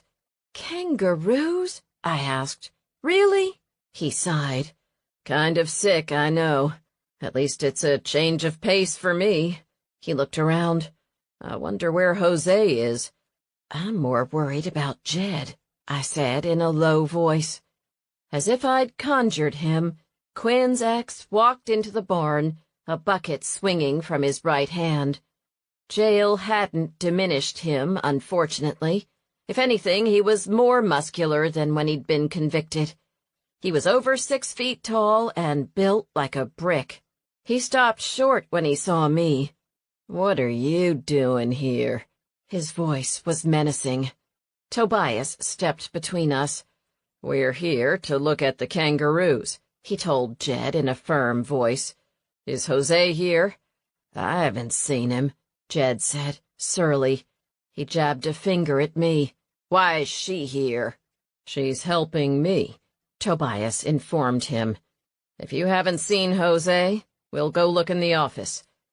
Jed said nothing but watched as Tobias and I left the barn and headed for the trailer Jose used as an office. "He gives me the creeps," I murmured. "He should," Tobias told me as he mounted the 2 steps to the trailer door. "He's trouble." He was about to knock when he noticed the door was ajar. "Jose?" he called. There was a groaning sound from inside the trailer. Tobias looked back at me. "That doesn't sound good," I said. He pushed the door open, and I followed him into the small, dark space. There was another groan from the corner, where Jose lay crumpled on the floor. Chapter 13. Tobias rushed over to him. "What happened?" "Coffee. Sick," he moaned. I looked up at the cluttered desk. There was a half-drunk cup of coffee. "Call 911, Tobias told me.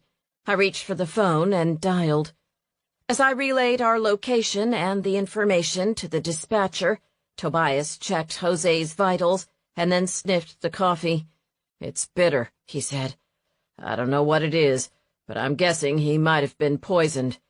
He grabbed his bag and pulled out a bottle and a dosing cup. "Can you drink this?" he asked Jose. Jose, looking pale, nodded. Tobias filled the cup with a steady hand and turned to me. "Help me prop him up?" "Of course," I said, and helped him sit up as Tobias guided the cup to his mouth. He gagged, but it went down. Tobias grabbed the metal wastepaper basket from next to the desk just in time. After he'd emptied his stomach, Tobias pulled a jar of charcoal capsules from his bag and glanced around the little office, his eyes fixing on the water dispenser in the corner. He hurried over and filled a cup, then offered Jose several black capsules. "Take these," Tobias ordered. "But—" "Just try," he said. "It'll help neutralize whatever was in the coffee." Jose obeyed, managing to stomach what Tobias gave him, and sagged back against me. "Am I gonna die?" he croaked. "We're doing everything we can for you," Tobias said. "How long ago did you drink the coffee?" 10 minutes, I think." Jose made a gagging noise. "Just relax," Tobias said. "See if you can keep it down. It should absorb the poison, if that's what it is. Any other symptoms?" "Stomach cramp," he said, doubling over. "Bad." "Easy, Jose," Tobias said in the strong, calm voice I had heard him use with animals. "The paramedics are on their way." "Where did you get the coffee?" I asked. "From the pot over there," he said. There was about an inch of murky liquid left in the glass coffee pot. I sniffed the cup, which had been doctored with creamer. There was a bitter, acrid scent that didn't smell like coffee. Then I grabbed a Kleenex from the box on the desk and used it to ease the coffee pot out from the machine without disturbing any fingerprints, taking a whiff of the contents. No bitterness. "Is this the creamer you used?" I asked, pointing to the canister of coffee mate next to the pot. He nodded. "Does anyone else use creamer?" "Yes," he said, "but not Splenda." He pointed to the yellow bag on the shelf above the coffee maker. "Do you have any latex gloves?" Tobias handed me a pair from his bag. I put them on, then took the bag down and gave it a sniff. "It smells bitter, but I'm not sure if that's normal," I said. "Let me take a whiff," Tobias said. I offered him the bag, and he sniffed at it. "I don't know either," he confessed. "We'll make sure it gets checked out, though. We should send a sample to the hospital. I'll fill a syringe with some of the coffee, too, just so they have something to analyze." I set the bag of Splenda on the cluttered desk and glanced around the trailer. It was a mess.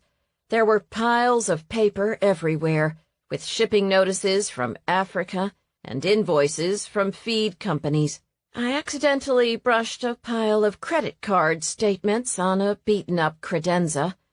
As I picked them up, I noticed some very large charges from a resort called Cushata in Louisiana.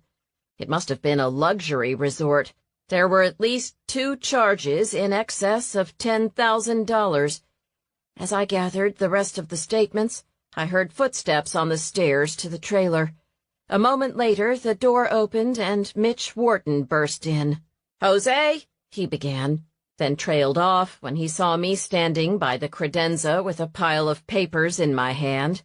"What are you doing here?" he asked, and his eyes flicked to the yellow bag, which I'd set down on the desk.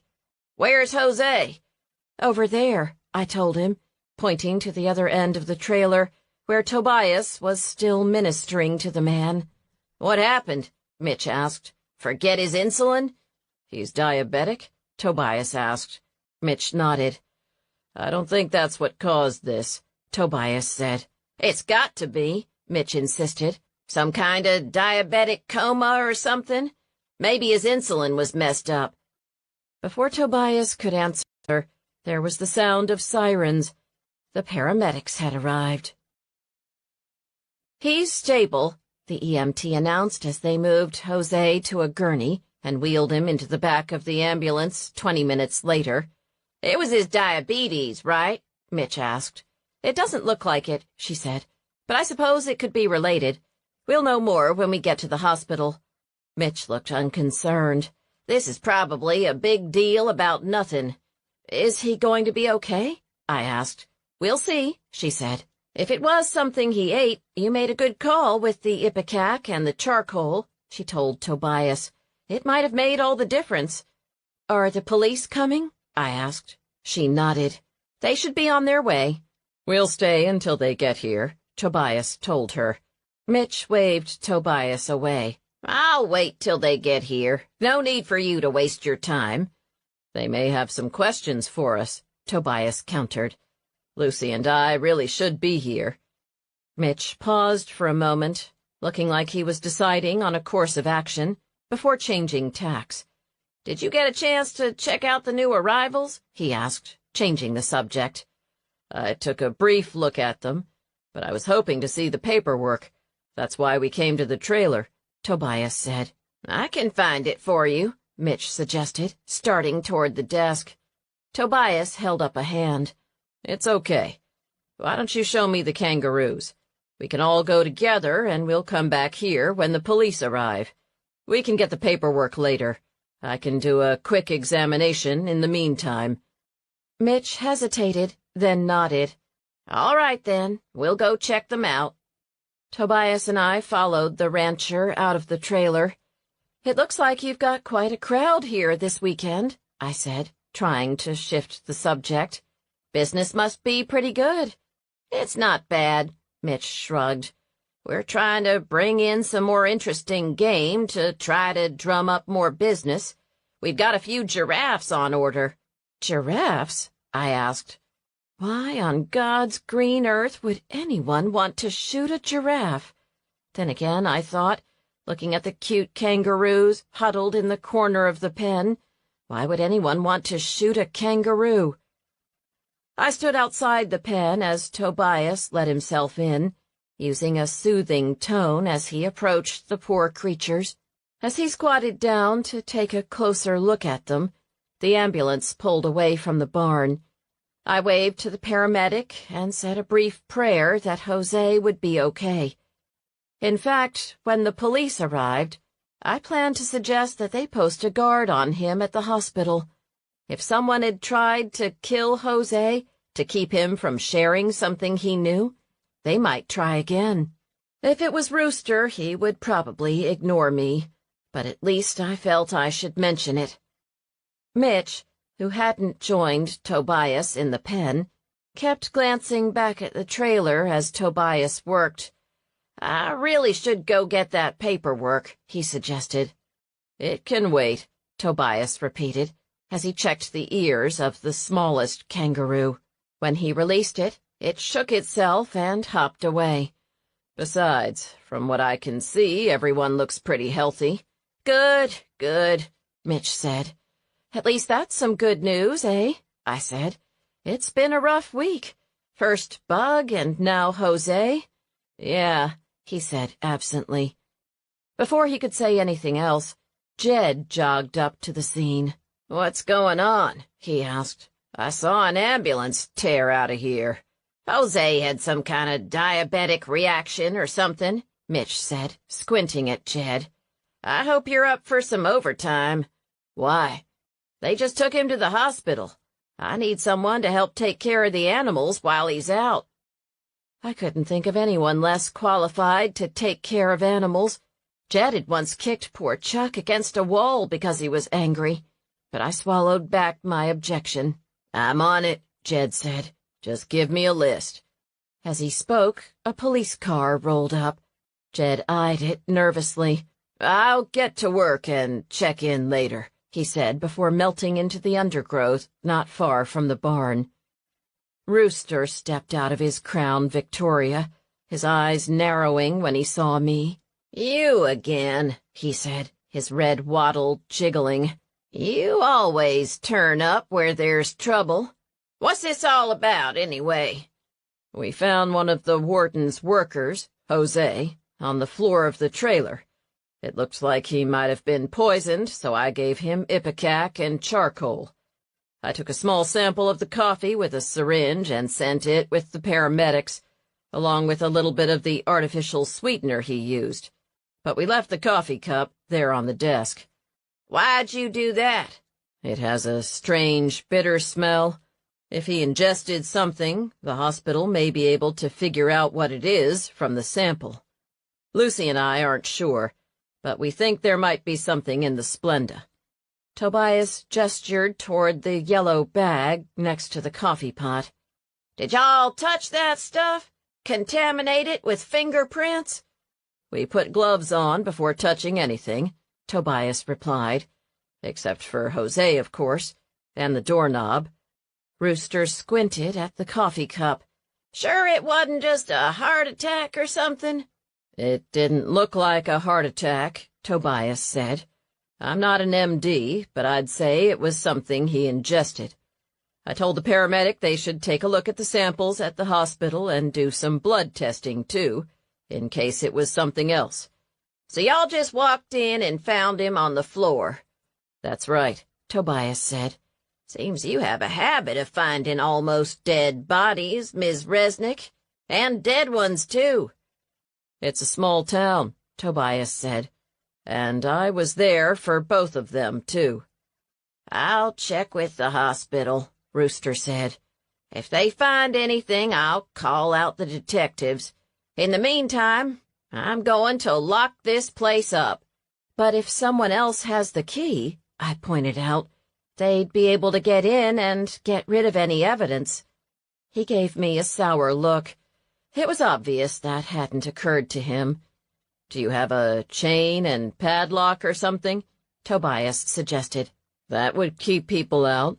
"I've probably got something in the trunk," Rooster said.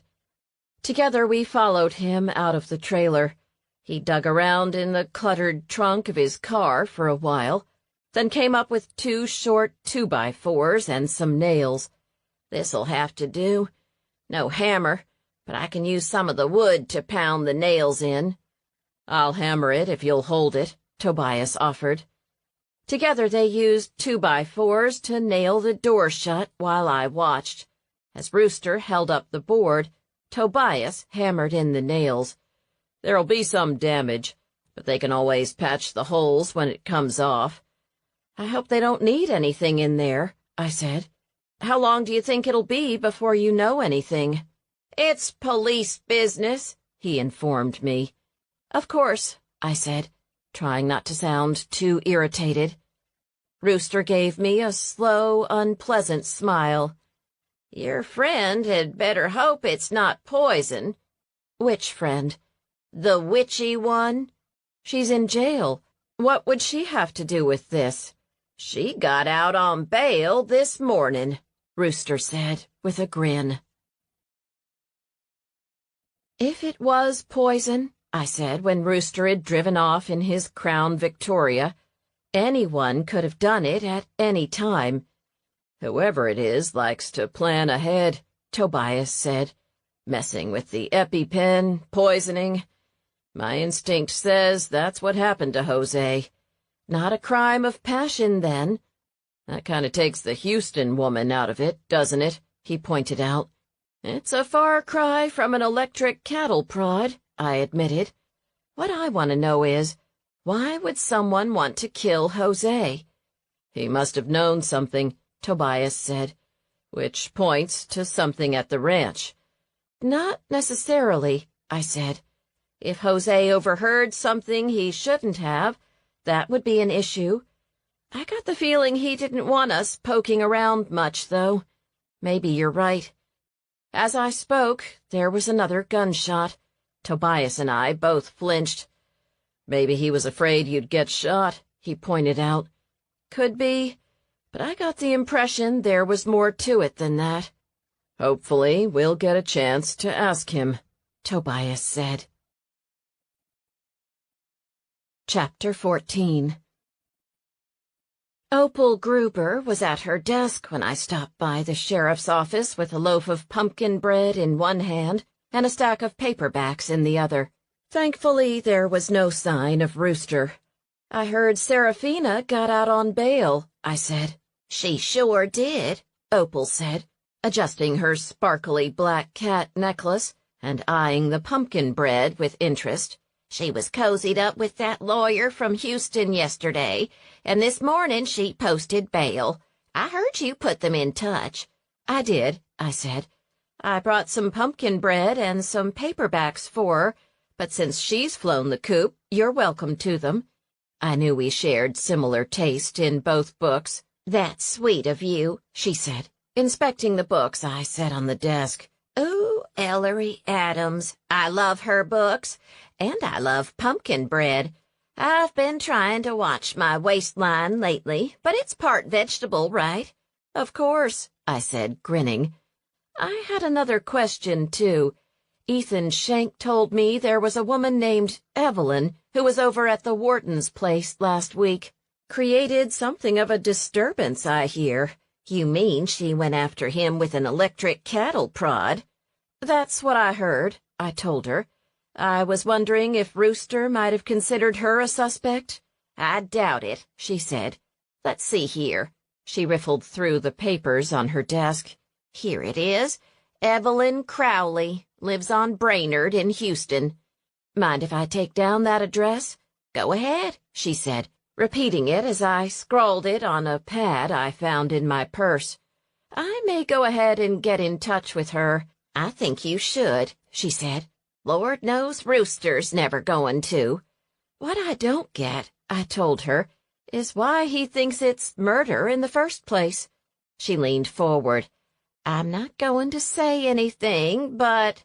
She dug through her papers until she found something that looked like a report, then pushed it off the edge of the desk so it drifted to the floor. Oops! Could you get that for me? Of course, I said, reaching for the paper and making a move to hand it to her. I'm going to refill my coffee, she said, grabbing a coffee cup instead and standing up. I'll be back in a second. With a wink, she turned and headed down the hallway, leaving me with the report. I glanced down at it. It was an autopsy report for Bug Wharton. Cause of death? Anaphylactic shock. Likely caused by bee venom. Stapled to it was an email from a medical examiner in Houston. EpiPen shows signs of tampering. Analysis revealed that it contained bee venom, with only trace amounts of epinephrine. I blinked and read it a second time. No wonder Bug Wharton had died. Someone had filled his EpiPen with bee venom. As Opal headed back down the hallway, I put the report back on her desk, still thinking about it. Serafina had lots of hives. Of course she had access to bee venom, presuming she knew how to get venom out of bees. So, I said as Opal put her fresh cup of coffee down on the desk, did Rooster say anything about someone putting bees into Bug's truck? Not that I've heard, she said. Why? There was a twist of paper with a dead bee in it on the front seat of his truck when Peter went to get the EpiPen, I told her. Someone must have put it in there after Bug and Mitch got out of the car, or it would have been squashed. Why is that? Because Mitch was in the passenger seat. Quinn and I saw him get out of the truck. Did Rooster ask you about that? I grinned. No, he didn't. Why don't I set you up with one of the deputies later on today? You can just come in and say you thought of something and wanted to share it. Got it, I told her. What time? She checked her schedule. Deputy Seamus should be here in about an hour. How about 3? I'll be back, I told her. Thanks. My pleasure, she said. We women have to stick together. I walked out of the sheriff's office and was on my way to my truck, feeling more optimistic about things, when I saw something that froze my blood. Jed Statler was driving by in a massive Chevy pickup truck. He spotted me, and when our eyes met, he tilted his head and tipped an imaginary hat, steel in his eyes, before turning left at the corner, in the direction of the Blue Onion Cafe. I hurried to my truck and slid into the driver's seat, feeling my heart race. Did Quinn know her abusive ex was in town? What was he doing here anyway? I put my seatbelt on as I reversed out of my parking place, and a moment later turned in the direction he was heading, my heart in my throat. Before long I was at the Blue Onion, just as Jed was creeping past it. I pulled up in the closest parking space and catapulted myself out of the car and into the cafe, where several startled patrons glanced up at me. I smiled at them and hurried to the kitchen, where Quinn was humming to herself as she put the finishing touches on a loaf of spice bread. Jed just drove by the cafe, I said, her face drained of color. What is he doing here? I don't know, I told her. Do you still have a restraining order? I don't know if it's still in force, but I had one when he attacked me at the farm, she said. I'm not sure it's going to make any difference. Besides, he must be on parole. If he violates it, doesn't that mean he goes back to jail? All the more reason to make sure you've got one in place, I told her. I hate guns, she said, but sometimes I feel like maybe I should learn how to use one. Maybe he's just in town for a visit, I said, although something told me that wasn't the case. Maybe you're right, she said, but thanks for letting me know. I'm glad I have Pip to keep watch over me, she said. At least I won't be surprised this time. She shook herself, like a duck trying to shed water. So, I refuse to let him take over my day. What's going on with you? Oh, you know, dry well, haunted house, friends suspected of murder, the usual. You have a minute to help me frost and cut up these pumpkin bars? She asked, pointing to the trays of rich, orange-looking sheet cake on the counter. Of course, I said, inhaling the spicy, sweet scent of the kitchen. The recipe is on that card, she said, pointing to an index card at the end of the counter. Butter is softening by the sink, and cream cheese is in the fridge. Got it, I said, thankful to have a task to do. Did you get your stock tanks refilled? She asked. I did, but I'm making zero progress on solving the problem. At least that problem, I said, as I unwrapped a bar of cream cheese and popped it into the mixer, then reached for the butter. I may have made some progress on what happened to Bug. What happened? I told her about the cattle prod incident, and my thoughts on the paper in the front seat of his truck. I'm supposed to go back and mention it to one of the deputies later on today, and I'm thinking of getting in touch with the woman in Houston. But I still think A. May's involved with the Whartons somehow. Think it's related? It might be, I said. But the cattle prod person may be more likely. Why the heck didn't Rooster pursue that? Because he doesn't like Serafina and she's in town, so he doesn't have to do anything. What the heck does he think her motive is? Animal abuse. Plus, she had access to bee venom. I told her about the autopsy report I'd seen. Wow, she said. That takes some doing. How the heck do you get venom from bees anyway? I don't know. I'm not sure that's a job I'd want. Me neither. We fell silent for a few minutes as I creamed the powdered sugar into the butter and then added cream cheese and vanilla, making a smooth, sweet frosting that would be a wonderful counterpart to the moist, velvety pumpkin bars. I added a dash of almond extract at the end. Quinn had taught me it was her secret weapon, and then began slathering the frosting onto the moist cake. I had just frosted the second pan and was moving on to the third when there was a loud bang. I turned around to see Jed Statler standing in the kitchen. "What are you doing here?" Quinn had gone white and backed up against the wall. "Just being neighborly," Jed said in a smooth, predatory tone that made my hackles rise. I grabbed a rolling pin off the counter and moved closer to Quinn. I knew she was testing for her black belt soon, but Jed still towered over her. "It's been a while, baby. I just wanted to see how you're doing. I've missed you." "Please leave," she said in a firm voice. "That's not very friendly," he said in a wheedling tone that made my stomach turn. "I was hoping we'd let bygones be bygones. After all, this town isn't very big. Might as well kiss and make up." "Leave," she repeated, only without the please. "Now, or I'm calling the police." "You think Rooster's going to come to your rescue?" he asked, a half-smile playing on his handsome face. He took a step toward my friend, and she sidled away. "Not that he needs to. I've changed, Quinn." She swallowed hard, but said nothing. I could practically smell the fear coming off her. I was sure he could, too. "All that stuff before, I see how wrong I was. You and I were meant to be together." "Get out," she said in a low voice. "You aren't welcome here."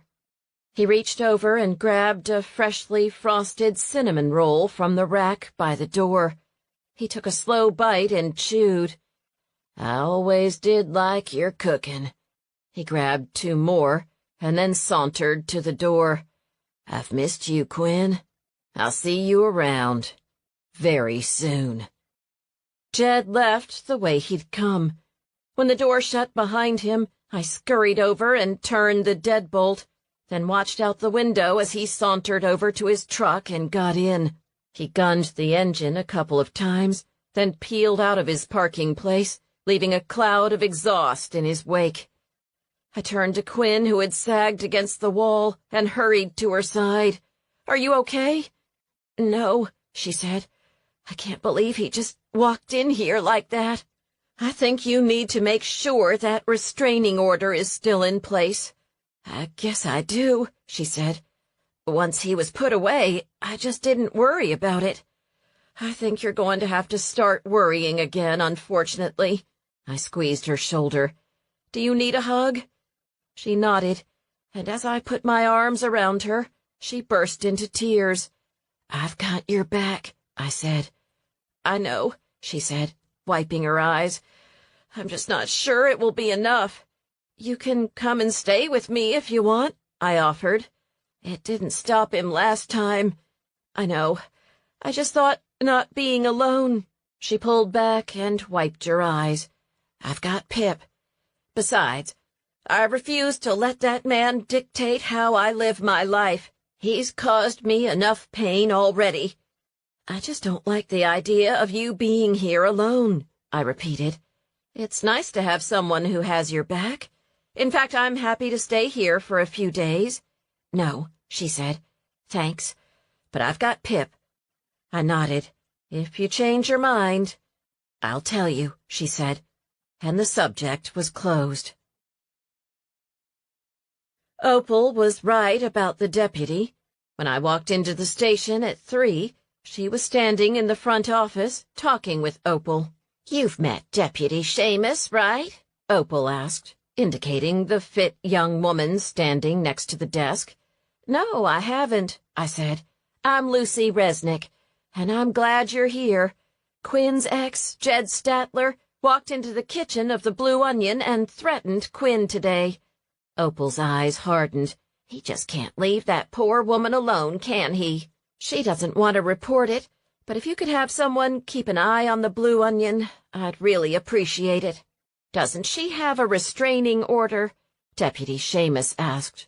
She had long brown hair scraped back into a ponytail, dark eyes, and an air of quiet competence about her. Where Rooster's uniform frequently sported barbecue stains, hers looked like she'd pressed it before getting dressed that morning. That might be a parole violation. It would be if it hasn't expired, Opal said. If it's still in force, we can arrest him. If it isn't, she needs to get the judge to renew it, the deputy informed me. How do I find that out? If she doesn't still have a copy, she'll have to go to the court to find out, Opal said. And it may be in the terms of his parole. I'll look into it. Thanks, I said. By the way, I added, addressing the deputy, I forgot to mention it at the time, but there was a twist of paper with a dead bee in it on the front seat of Bug Wharton's truck. It wasn't crushed, so it seems to me that someone must have put it in the car after Bug and Mitch got out of it. Is that in evidence? Deputy Seamus asked Opal.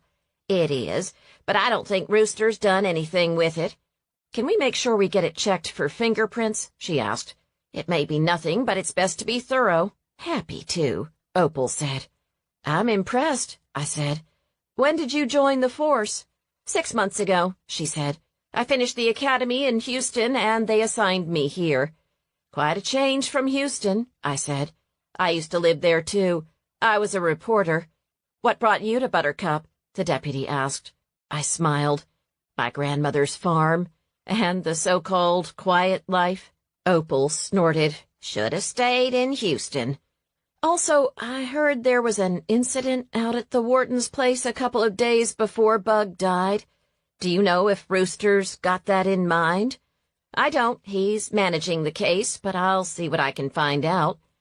I've got the lady's info right here, Opal said. If you want, I can get you the address. Deputy Seamus sucked air in through her teeth. I don't want to step on any toes. I'm low woman on the totem pole around here. I get it, I said, thinking a trip to Houston might be in my upcoming plans. Do you know if Rooster's looking at any other suspects? She shook her head. From what I hear, he's decided he's got the perp. What do you think? I asked. She glanced at the door and then at Opal before answering. I think there may be more to the story than he's aware of, she said diplomatically. That made 2 of us. He's sure it's murder? I asked, as if I hadn't seen the autopsy report. She nodded. It's pretty clear it was, actually. Why does he think it's Serafina, if you don't mind my asking? Because of that blow-up they had at the witches' ball, Deputy Seamus said. Practically the entire town saw it, and then she threw his cup into the fire. Are they thinking she poisoned the mead? If so, the whole town could have been poisoned, only if they were allergic to bees. Did anyone else have a reaction? She shook her head.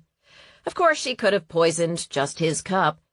I was thinking, the paper said he died from anaphylaxis, right? The deputy nodded. Maybe it wasn't anything in the cup. If I'm right, and someone put that bee in Bug's truck after he and his brother parked, then it might not be a bad idea to find out if Serafina ever left the cauldron. When we walked into the ball, right after Bug did, she was there serving mead. She was still there when we left the fortune-teller's booth and saw the argument with Bug. How long was that? Not long at all. 15, 20 minutes? Assuming the bee is the source of the allergic reaction, and that's not a given, because she burned the cup, if she stayed at the cauldron the whole time, there's no way she could have put the bee in the truck. Exactly. Of course, I knew the EpiPen was the likely cause of death, but there must have been something that sparked the allergic reaction. Most of the town was there. If she'd left, someone would have seen her. Deputy Seamus's eyes brightened. Was anyone else working in that general area? "The fortune teller," I said. "A May. She was facing the cauldron while she was working." "Who else?" "I don't know," I said. "But just about all of Buttercup was there. If she left, someone would have seen her. With that gigantic black hat, she was hard to miss." "Unless she took it off," Opal pointed out. "Maybe," I said. "Think Serafina has a list of everyone who attended? Maybe we could ask folks what they saw." "That sounds like a lot of work. I'm not even on the case." "I could do some asking around and let you know if I hear anything." "It's not really part of police procedure," she said. "I know, but arresting a woman and not considering other suspects is also not part of police procedure. And I'm not crazy about the idea of an innocent young woman going to prison for a crime she didn't commit." "Point taken," she said. "Lucy here was an investigative reporter in Houston," Opal piped up. "She knows what she's doing." I smiled. "Thanks for the vote of confidence. If it's okay with you, I'll see what I can find out." "You can poke around, I guess. Also, any way to run a background check on both of the Whartons and the Houston woman?" "I'll see what turns up," she agreed. "But it's an off-duty, unofficial kind of thing. If Rooster finds out I'm nosing around in his case, he won't like it one bit," Opal said. "We'll have to be quiet about it. But he's got it wrong so many dadgum times, I don't know that we've got a choice." "Thanks," I said. "I know in my gut she's not the one who did it." But I still wasn't quite sure about her sister. I almost asked Opal to do a background check on her, but something held me back. I wanted to do a little more poking around on my own. I had a bad feeling A May was into something her sister wouldn't like. I just hoped it didn't involve murder. Chapter 15. Evelyn Crowley lived in an older area of Houston, a mix of old houses and shopping centers. With no zoning, Houston was always a grab bag. The address was on Brainerd Street. It was a cute brick cottage with an arched front door and one lone pumpkin for autumnal decor. A few bedraggled rose bushes flanked the front porch, and the grass didn't look like it had been mowed in several months, but the house had potential. I got out and walked up the bedraggled path to the front door, still trying to decide what I was going to say. I wasn't going to lead with, "Did you murder Bug Wharton?" I'd figure out something. Assuming she was home, I thought, as I pushed the glowing doorbell button. Fortunately, I seemed to be in luck. A moment later, I heard the tap-tap of high-heeled shoes on hardwood floors, and then the door opened. "I don't need any cleaning products," she said, and started to close the door. "I'm not here to sell you anything," I replied, and put my foot in the door, an old trick from my days as a reporter. "Do you know what happened to Bug Wharton?" She blinked at me. She was a tall woman, around 45, in a fashionable shift dress with a chunky bead necklace. She jutted out her chin. "I don't really care what happened to Bug Wharton." "He's dead," I said. Her tan face paled and her chin dropped. Evidently she did care what happened to Bug Wharton. And unless she was a very good actress, the news was a surprise. "What? What happened? Was it a heart attack? I told him he needed to cut back on the brisket." "It wasn't a heart attack," I said. "Can I come in?" "Of course," she said. "I'm so sorry. I'm just so shocked." Come in," she said, and I followed her into the little house. The inside was tidier than the outside, although the place could use some updating. The front hall was tiled in what looked like frosted ginger snaps, and yellowed grass paper covered the walls. I followed her into the small living room, which was furnished with a sagging green sofa and two mismatched leather armchairs. She gestured to the couch, then sat down across from me, hugging herself. "I can't believe he's gone," she said, her eyes tearing up. "I'm sorry to surprise you like that. I'm Lucy Resnick. I live in Buttercup, not far from the Whartons. I'm Evelyn, but I'm guessing you figured that out or you wouldn't be here." She swiped at her eyes. "What happened to him?" "He died under suspicious circumstances," I told her. "I was wondering if you had any idea who might have wished him ill." "Suspicious circumstances?"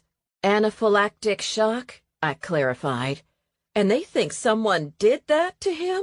she asked. "Oh, my God, I can't believe it. Someone killed him?" "I'm not totally privy to what happened, but that seems to be the theory." I decided not to tell her that Serafina was in custody. "Did you know Bug well?" "Bug," she said, shaking her head. "What a stupid nickname. I don't know why he couldn't be Buddy or Bubba or something more normal. I always called him Bruce." "Bruce?" She nodded. "It sounds so much better than Bug. Although I guess I won't have to say his name any more, will I?" She dissolved into tears again. I waited until the sobs had subsided before continuing. "You were close, weren't you?" I asked in my softest voice. "Yeah," she said, reaching for a tissue and dabbing at her eyes. "It was a roller coaster ride we were on, that's for sure. I just broke up with him last week, and now this." "I'm so sorry," I told her. "I guess I figured we weren't getting back together again after what happened, but now I guess that option really is off the table, isn't it?" She sounded bereft. "How long were you together?" "Well, I don't know how long we were actually together. It was on again, off again. But we started dating over 2 years ago," she told me. "When we were together, it was awesome, but it never lasted long." I'd heard of tumultuous relationships, but never one that had involved electric cattle prods. "I understand you two had a falling out last week. What was that about?" She gave me a sheepish look. "You heard about it, eh?" "Buttercup is a small town," I reminded her. She sighed. "I guess so. So you heard about the incident? The cattle prod?" She blushed through her tears. "It was a tough night." "I hope you don't mind me asking," I said gently. "But what happened?" "I found out he was seeing someone else," she said, and burst into tears all over again. "We were supposed to be getting married in June, and then I saw his phone and there were messages from this other woman. I was so mad well, you know." "I know," I said. "I've been there too.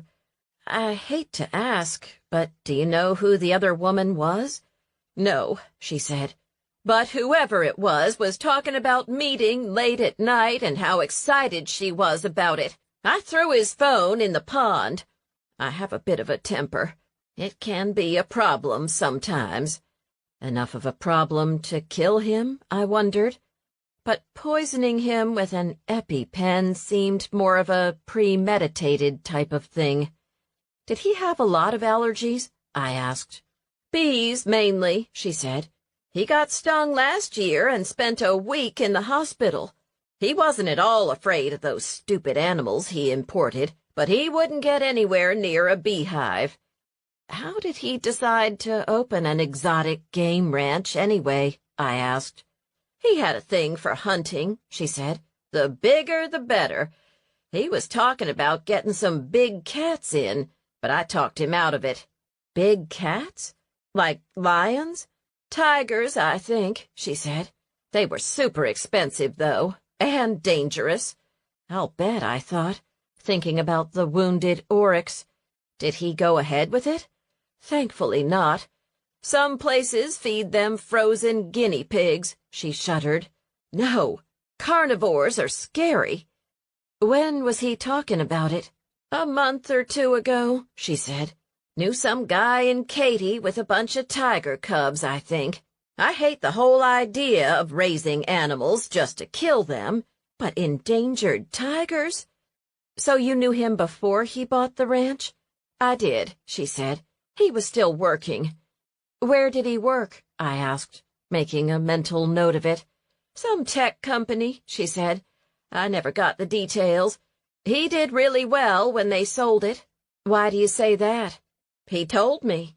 A couple of years ago, he was living in an apartment in Dallas and driving a beater car. Now he's got, or had, a huge luxury ranch. I've heard those tech companies make a lot of money when they go public.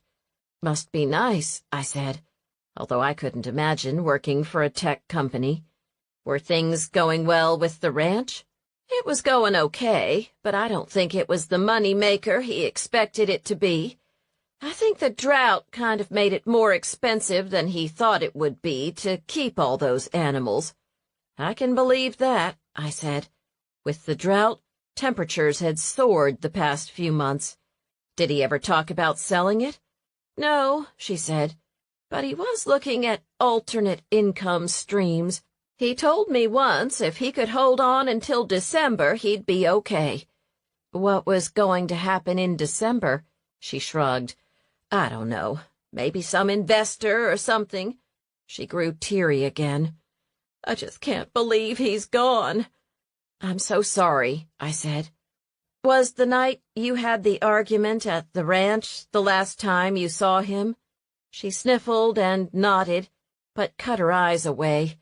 Yes, it was. So you broke off the engagement? I asked, although I noticed she was still wearing a silver ring with a big diamond on her left hand. It was still in process, she said awkwardly. Look, I've got an appointment in a half hour. I'll go, I said. But one more question. Were there any Buttercup folks out at the ranch, ever? What do you mean? Like working there? That or visiting, I said. Well, he hired some guy named Jack or Jeb or something to help out with the animals a week or two ago, she said. Jed? I asked, my hackles rising. That's it, she said. Tall guy, good-looking. Right, I said, feeling my stomach curdle. Anyone else? I saw one of those hippie women from that mead place a couple of times, she said. I think she might have been sweet on Mitch. Oh, I asked. Why do you say that? I was walking and I caught them kissing down by the creek. How long ago? 2 weeks ago, she said. I cleared my throat and they jumped away from each other like they were burned.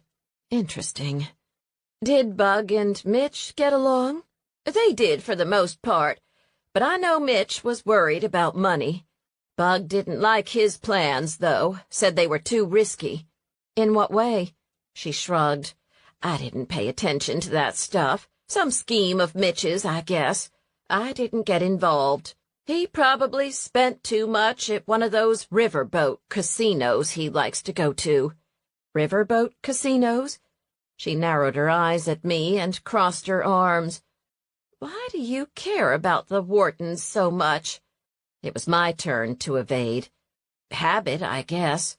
Evelyn stood up. I probably shouldn't have talked to you so much, she said. I'm glad you did, I said. One last question, I added as she led me to the door. Was it common knowledge that Bug was allergic to bees? She shook her head. He didn't talk about it. Viewed it as some kind of weakness. Which meant whoever had filled that EpiPen was close enough to Bug to know he had a deadly Achilles heel. What kind of work do you do, by the way? Who, me? I'm a nurse practitioner.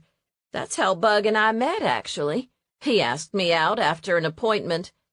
The memory brought back a rush of emotion, and she dabbed at her eyes as she opened the door for me.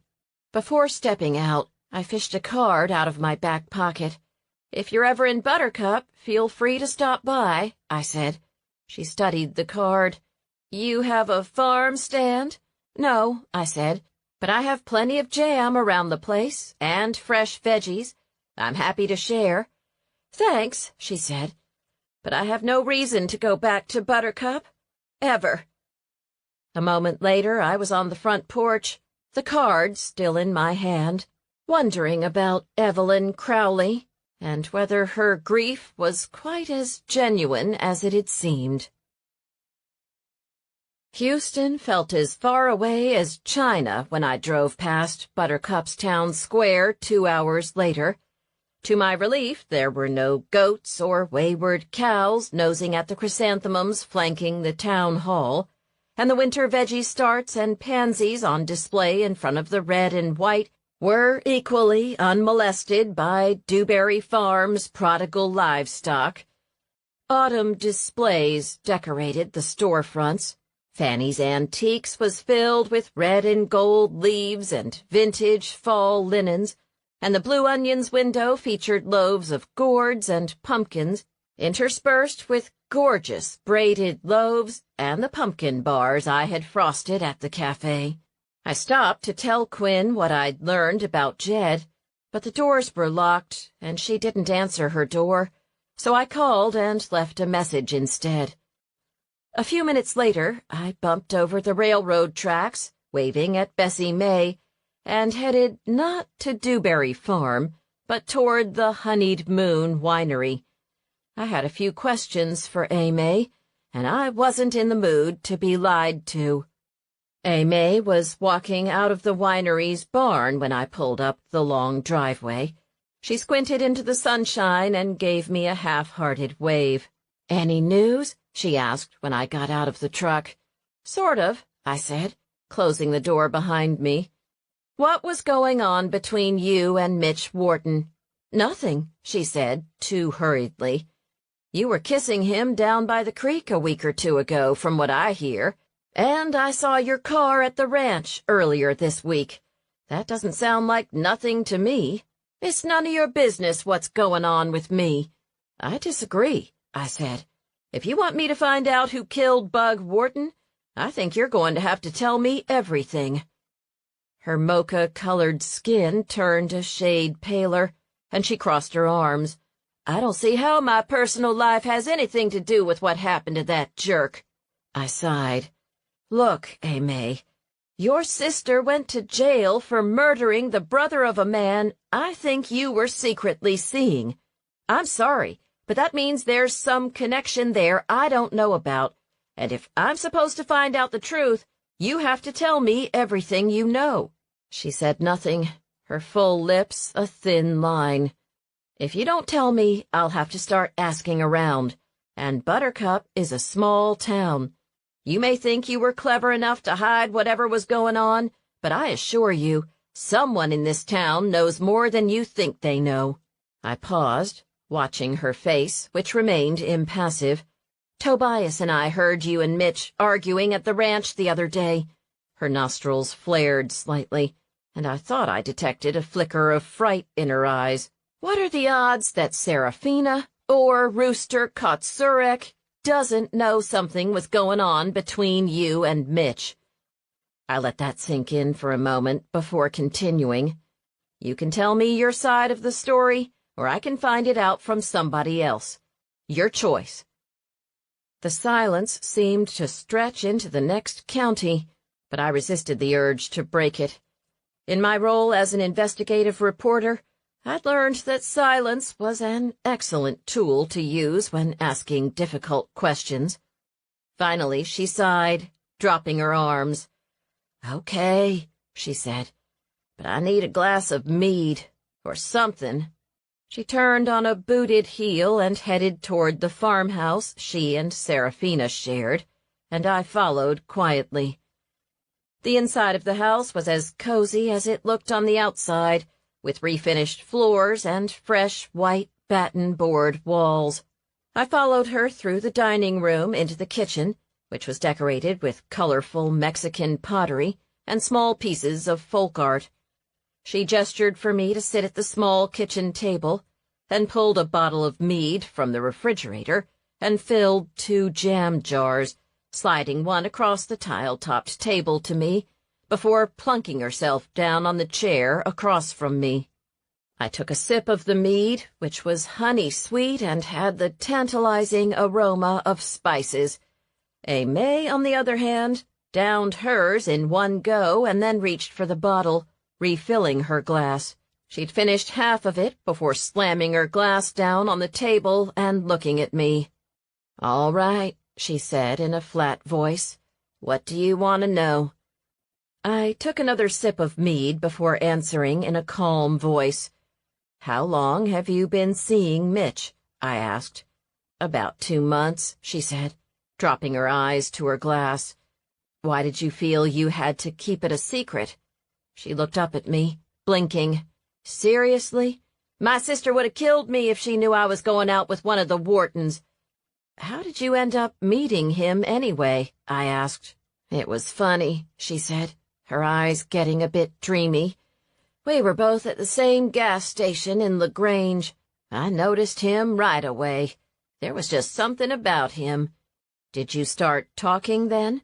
She laughed. "I was about to drive off without my gas cap on. He flagged me down and we started talking. It didn't take long to figure out we were both from Buttercup. And when we figured out who we were," she let out a husky laugh, "we could tell it was going to be a Romeo and Juliet kind of thing. That's why our first date was in Houston." "You drove all the way to Houston for a date?" "I did," she said, ducking her head. "It was worth it, too. We went dancing." "It sounds like you two are pretty well matched." "Yeah," she said, "for a right-wing conservative rancher and a liberal hippie witch. Opposites do attract." "So what happened?" "It was too hard to keep it going, I guess, with all the secrecy. And he was kind of, well, controlling." That didn't sound good. "Why did you feel the need to keep it secret anyway?" I asked. She sighed. "I think neither of us really felt like we were in charge of our own lives, you know. I mean, Bug ran the ranch, and I'm only here because Serafina invited me. The place is hers, not mine." "So you were afraid they'd cast you out?" She nodded. "They were both so strident about each other," she said. "If I didn't know Serafina had such a good heart, I'd be afraid she did kill Bug Wharton. She hated him that much. And Bug thought Serafina was a total faker, which she definitely isn't." May bit her lip. "It was almost like he was worried she was going to dig up something he didn't want dug up." "Like what?" She shrugged. "At any rate," she said, getting up, "you know everything I know. I've got chores to do." "Thanks for being honest with me," I said as I walked to the door. "If you think of anything else, let me know." "I doubt I will, but thanks anyway," she said dismissively. Chapter 16. "Any word from Jed?" I asked when I got to the Blue Onion the next morning. After my visit with May, I'd gone home and made several batches of soap and some candles. Christmas would be coming soon, and I wanted to have plenty of merchandise. I had signed up to do a few markets in Austin. I was hoping they would be profitable. Quinn was elbows deep in a bowl of dough. She was pale, and there were dark circles under her eyes. I hadn't seen her look so rattled in a long time. "I'm not sure," she said. "Pip growled a few times last night, and I thought I heard something from downstairs, but I didn't see him." "I don't like that," I said. "What's going on with the restraining order?" "I haven't heard back yet," she said. "Are you sure you don't want to come out and stay with me?" "He found me there too, remember?" she asked. "And we dealt with him together," I reminded her. "I hear he got a job at the game ranch. Why would he come back to Buttercup? I swear that man just wants to ruin my life." "Well, let's make sure that doesn't happen then." I grabbed an apron. "Are you still planning on having us over for Halloween?" she asked. "I am," I said. "I'll bring pumpkin bars," she said. "But now I'm nervous," she said. "What if Jed shows up?" At least you won't have to face him alone, I pointed out. What can I do to help you prepare? If you'll measure out those nuts and mix them with cinnamon and sugar, that would be great, she said, pointing to a recipe book on the counter. The offer is open, I said. You can stay with me any time. I'll think about it, she said, but she didn't say another word about it. I worried as I watched my friend work. I knew she was determined not to let Jed upend her life, but he was doing it anyway. It just didn't seem fair. I got back to the farm late. Evening was falling, but despite rumors that a blue norther with possible rainfall was headed our way, there was still no sign of a storm when I headed out to do my chores.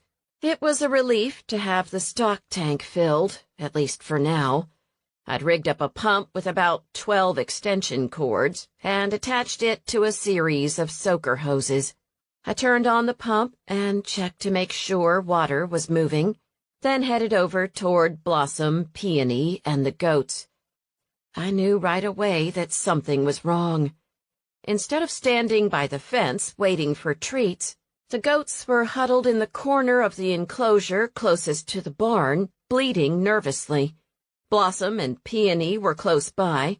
As I watched, Blossom tossed her head and sidled up next to her daughter. They were obviously spooked. "What's up?" I asked, scanning the area, as I hurried back to the stock tank to turn off the pump. I didn't see anything, but as my eyes swept the far end of the pasture, a low growl reached my ears. All the hair on my body stood on end. "It's okay," I told them in a calm voice, thankful I'd left Chuck in the house. "Let's get everyone inside." I let myself into the pasture, and they followed me straight to the barn, pushing past one another to get in. Blossom and Peony joined them a moment later, and once I got everyone into stalls, I stepped back outside, wondering, yet again, if I should get over my squeamishness involving firearms and invest in some kind of gun. I closed the barn door behind me and stood, listening. Other than the bursts of song of the wind chimes behind the farmhouse, the only sound was the wind soughing through the grass, and a low moan as it curled around the edges of the barn roof. The sky was streaked with sunset colors, cobalt blue, tangerine orange, and streaks of fuchsia. After 5 minutes of scanning the peach orchard and the tangle of brush and small trees down by the creek, I was about to turn back and start milking the goats when I heard it again. It was coming from a small cedar break about 50 feet away, and the sound was chilling.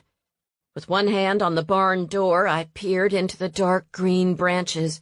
I caught a glimpse of movement. A moment later, a large, shadowy creature slid from one tree to another. I wasn't sure what it was, but it didn't look like anything I'd ever seen before. Behind me, the goats shuffled nervously. I watched for a minute more, not sure if I was hoping to see it again or not, before closing the barn door and hurrying to the house. Chuck was upset, too. His hackles were up as he stood at the door, and his chunky frame vibrated with a low growl. I closed the door behind me and headed for the phone. Tobias picked up on the second ring. "I think I saw whatever it is that's been attacking the animals," I told him. "Is it still there?" "I don't know. I put everyone in the barn, and I'm in the house with Chuck." "I'll be right over," he said. "Don't go outside, but keep an eye out." I hung up and joined Chuck at the door, peering through the window at the copse of trees where I'd seen the creature. What was it, I wondered, wishing I'd gotten a better glimpse. The sun continued to fall behind the trees, darkening the world as I watched and waited. When the phone rang again, Chuck and I both jumped. It was Quinn. "I hate to ask, but I've seen Jed circle the building 4 times tonight, and Pip's kind of freaked out. Do you mind if I stay with you tonight?" "Of course," I said. "Did you call the police?" "I did, but they're short-staffed tonight." "Come on over," I said. I think I just saw the chupacabra or whatever it is that's been stalking the local farm animals. I could use the company. You know, I'm starting to rethink my position on guns, Quinn said. We'll talk about it when you get here, I said. I'm on my way. As I hung up the phone, headlights flashed at the end of the driveway. For a horrible moment, I thought it might be Jed, but I soon recognized Tobias's truck. Stay here, I told Chuck, and went out to meet him. Any more sightings? He asked as he climbed out of the truck. No, I told him. I watched at the window and didn't see anything, but Chuck is still rattled. Quinn's on her way, too. Jed's been circling her place tonight, and Rooster says he doesn't have enough staff to post a guard. Lovely, he said, as he retrieved what looked like a rifle from a rack in the back of the truck. You're going to shoot it? I asked, surprised. It's a tranquilizer gun, he clarified, handing me a flashlight. Dusk had slid into darkness. Where did you see it? Over here, I said, and headed across the bleached grass toward the shadowy trees where I'd seen the creature, Tobias at my shoulder. The wind whispered through the grass, and somewhere a branch cracked. We both froze. The trees loomed ominously, like an enchanted wood in a fairy tale. Was there a supernatural creature crouched in there among the scrub oaks and cedars? I should have brought a flashlight, I whispered as Tobias raised the tranquilizer gun, scanning the area. After a moment, he took another step forward. As he moved, headlights glared at the end of the driveway. As the beams of light swept across the cups, a pair of eyes glowed. There it is, I hissed. But Tobias had been distracted by the headlights. There was a rustle in the cups, and I caught a glimpse of something large loping away before it was swallowed by the darkness. What was that? I asked. I don't know, he said, but it didn't move like a coyote. As he spoke, Quinn pulled up next to Tobias's truck. A moment later, she opened the door, and Pip bounded out. Hold him, I said. Too late. He was already on his way toward us. I didn't know what was in the trees, but I didn't want Pip to tangle with whatever it was, so I crouched down and called to the black dog. Come here, boy, I cooed, relieved when he trotted over and nuzzled my leg. I grabbed his collar just in time. There was a breeze from the vicinity of the trees, and Pip's lithe body erupted into a growl. Let's get back to the house, Tobias said. What's going on? Quinn asked when she spotted us. We saw something in the trees, Tobias explained. Something's been preying on livestock around town recently. We were checking it out. Pip was still growling, trying to twist out of my grasp. Whatever it is, Pip sure doesn't like it, Quinn said. Is everyone safe in the barn? I nodded. They were right by the door, anxious to get in. Whatever it was really spooked them. All kinds of prowlers out tonight, it seems. I'm so sorry Jed was bothering you. Is Rooster doing anything about it? Tobias asked. No, Quinn replied as she opened the door to the farmhouse. Chuck attempted to squirt out of the house, but Quinn grabbed him before he could get off the porch. The dogs growled and barked as we shepherded them inside to safety. When the door was shut safely behind us, I turned to Quinn. Why doesn't he have someone keeping tabs on you? Says they're short-staffed as usual. Her mouth twisted into a wry smile, and she looked at Tobias. I heard you saved some guy at the ranch, by the way. I don't know if I saved him, but he was in pretty bad shape when we found him, Tobias replied. Do you know if he's doing okay? I asked. Word is he seems to be recovering. They posted someone to watch his room at the hospital. That's why they didn't have staff to keep tabs on my place. You're always welcome here. I gave Quinn a hug. But I don't know what we're going to do if he shows up with a gun. I'll stay, Tobias volunteered. And if worst comes to worst, I have this. He held up the tranquilizer gun. I'd love that, I told him. I think we'd both sleep better. But are you sure? I forwarded calls from the hospital to my phone, he told us. If anyone needs me, they know where to find me. I'll heat up something for dinner then. I've got a lasagna in the freezer. I'll just pop it in the oven, and we'll see if we can rustle up enough greens for a salad. Still no word from Lenny, eh? He asked. I grimaced. Not a peep. We'll figure something out, he said. But let's not worry about that tonight. No well water, Jed Statler on the loose, my friend charged with homicide, a weird predator stalking my livestock, and a murderer probably on the loose in Buttercup. What could I possibly be worried about? Don't forget the haunted house, Quinn chimed in. I sighed. How could I forget? Did you ever get that diary to Maria? Quinn asked. I did, I said, as I rummaged through the freezer and pulled out a pan of lasagna. She spent over an hour poking around to see if there were any other secret caches in the house, but I don't think she found anything. Any ghostly appearances while she was there? Quinn asked. I shook my head and turned the oven on. I think she was a little disappointed. Maybe the ghost wanted someone to find the diary, Quinn suggested. It could be that's what it was trying to say. You really think the house is haunted? Tobias asked. I didn't see any loose shutters, I pointed out as I tucked the lasagna into the oven. I stood up and peered out the darkening windows. Do you think it's safe to go get some salad makings? I'll go, Tobias announced. I'll go with you, I told him. That way we'll have each other's backs. I don't know. Fresh salad is good, but it's not worth being mauled by a chupacabra, I finished. No such thing, Tobias asserted yet again. But there are mountain lions. Good thing you have a tranquilizer gun, then. Besides, the dogs have settled down. He glanced at Chuck and Pip, who were still agitated, but no longer growling, then opened and closed his mouth as if he were about to tell me no, but thought better of it. All right, he said, but stay close. Quinn corralled the dogs as I grabbed a flashlight and a basket and headed for the back door with Tobias behind me. Together we headed out into the darkness. This way, I told him, leading him toward where I'd planted rows of greens. I need to thin the arugula anyway.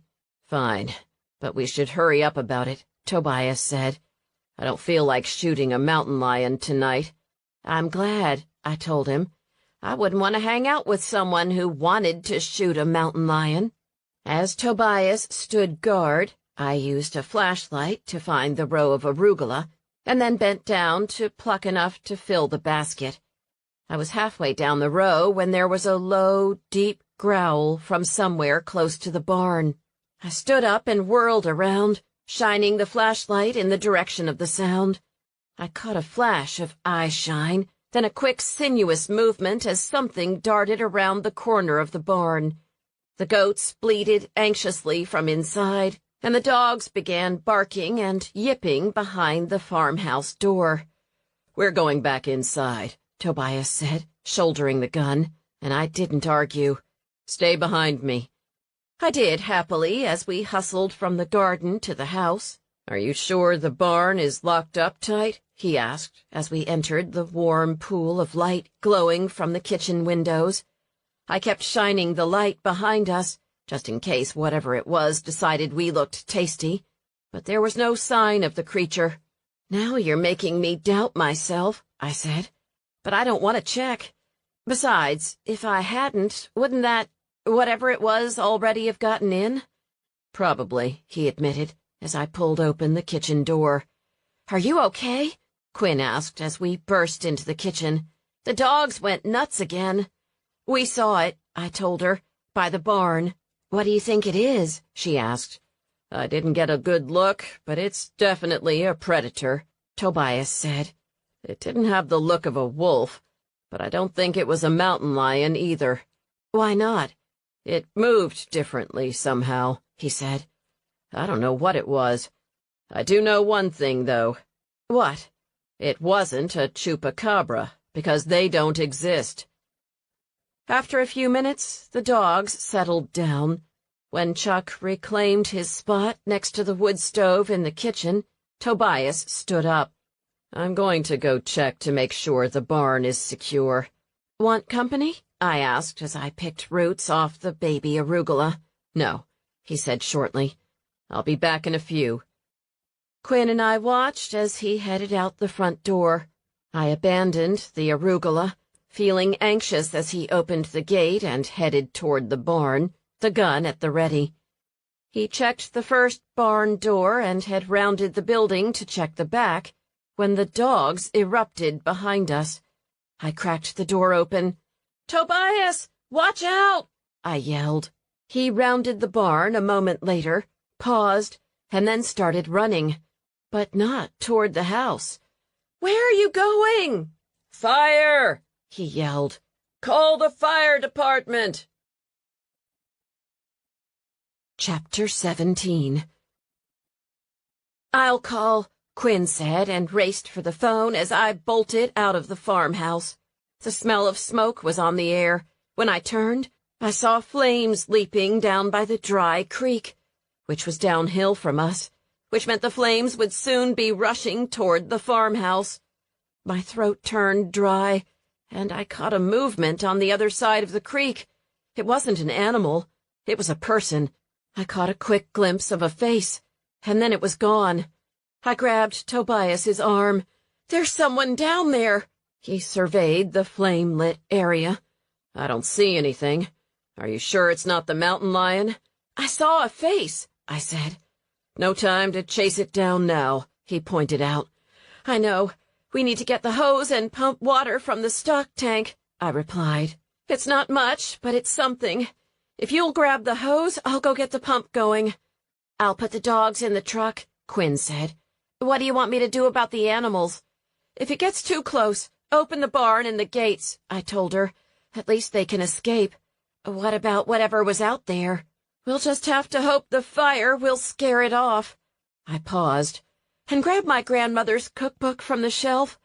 If I lost the house, at least I'd have something to remember her by."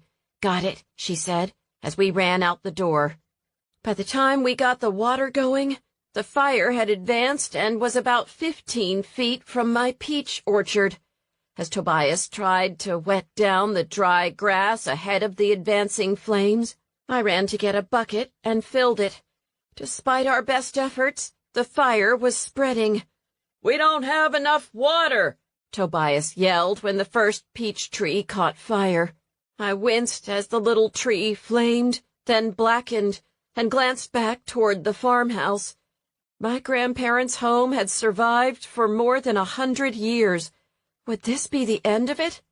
At that moment, headlights flashed behind us.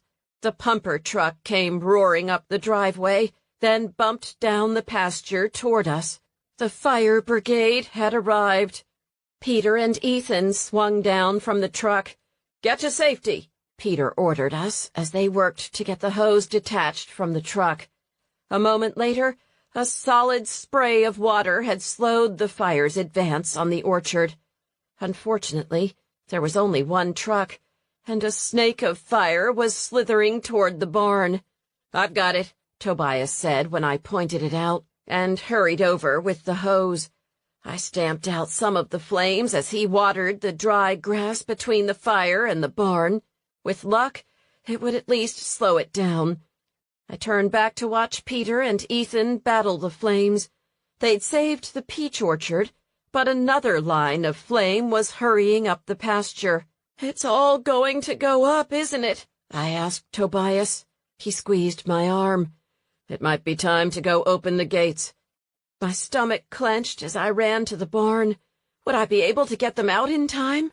Between the skulking predator that had recently been snuffling around and the smell of smoke, would they even come to me? I opened the gate and hurried to the barn door, unlocking it and throwing it open. "Come on, girls," I cajoled, but everyone was huddled at the back of the barn, the whites visible around their terrified eyes.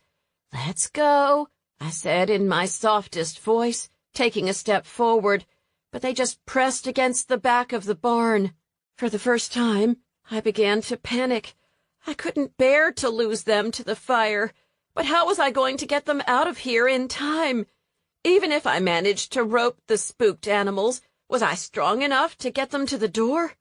I grabbed a length of rope from a peg by the door and hurried to the closest goat, which happened to be Hot Lips. "Come on, girl," I said, but she ducked her head as I attempted to loop it around her neck. I finally got it on with a slip knot, but when I tried to lead her to the door, she dug in her heels and bleated at me. I dug in my own heels and started pulling. I'd almost gotten her to the door when she turned her head and slipped the rope, running back to the corner. I was about to try again when there was yelling from outside.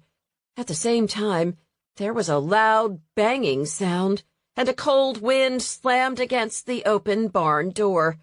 I ran outside.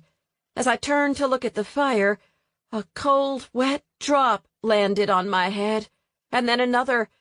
A moment later, the heavens opened and rain came sluicing down. "Thank you," I murmured, looking up at the sky with my hands open. As if in response, there was another series of bangs from the little house down by the creek. I glanced at it. The reflection of the flames danced in the windows, but when I turned to look at the fire, it was no longer marching up the pasture, and the wind had turned, pushing it away from the house and toward the dry creek. "Perfect timing." Tobias jogged over to me, hose still in hand, as I closed the barn door behind me. "It's a miracle," I said. "I just hope it's enough." Tobias squeezed my arm. Together we hurried down to the firefighters. "Will it put it out?" I asked Peter, who was still spraying down the area. I had to yell to be heard over the sound of the rain and the hose and the fire. "No," he called back, "but between the rain and the changing wind, it should stop it long enough so that we can." He glanced over at me, his long hair slicked against his cheek. "Any water left in your stock tank?" "There is," I said. "Use whatever you need. Can I help you out at all?" "Probably best to steer clear and be ready to evacuate if things change. I've called for the second pumper truck." I thanked him, but Tobias and I lingered a few minutes longer, surveying the damage. I'd lost about 4 peach trees, it looked like. Some of the trees down by the creek had been burned, too, which made me sad. I hoped the sycamore and cottonwood would bud out in the spring, but I didn't have high hopes. On the plus side, there was water in the creek now, which meant the fire's progress was blocked. It was late by the time the fire was completely out. I ferried hot chocolate and coffee out to the 2 volunteer firefighters. It was the least I could do to thank them for coming out to save my farm. When Peter and Ethan knocked on the front door of the farm, the rain was still coming down hard, pattering on the metal roof. "We got it," Peter said, "but we're drenched." "Come in and warm up," I told them, taking off their jackets. "I'll get you some towels, and I have some leftover lasagna if you're hungry. I can't thank you enough for saving my home." "Happy to do it," Peter told me, "and lasagna sounds terrific." I threw a few more logs on the fire, heating up the kitchen, and grabbed fresh towels while Tobias and Quinn dished up some lasagna for Peter and Ethan. When we were all sitting around the table with mugs of chocolate, I turned to Peter. "I saw someone down by the creek when the fire started. Is there any way to tell if it might have been arson?" Peter and Ethan exchanged glances. "We'll have to get an investigator out," Peter said. "That's what I figured," I said. "Who would have wanted to burn your place down?" he asked. "Maybe it was Jed," Quinn said. "I came here last time. Maybe he saw my truck and knew I was here. Or maybe it was someone who didn't want you looking into what happened to Bug Wharton," Peter suggested. "I heard Serafina got out. I was thinking of stopping by to see her tomorrow." I grimaced. "What's wrong?" Tobias and I think someone tried to poison Jose down at the game ranch this morning, I said. With Serafina out of jail, she could be a suspect again. Is he okay? Tobias managed to get the poison out of his system. How? Charcoal tablets and ipecac, I said. The poison was in the Splenda in Jose's trailer, I think. That could have been anyone, Quinn said. And if it was locked, it would have to be someone with a key. I have no idea if it was locked, I said. People get a little lax about that here, but the Whartons had been in the city for years. Besides, everyone knows Serafina and the Whartons didn't get along. Wouldn't someone have noticed if she were there? Good point, I said. And why would she want to kill Jose? Whoever tried to kill him must have thought he had some incriminating evidence, Tobias mused. Maybe we should head down to the hospital and ask him some questions, Quinn suggested. I get the feeling he wouldn't be too forthcoming, I replied. He seemed kind of cagey about things. He did, Tobias agreed. And Mitch Wharton didn't want us hanging around that trailer either. I wonder what he was hiding. Tobias ran a hand through his hair. There are a lot of files in there. Maybe something attached to the ranch? Or maybe the poisoned Splenda, I suggested. But why would Mitch kill his brother if he was the one who won the lottery? Quinn asked. He was the one with the money. It doesn't make sense. If anything, you'd think Bug would kill Mitch. Mitch won the lottery? I wondered how they bought the ranch, Peter said. How much did Mitch win, anyway? I grabbed my computer and pulled it up. $5 million. That'll pay for a few kangaroos, Tobias said. And a whole lot of acreage, apparently, Quinn said. But you're right, it kind of knocks out the motive for Mitch. Here's an idea, I said. What if whoever put the poison in the EpiPen poisoned the Splenda at the same time? So there would be two ways to kill Bug, and because it was poison, you could be long gone when it happened. Or maybe lead investigators astray, Tobias suggested. It's a thought, I mused, but it doesn't feel right. I think someone was trying to kill Jose because he knew something. Tobias and I exchanged glances. I knew we were both thinking of Serafina's sister. Would hiding her relationship with Mitch be enough of a motive to kill him? Or was there something else going on? What about that lady in Houston? Ethan suggested. She could have planted the poison while she was here. I drove down to Houston to talk to her. She seemed surprised to find out Bug had died, but I wouldn't have pegged her as a murderer. Tobias sighed. Just because she didn't seem like a murderer doesn't mean she isn't one. There's got to be someone who had a reason to kill Bug and poison Jose. But who?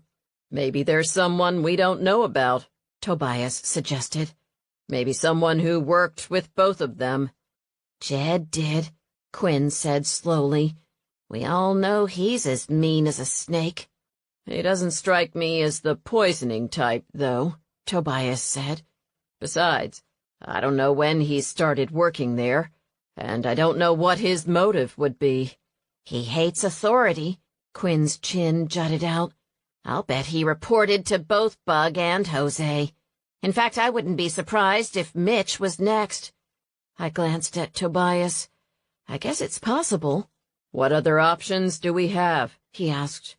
Some folks might think it was me, Peter admitted. After all, I organized the demonstration at the ranch. Plus, at the witches' ball, I wore that Grim Reaper outfit, and May pulled that card. Nonsense, Quinn said, glancing nervously at Peter. Don't even talk about it. There's no way you were involved. We're coming up empty here, Tobias said. Mitch was the one with the money, so he didn't have a motive. We're all confident Serafina didn't do it. What would her motive be, anyway? I asked.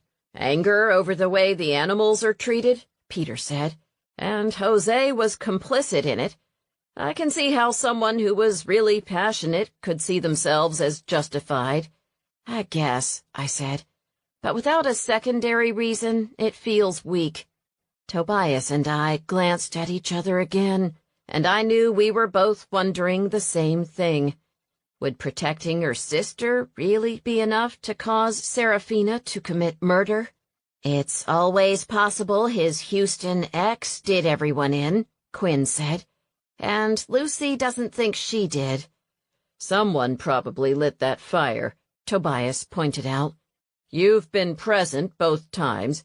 You're a former investigative reporter, and everyone knows you're trying to get Serafina off the hook. Are you saying someone was trying to scare me? Or worse? If you did see someone, and if whoever it was lit that fire, it's possible. Nothing like cozy, small-town life, I quipped. It was all pretty boring until you came around, Tobias said, grinning. And it's not all been bad. I gave Tobias a wry smile of my own. Aw, you make me feel all warm and fuzzy inside. He leaned over and kissed me on the top of the head. Hey there, you lovebirds. We have a serious situation here, Peter said. I sighed. He was right, of course. Can you get someone to investigate the fire? I asked him. I've already put a call in, he informed me. I turned to Tobias. I think we might want to make another trip to the ranch tomorrow, to check out those kangaroos again. Sounds like a plan, he said. But in the meantime, I'm sleeping here tonight, in case someone decides to come back and finish the job. I'll stay too, if that's okay, Peter said. With the rain, though, it should be a little less dangerous. I'm not just worried about fire, Tobias said, glancing at the tranquilizer gun he'd left by the back door. I'm not either, Peter said. Unless you want to come back to Greenhaven with me, he offered Quinn. If you think Jed knows you're here, it might not be a bad idea, Tobias suggested. I hate to desert you, Quinn said. I'll be with her, the handsome vet reassured her. Does Jed know you and Peter are seeing each other? He's moved back to Buttercup, Quinn reminded him. He probably knows what I ate for breakfast. Good point, Tobias said. If you'd like, we can leave your truck here and you can go back with me, Peter said, looking at me. As long as you don't mind, that is. Of course not, I told him. I've got a man with a trank gun handy. Speaking of which, how fast does that thing work? It isn't immediate, Tobias said, but I don't like carrying a gun with a bullet. We'll just have to lock up and take cover if need be. I'm a pretty good shot. Maybe I should learn, I said. It's worth knowing, but let's not worry about that tonight, shall we? He said. More hot chocolate, Lucy? No, thanks, I told him. I'm thinking a shower and then bed, to be honest. I smell like a smokehouse. I'm just glad you still have a house, Peter said. He hesitated. I heard the ruckus at the old Ulrich house, by the way. It came when the storm came, didn't it? I asked. He nodded. I'm not one to believe in ghosts, but maybe it's a friendly, rain-bringing ghost, Quinn suggested. Hey, you should check your well. Good idea. I walked over to the kitchen sink and started the faucet. There was a popping sound as the air in the pipes passed through, then a brief spurt of water, then nothing. It may take some time for the water to filter down into the water table, Tobias pointed out as I turned off the faucet, disappointed. Don't give up yet. It may be enough for bathing and drinking, but it's going to take a lot of rain to get to the point where I can use it for irrigation. Maybe we'll get more, he said. If not, I'm sure we'll come up with a solution. Oh, I know there's a solution. It would help if I won the lottery. Think Mitch Wharton will share? Good luck with that, Quinn said. Anyway, I'm wiped. Me too, Peter said, standing up and stretching. I can't thank you enough for saving my home, I told Peter and Ethan. All in a day's work, ma'am, Peter said, tipping an imaginary hat. Honestly, though, you got lucky. Without that rain, I'm not sure we could have stopped it. Maybe, but the rain wouldn't have done it alone. Without you, the farm would be toast. Literally. We made it to the next morning without any further disasters, thankfully. When the sun was up, Tobias and I took mugs of coffee and walked down to the burned area by the creek. My heart sank when I confirmed I'd lost 4 of my peach trees. Their bark was blackened. "You can replace them," Tobias reassured me as I fingered a dead branch. "I know, it's just a little sad." He gave me a hug, and together we walked down to the creek. "I still can't think why someone would want to burn my house down," I said. "The Jed theory is a possibility," he said. "Why burn down my farm, then? Why not vandalize Quinn's cafe?"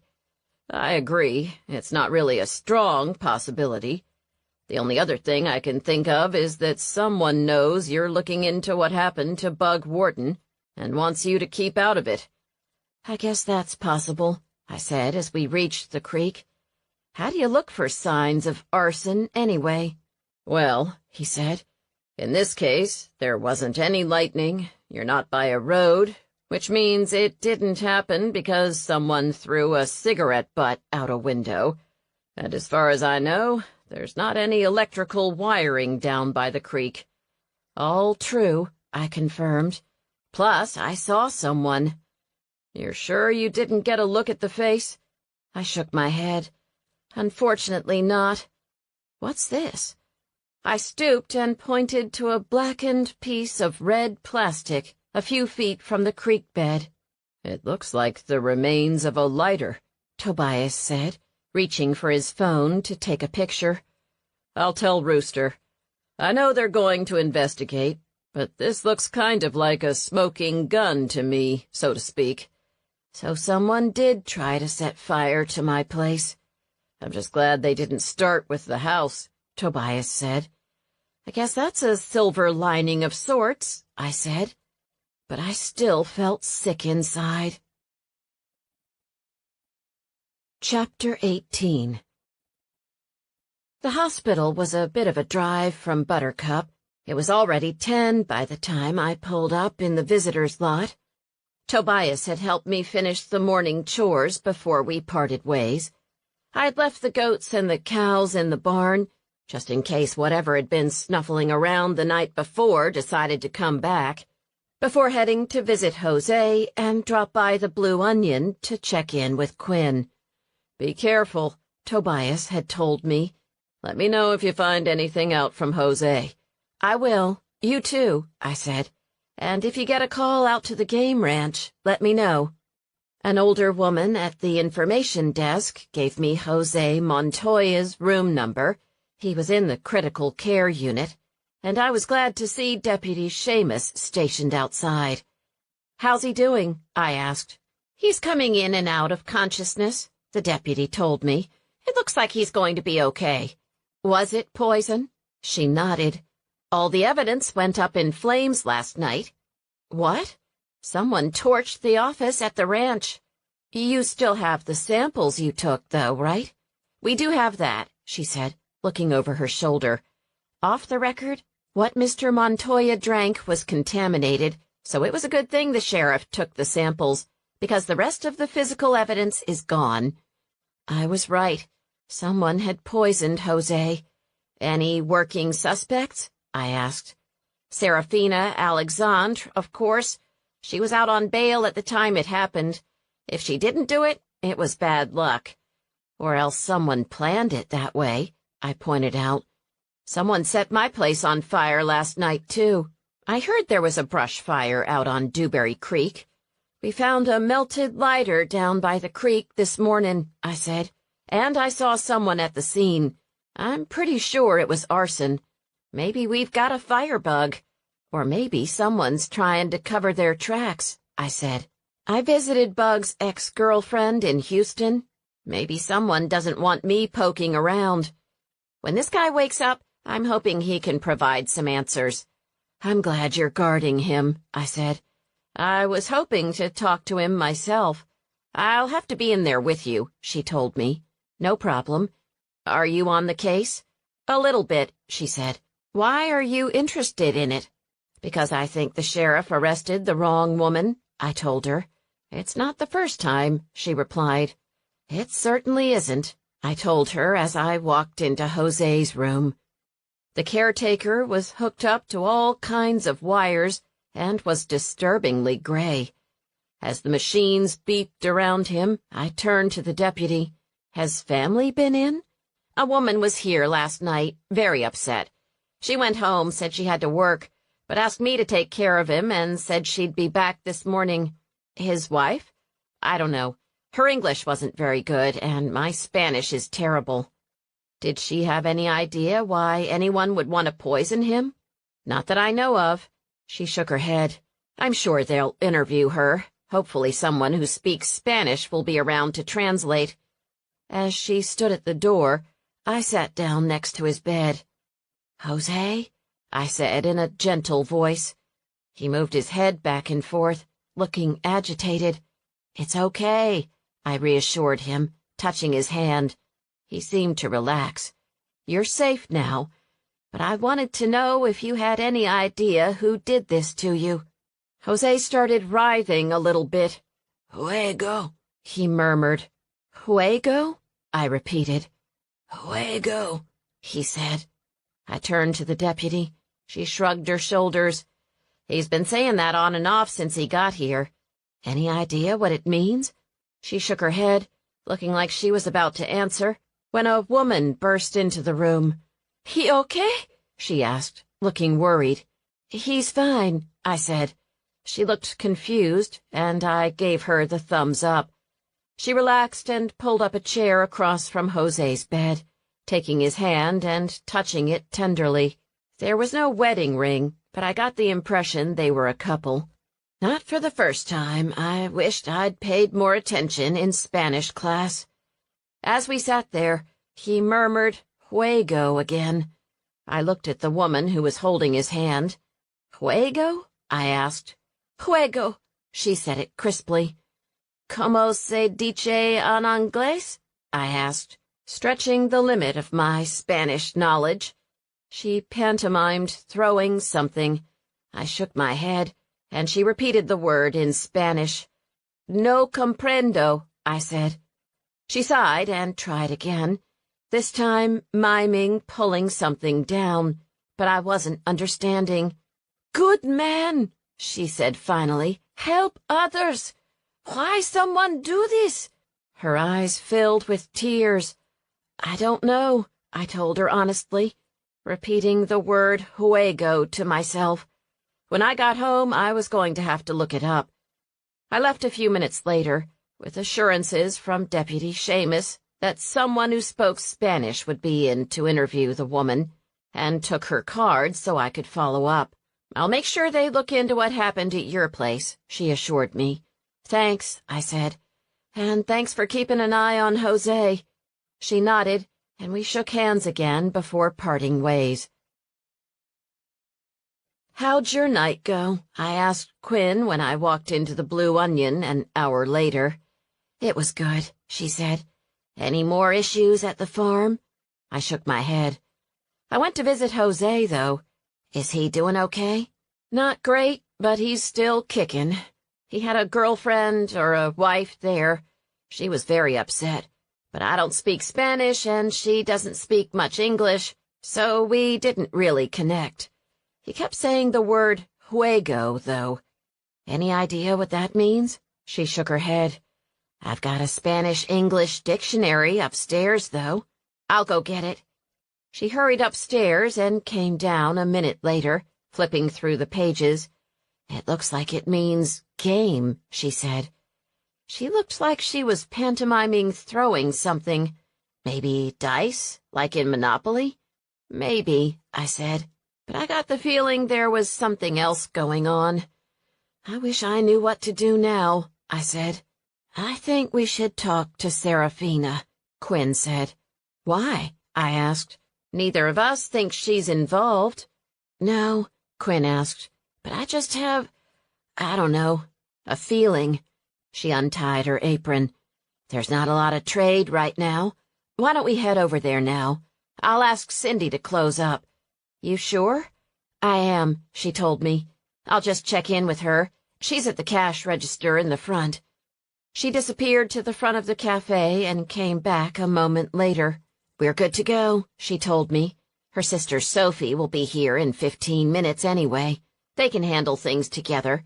I'll catch up on the baking later. Let's go." Both Amy's Kia and Serafina's truck were parked outside the Honeyed Moon Mead winery when we pulled up a few minutes later. "We'll get both of them," Quinn said as we got out of her truck and shut the doors. Serafina met us at the front door of her little farmhouse. "Hey, y'all. Thanks for stopping by. I meant to say thank you for the mysteries." "Anytime," I said. "How are you doing?" She shrugged. "Okay, I guess. Why don't y'all come on in? I just brewed some mint tea." "That sounds terrific," Quinn said as we followed her into the house. "Where's Amy?" "She's out tending the hives," Serafina said as she got out 2 more mugs and filled them with mint tea, then put a few chocolate chip cookies onto a plate. The kitchen was warm and cozy, with the wood stove burning in the corner and several mason jars filled with dried herbs lined up on the counter. "What are those for?" Quinn asked. "I make teas with them, and incense," Serafina said. "And sometimes I use them for workings." "Workings? I guess you'd call them spells," she said. "Really?" "I told you I was a witch, didn't I?" she asked impishly. "Please tell me you don't have Eye of Newt in one of those jars," Quinn said. Serafina laughed. "No," she said. "Rose petals, some resins, sage. Sage is wonderfully cleansing. In fact, I was going to use some for working on clarity this evening." "Clarity?" "I wanted to ask the universe to uncover what happened to Bug Wharton," she told me. "Speaking of Bug, I hate to ask this," I said as she put the plate on the table and handed me a mug. "But I hear you got out on bail yesterday." "Yes," Serafina said, beaming. "That attorney you recommended is terrific." I took a sip of tea. "This is delicious. What's in it?" "Oh, mint and a few other herbs," she said. "I'll give you the recipe." Quinn took a sip and groaned. "This is amazing. I'd love to serve this at the cafe." "We might be able to work something out," Serafina said with a grin. "Now, y'all didn't just come here for tea, did you?" I shook my head and took another sip of the tea, which was mint, laced with something earthy and sweet. "Did you hear about what happened to Jose Montoya?" I asked. "No," she said. "Who is he?" "He worked for Bug at the exotic game ranch. Someone poisoned him yesterday. I just got back from visiting him in the hospital." "What?" She put down her mug. "There's something going on over there." "That's what I think," I agreed. "I just don't know what." "What brought you here?" Serafina asked again. "I had a feeling," Quinn admitted. "I just felt like this was the right place to come." Serafina nodded. "Maybe we should do the working now," she said. "But I think we should also consult the cards." I shuddered, thinking of the death card Amy had pulled for Peter just before Bug died. "Have you talked with Amy at all, by the way?" Serafina shot me a knowing look. "We talked, yes. I know about what was going on with Mitch Wharton. I've known it for a while." "She was afraid you'd be angry with her," I said. "Not angry with her. Worried for her, really. I didn't think it was a good choice for her. But I feel like we need to do a reading now. Hold on a moment. Let me get my deck." I reached for another chocolate chip cookie as she left the kitchen. "I knew we were supposed to come here," Quinn whispered to me. "You really think we're going to find out something from tarot cards?" I murmured back. "Have an open mind," Quinn chided me. "You have any other ideas?" She had a point, I thought, as Serafina returned, unwrapping a deck of cards from a piece of turquoise silk. "I'm going to have you ask the question," she said, handing me the cards. They were large, and there seemed to be an awful lot of them compared to a normal deck. "Why me?" "It feels right," she said. "Shuffle them as you ask your question, and hand them to me when you feel like you're done." "What should I ask?" "Whatever you want to know about what happened to Bug Wharton is what I'd recommend. Follow your instincts." "Okay." I shuffled the unwieldy cards and said, "Who killed Bug Wharton?" Serafina nodded as I handed her the deck, and I watched quietly as she laid out the cards and studied them. "So what do I do with this?" I asked when she put down the deck. "There's a game of chance involved in this," she said, pointing to the card labeled Wheel of Fortune. "Game," I said. "That's the word Jose said." I thought about what I'd seen in the trailer. There were casino receipts there, at the ranch. Do you think that might be related? "Maybe. Also, Mitch Wharton won the lottery," Quinn pointed out. "Do you think that's it?" "I have a sense that that's part of it," Serafina said, "but that there's more to it. Something more recent. And this woman is involved, too," she said, pointing a finger at the Queen of Cups. "Light hair, older." "Evelyn?" I asked. "Who's Evelyn?" "Bug's ex-girlfriend," I said. "I talked to her in Houston." "It might be worth it to talk to her again," Serafina said. "There is chance involved in this. Games of chance gone wrong, and addiction, I think," she said, touching the devil card. "Addiction? Like drugs or something?" "Maybe," she said. "It's not completely clear. I think it's tied up with the games." As she spoke, Aimee walked in. "Serafina, She stopped short when she saw us. "Oh, what are you doing here?" "We're doing a reading about what happened to Bug," Serafina said. "What do you make of the cards?" Aimee walked over. "Deception, for sure," she said, pointing to a card labeled the Five of Swords. "Particularly with this card," she added, pointing to an eerie-looking moon card. "Who's this?" she asked, pointing to the Queen of Cups. "I don't know," Serafina said. "Any ideas?" "Bug's ex-girlfriend," Aimee said. "That's what I thought," I agreed. "Does that mean she's involved?" "Maybe, or she's relevant somehow." "I haven't Googled her," I said. "Maybe we should," Quinn said. "I have my laptop over here," Serafina said. "I was doing some online PR. I'll grab it and we'll look her up. What's her name?" she asked as she put the laptop on the table next to the tarot cards.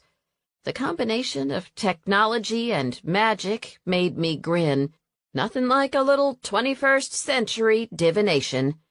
"Evelyn Crowley," I told her, and she typed it in. "Does she live in Illinois?" "No, Houston." I'm getting a hit for an Evelyn Crowley in Peoria. Won the lottery 2 years ago." "Wait, what?" "It's right here," she said, turning the computer so I could see. "She won $3 million in the Illinois lottery 2 days before Christmas." "Seriously?" "Seriously." "Didn't Mitch win the lottery too?" Quinn asked. "He did," I confirmed. She Googled Mitch's name. Sure enough, he won $5 million on December 23rd in Florida 3 years ago. Wait, they both won the lottery and on the same day? Different states, Quinn pointed out. Still, there's coincidence and then there's coincidence. "You think it was rigged?" Serafina asked. I pointed to the Wheel of Fortune card. "And Jose said something about games. Think he was talking about the lottery?" "How would they be able to do that, though?" I asked. "Maybe someone they knew worked for the lottery." "Let's look," I said. We Googled Mitch and Evelyn, but no connections came up other than their win. Besides, I said, isn't it impossible to win the lottery if you work for the lottery? We were quiet for a minute. Bug didn't win the lottery, Quinn said, but he's connected to both Mitch and Evelyn, I agreed. Let's look him up. His real name is Jerome. Serafina Googled his name, but the only thing that came up employment-wise was the company I'd brought up the other day. He was with them for 10 years, I said, but I have no idea what they do. Google the name of the company and lottery, I suggested. She did. Nothing on the first few pages, she said, scrolling through, and then she stopped. Wait, she said. The Ohio Lottery Commission was a client of theirs. What did the company do for them? Software, she said, and looked up at me. Number generation. So Bug fixed the lottery for them, I said. It's a good guess, Serafina said. But why kill him? I asked. It doesn't make sense. Maybe he was going to out them, Quinn suggested. But if he's the one who fixed it, wouldn't he be the one who would end up going to jail? I asked. We're missing something here. I looked back down at the cards.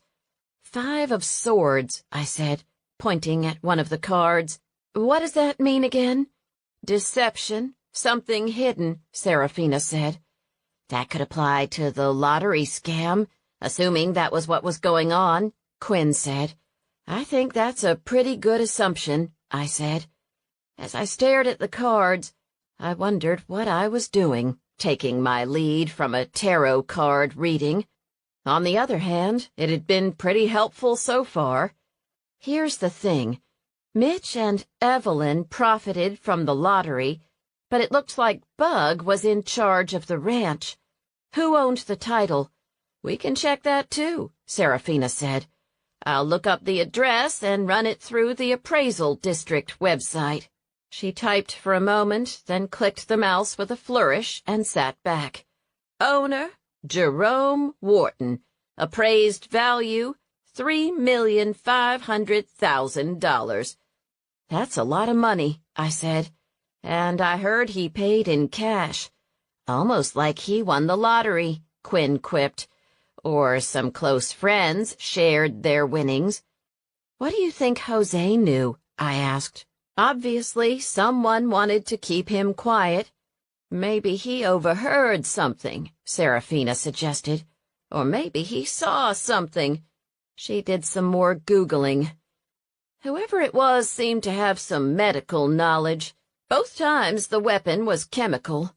Evelyn was in medicine. I think she said she was a nurse practitioner, I said. Really? Serafina asked, and typed in her name. You're right. She was in the oncology department at a hospital in Peoria. I looked down at the cards.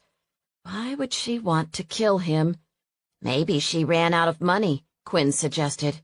Her house wasn't super posh, I agreed. And she did have an argument with him that ended with a cattle prod to the family jewels. Think maybe she was in line to inherit something? Serafina asked. I'll bet I can find out, I said. How? I've got a friend in Houston who's good at ferreting that stuff out. Mind if I make a quick phone call? Go for it, Serafina said. They waited as I made a quick call to an old reporter friend of mine. She's going to see what she can find out, I told them when I hung up. It might turn out to be a story for her anyway. I don't feel so bad about asking. So what do we do now? Quinn asked. Whoever poisoned Jose must have had access to the trailer during the day before he died, I said, assuming it was the Splenda that did him in. Any word on that? I'll check in again this afternoon, I told them. I'd love to find a way to get back to the ranch to see if anyone remembers someone hanging around the trailer that afternoon. Jed's there, Quinn said in a tense voice. He is, I said. So I think you probably shouldn't join me. I don't want to go either, Serafina said. I'm out on bail, but I'm still a suspect. You might call Tobias, Quinn suggested. That's just what I was thinking, I said, and picked up my phone. Chapter 19. What are we looking for again? Tobias asked as we bumped up the driveway to the game ranch. Anything we can find, I said. Someone set fire to my place to scare me off. I'm almost sure of it. I'm wondering if anyone saw Bug's ex-girlfriend around. So you're thinking it's her? I told him what we'd discovered about the lottery that afternoon, and the fact that she'd worked as a nurse. I felt a little awkward talking about the cards, though, so I left that bit out. If someone saw her around the ranch the night before Jose was poisoned, that'd be pretty close to a smoking gun. You went and visited her, too. Do you think she might have been the one to start your place on fire? To warn you off? Or kill me? I added. It's hard to know. I saw a face, but between the shadows and the heat distortion, I couldn't tell who it was. I don't even know if it was a man or a woman. Well, we'll see what we can find out, he said as he pulled up next to the burned husk of the trailer. He parked the truck and we both got out. What are we officially here to do? I asked as we ambled toward the kangaroo pen. Check in on the new arrivals, he said. First, I think we need to talk to someone. A wiry man with dark hair and a plaid shirt was mucking out stalls in a building nearby. I think we'll start there, he said. Hello, he called in a cheery voice as he approached the worker. The man ducked his head and continued to work. We're here to look at the kangaroos, Tobias said. The man gave him a blank look. Habla español? Tobias asked. The man smiled and nodded. Si. My elementary Spanish wasn't enough to follow the conversation that sprang up between the men, but I did hear the word señora a couple of times. A few minutes later, Tobias nodded, looking satisfied, and put a hand on my elbow. Let's go look at the kangaroos, he said, steering me away from the worker. What was that all about? I asked. His name is Santos, and he's worked here since the ranch opened. Evelyn was here, he said, the night before Jose was poisoned. Did he see her? He said the señora, he didn't know her name, from Houston drove in. She and Mitch argued about something, and she peeled out. How does he know? He was working late, Tobias said. With Bug gone, it's been kind of chaotic. Does he know anything about Jose? He didn't want to talk about him, Tobias told me. I got the impression he was protecting him. If there was something in the trailer that would have incriminated Jose, maybe Santos burned it down to protect him. So are you thinking a different person set the fire at Dewberry Farm? It's possible, I said. But why would he want to protect Jose? Good question, Tobias said, as we walked over to the kangaroos. Maybe he was paying the help extra, or knew about something the workers were doing and let them off the hook. Like what? Jose didn't want us hanging around that barn. Tobias pointed to the small, ramshackle building about 50 feet from the kangaroo pen. Maybe we should check it out, I said. Together we walked over to the weathered building. It had wood walls, a rusted metal roof, and no windows, just a large barn door with a padlock. What do you think it is? Storage would be my guess, he said. Too bad it's locked. He grabbed the padlock and gave it a tug. To my surprise, it opened. We're in luck. It isn't latched. Shall we? I asked, and we stepped inside. When Tobias pulled the door shut behind us, it was as if someone had turned off the lights. Some narrow shafts of sunlight leaked through the boards on the walls, but it was very dark, particularly after the brightness outside, and there was a strong, gamey smell. I've got a flashlight on my phone, I said, flipping it on. Storage, Tobias confirmed. as the beam swept over piles of boxes and old equipment to the right side of the door. "Smells pretty bad for storage," I said. I swung the beam to the left and stifled a scream. "What the—" Tobias trailed off. "Is that a tiger?" I asked. "It's not just one tiger," he said. "It's two. And a lion. They're in such small cages, and they're muzzled." "No wonder he didn't want us near this place," Tobias said. "I'll bet these animals are here illegally." "Jose knew about it, too," I told him. "Do you think that's why someone tried to kill him? They were afraid he was going to say something to someone?" "It sure explains why someone might have burned down the trailer," Tobias said. "Records." He took a step toward the cages. One of the tigers let out a low growl as he approached. "Easy," he crooned in a soothing voice. "Just taking a look. That won't hurt you." "Are they sick?" I asked. "A little malnourished, but they look okay." "Why do they have them here?" I asked. "Probably so people can hunt them," he said. "It's illegal. Some ranches hook hunters up with folks in Africa, but you can't legally do it here." "No wonder Jose didn't want us in here," I said. "He didn't want us to find these guys. Maybe that's why someone tried to kill him, because he was going to spread the word." As he spoke, a humming sound came from the corner of the room. I flashed the light over to it. It was coming from one of two chest freezers. "I'm kind of afraid to look in those," I said. "I'll do it," he said. I trailed behind him, wincing as he opened it. "What's in it?" "Deer," he said. "Exotic?" "Nope. Local white-tailed," he told me. "They haven't really been processed."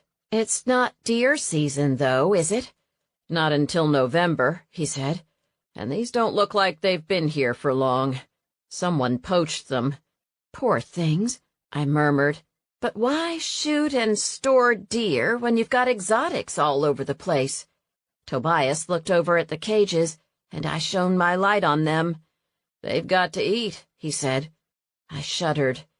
"There are two empty cages over there." I gestured to the corner, where two were stacked on top of each other. "Do you think they had inhabitants?" "Looks like it," he said, pointing to a tuft of orange fur in the cage. "I don't want to think about where they are now." He gave me a look. "I have an idea," he said. "So do I," I said, running my light over the cats in the cages. "Let's get out of here." "Good idea," he said. "I want to have a chat with Rooster about this. It's not illegal to have tigers as long as you have a permit, but it's illegal to hunt them." "How do we prove it?" "I don't know about that," he said. "But the ranch is supposed to have a permit for these animals, and I'm willing to bet they don't. And these conditions are just horrible for these poor animals." "Let's get out of here," I said, and took a step toward the door. Before we could get any farther, the door swung open. Tobias and I shielded our eyes from the bright light as Jed surveyed us. "What are y'all doing in here?" "We were just leaving, actually," Tobias said. "No," Jed said slowly. "I don't think you are." Before we could do anything else, he slammed the door shut. As Tobias and I sprinted toward it, we heard the snick of the padlock. "Jed!" Tobias called. "Let us out!" No answer. He was gone.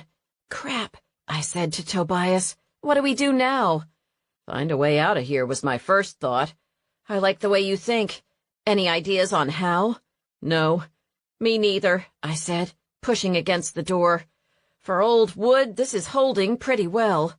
"Someone reinforced it recently," Tobias said, pointing to the fresh 2x4s holding it together. "Is there a hammer in here somewhere, or a crowbar?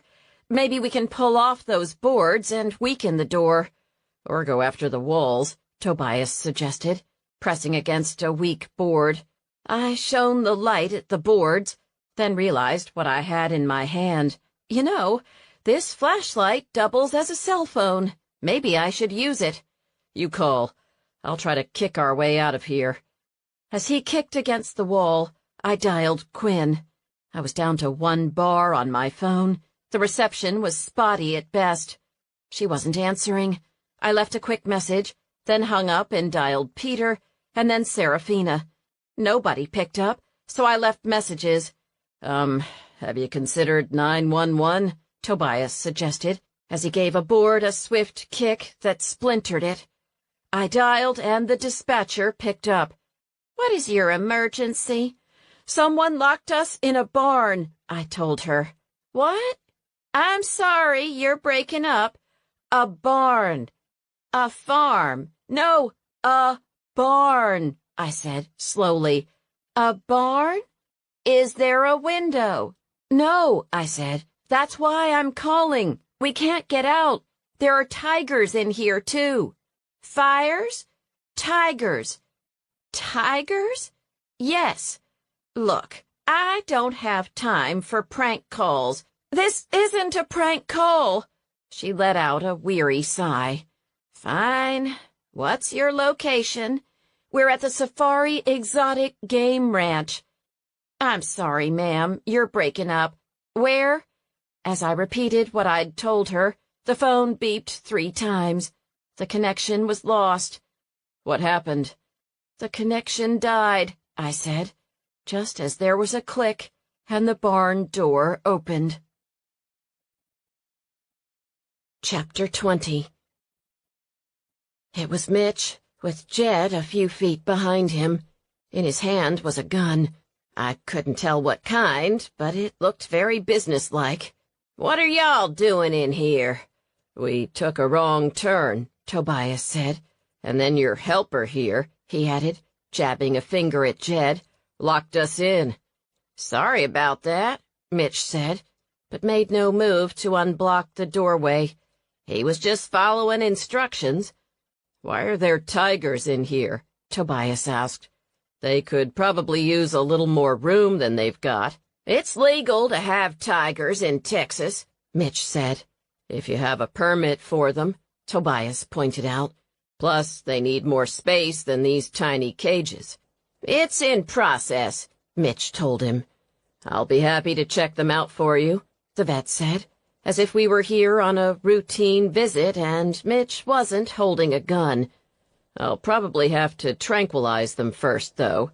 "I don't remember calling for you to come out here today," Mitch said. "I didn't get a chance to finish taking a look at the kangaroos," Tobias said smoothly, "so I decided to stop by. I'm sorry about Jose. You've had some bad luck here at the ranch lately, it seems." "Yeah, well, you could say that. Now, why don't you tell me why you were really here in this barn?" "I told you. We took a wrong turn," Tobias said. "Forgive me if I don't believe you," Mitch said, and turned to look at me. "You've been hanging around here a lot recently. I heard you went and paid a visit to a friend of mine in Houston, too." "I thought she might be able to help figure out what happened to your brother," I said honestly. "Now, please let us get back to the truck. We've got things to do." "I'm not sure that's such a good idea," he said. "Why don't you come with me?" "I have things to do this afternoon," I said. "Thanks for unlocking the door. It never should have been locked in the first place." I stared hard at Jed. "I don't think we're done here yet," he said. "I think we are," Tobias replied. "I don't know what you have in mind," I told him, "but people know we're here. If something happens to us, suspicion will fall on you." "Maybe," he said. "Maybe not. Jed, get the keys from Dr. Brandt." "No," Tobias said. Mitch leveled the gun at him, then turned it to me. "You might want to rethink that. No one will think twice about a gunshot on the ranch. We've got a practice range not far from here." Tobias hesitated, then dug in his pocket and handed over the key to Jed. "Thank you, sir," Jed said in a sneering tone of voice, then turned to Mitch, Tobias's keys dangling from his hand. "Where do you want it?" "Put it in the old barn on the south side," he said. "If there's a phone in the truck, turn it off and bring it to me." "Yes, sir," Jed said, and hurried off toward the truck. Mitch looked at the cell phone I was still holding in my hand. "I'll take that, thank you very much." Reluctantly, I gave it to him. In one smooth movement, he tossed it out into the dirt, took aim, and shot it. "Go pick it up," he ordered me. Feeling sick to my stomach, I retrieved what was left of my phone. The bullet had gone right through it, destroying the device. There was no way anyone was going to be able to track it.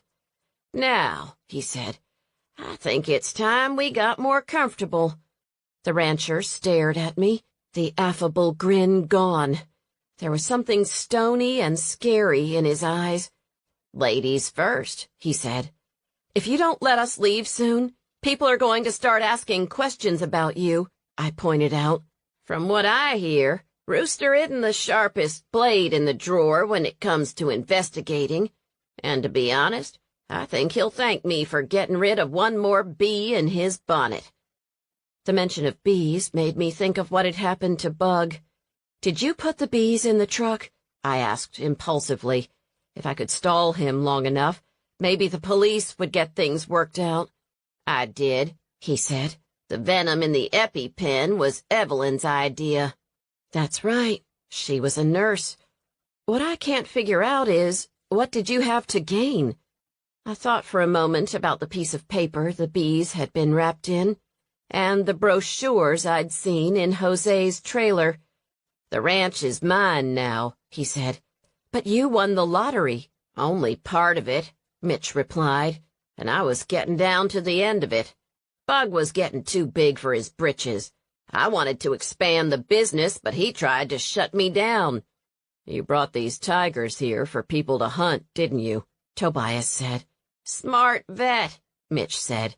"It was a side hustle. Profitable, too. Bug didn't know about it.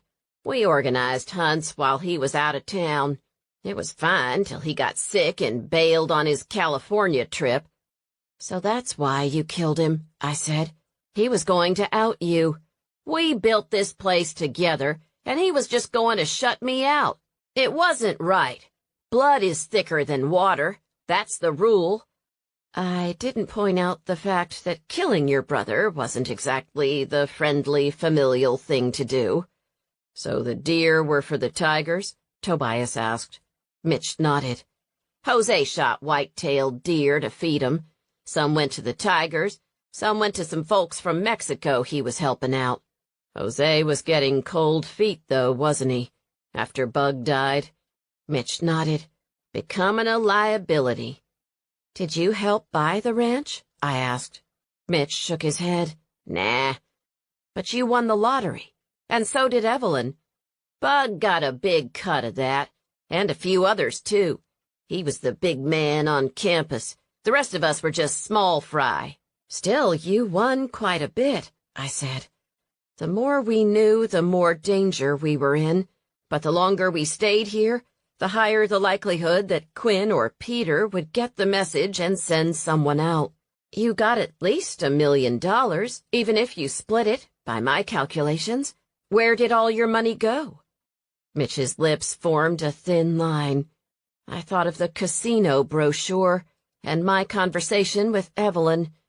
"You gambled it all away, didn't you?"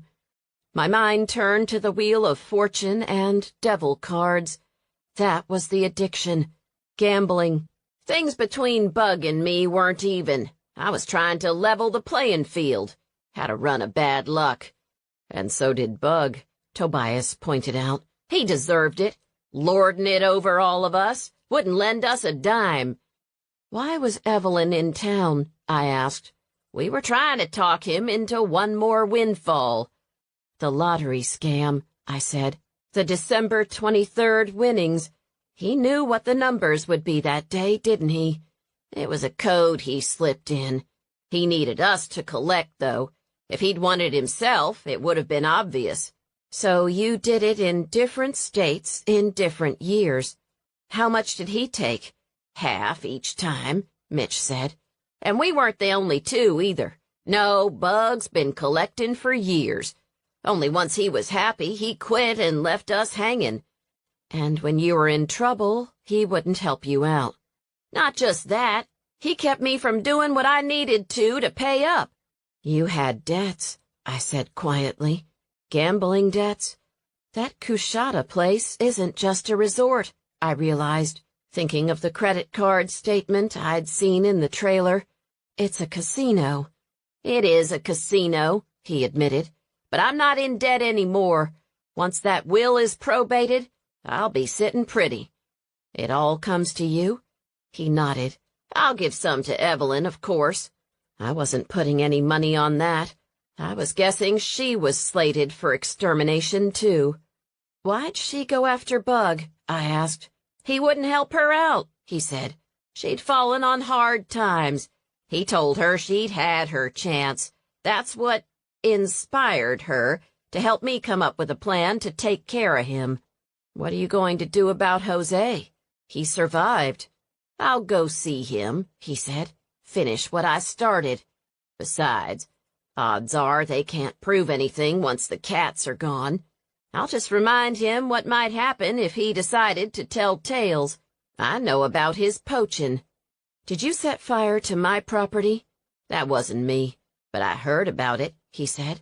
Someone else must not like you. What about the trailer? Tobias asked. That was me, I confess. Less obvious than breaking into it. Nothing in there was crucial to the business anyway. Where are the other 2 tigers? Tobias asked, seemingly out of the blue. We had a hunt, Mitch said, 2 weeks ago. Tobias sighed. Were they killed? One of 'em was, he admitted. Where's the other one? I asked. Could be anywhere. Fence was down. Haven't seen it on the property. Wait a minute, Tobias said. There's a full-grown tiger loose in Buttercup? Is that what we saw by the barn the other night? I asked, shivering. Tobias turned to me. I don't know, but I'll bet that's what did in the oryx. But that was after the fences got fixed, I said. Tobias shook his head. Tigers can climb, you know. Tall fences won't stop them. Thanks for the info, Professor, Mitch sneered. Don't you think I figured that out? Well, what are you going to do about it? Tobias asked. No one knows we have tigers here, except you. And the people who paid to hunt them, I pointed out. They're not too likely to go to the authorities, are they? Mitch asked. Besides, now that the place is mine, I can wind that down. Get rid of the remaining cats. What are you going to do with them? There's a market for them, he said, looking very satisfied with himself. I've got 2 buyers in Louisiana coming to pick 'em up tonight. But enough talk. Let's go. He marched us out of the barn at gunpoint. Where are we going? You'll find out, he said, tossing me a key and pointing us in the direction of his truck. Get in. You drive, he told me. I'll hold the gun. I climbed into the driver's seat with Tobias beside me. He reached out to squeeze my hand as Mitch slid into the seat behind me. I'm pointing it at your boyfriend, he told me, so don't get any ideas about heroics. I followed Mitch's directions down a dirt road track, then off to a barely visible rutted roadway that wound through trees and ended at a dilapidated barn. The doors were open. I could see Tobias's truck inside. Stop here, he told me, and I parked the truck. Get out, he said. Adrenaline pulsed through me. I looked over at Tobias. He squeezed my hand again. Stop lollygagging, he said. I felt like I was moving in slow motion as I got out of the truck. Was this how things were going to end for Tobias and me? In an old barn on the Safari Exotic Game Ranch? Are you going to poison us too? I asked. No, he said. You're going to have a lover's quarrel. It'll be a murder-suicide. Everyone knows we wouldn't do that, I said. They'll find out it was you. They haven't so far, he said.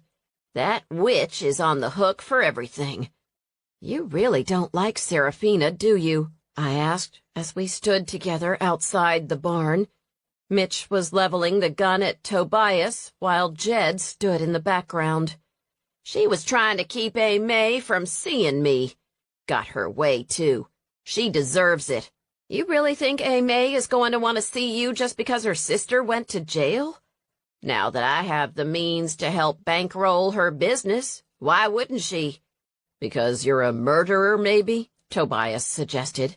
She doesn't know that, Mitch said.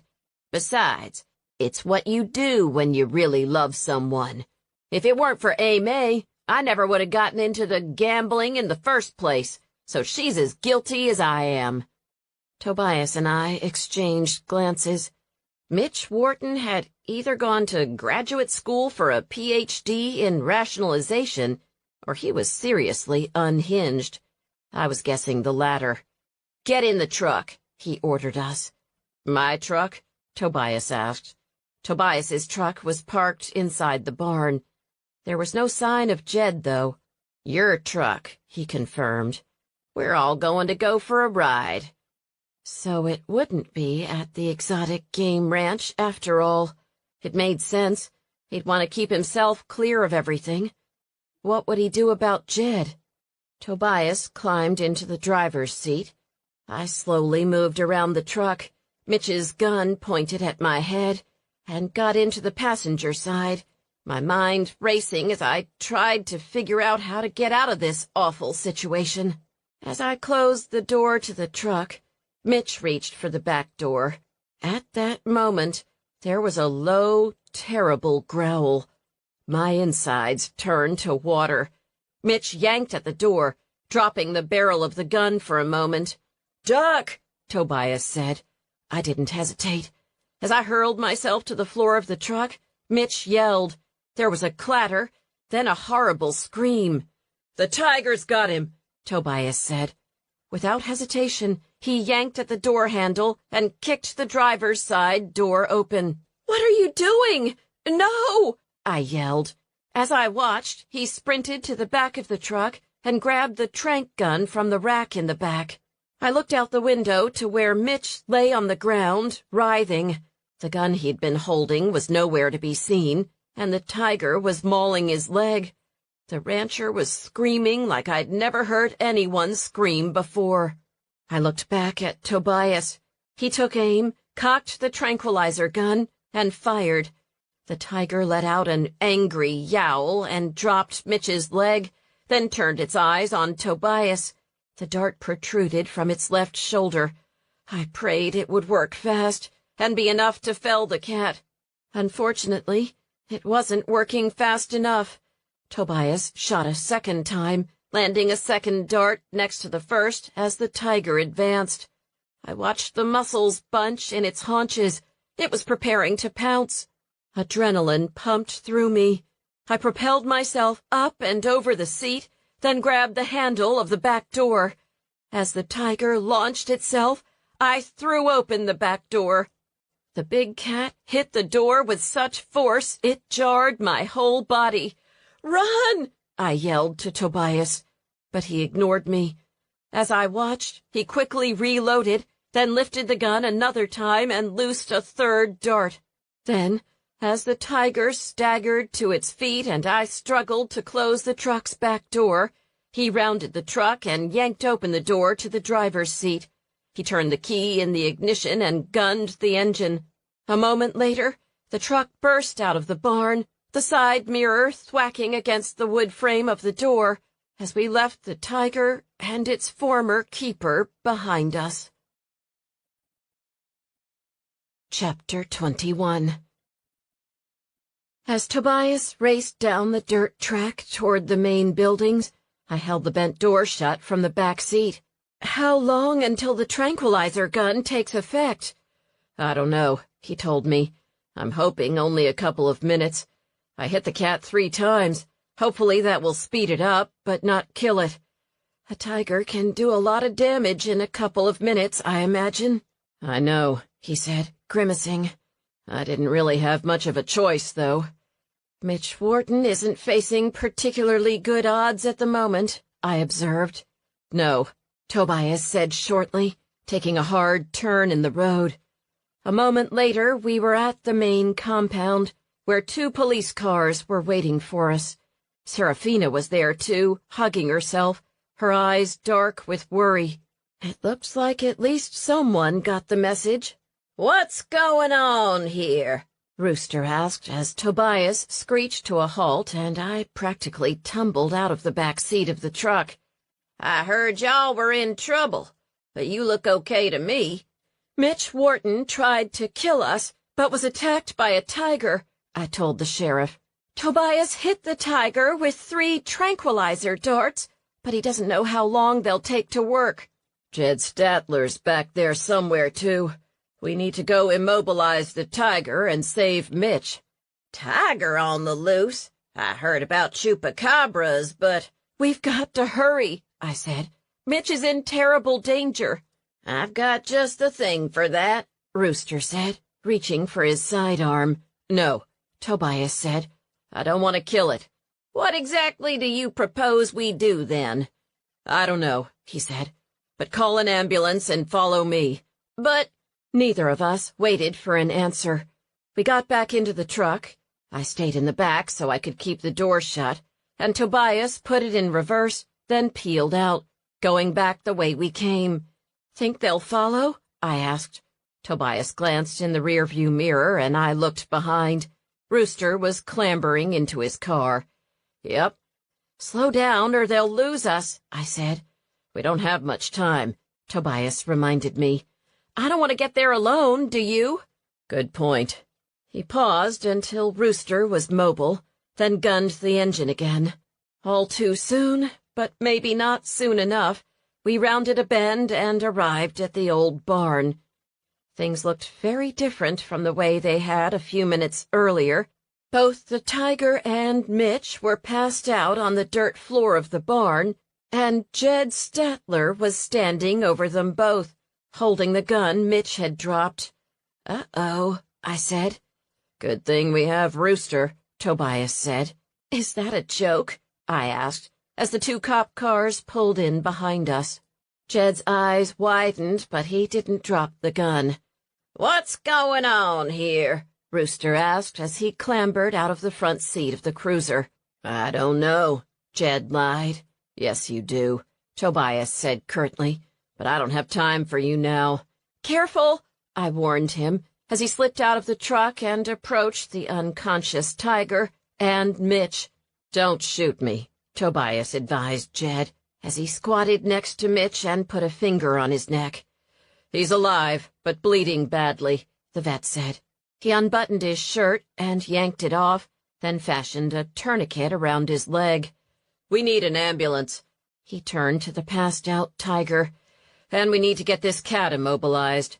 "Do we take it to the cage or bring the cage here?" I asked. "Immobilize the tiger first," he said. "I've got some rope in the back of the truck I use for livestock. We can make it work, I think. I need to check its vitals, too. I hit it with a lot of sedative." "I'll get the rope," I said, as Tobias squatted by the big cat.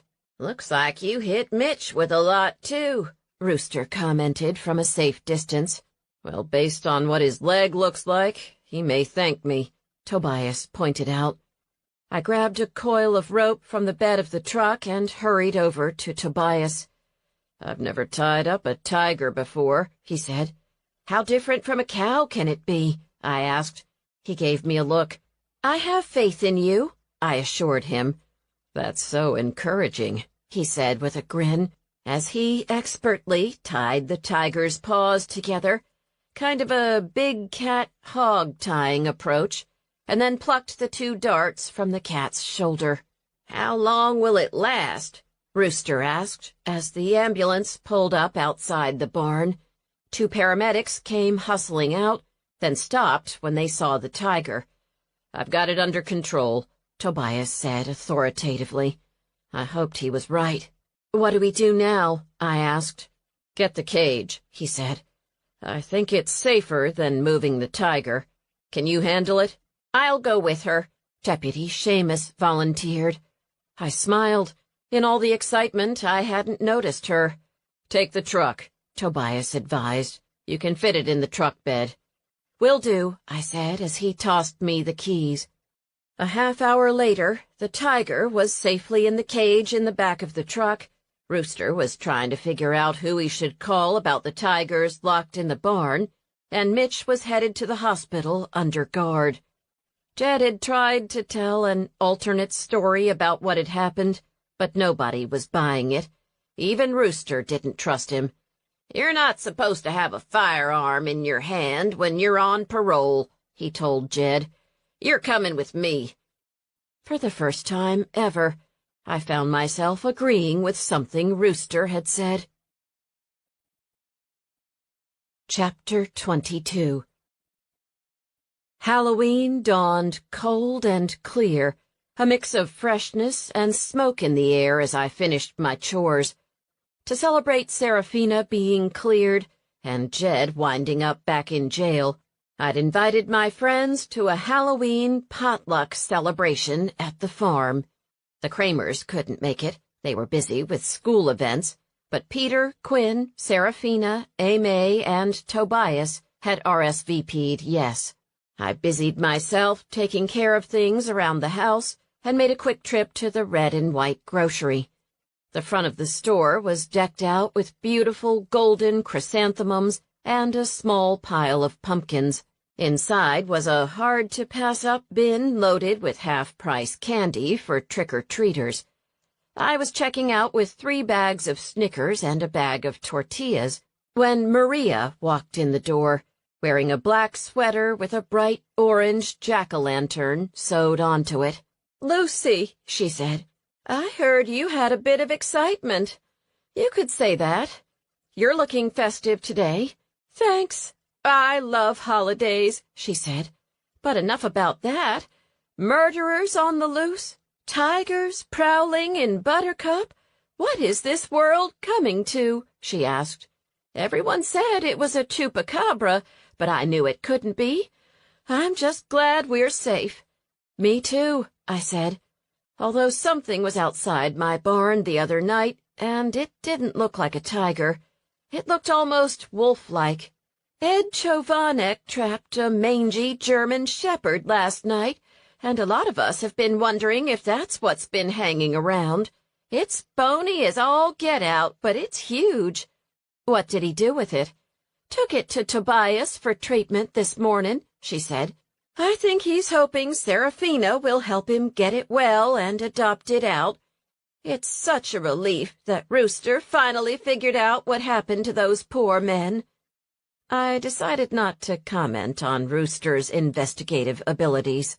"Any word on Jose?" I asked, considering Maria seemed to know everything. "Oh, he's coming around," she said. "He confirmed what Rooster suspected," she said. "Mitch Wharton's in jail for murder. Apparently he ran up hundreds of thousands of dollars in debts gambling and killed his brother to pay them off. Word is Bug's ex was involved, too. Can you believe Bug rigged the lottery? Sounds like he deserved what he got." I wasn't sure anyone deserved to be murdered, but I kept my thoughts to myself. Edna Orszak, who was all ears, helped me bag my groceries as Maria spoke, which meant the news would be all over Buttercup by the end of the day, if it wasn't already. "I heard you found a diary or something in that haunted house you moved over to Dewberry Farm," she said as she put the second pack of fun-sized Snickers bars into my bag. "Ever find out anything about the ghost?" Maria's smile drooped a bit. "I translated the diary, and it was interesting. All about life in that time, and Indian raids and crop failures, but nothing about what happened to her." "When did the diary end?" I asked. "A few days before Ilsa disappeared," Maria sighed. "I know what the cameo is from, though. It was from her aunt in New York.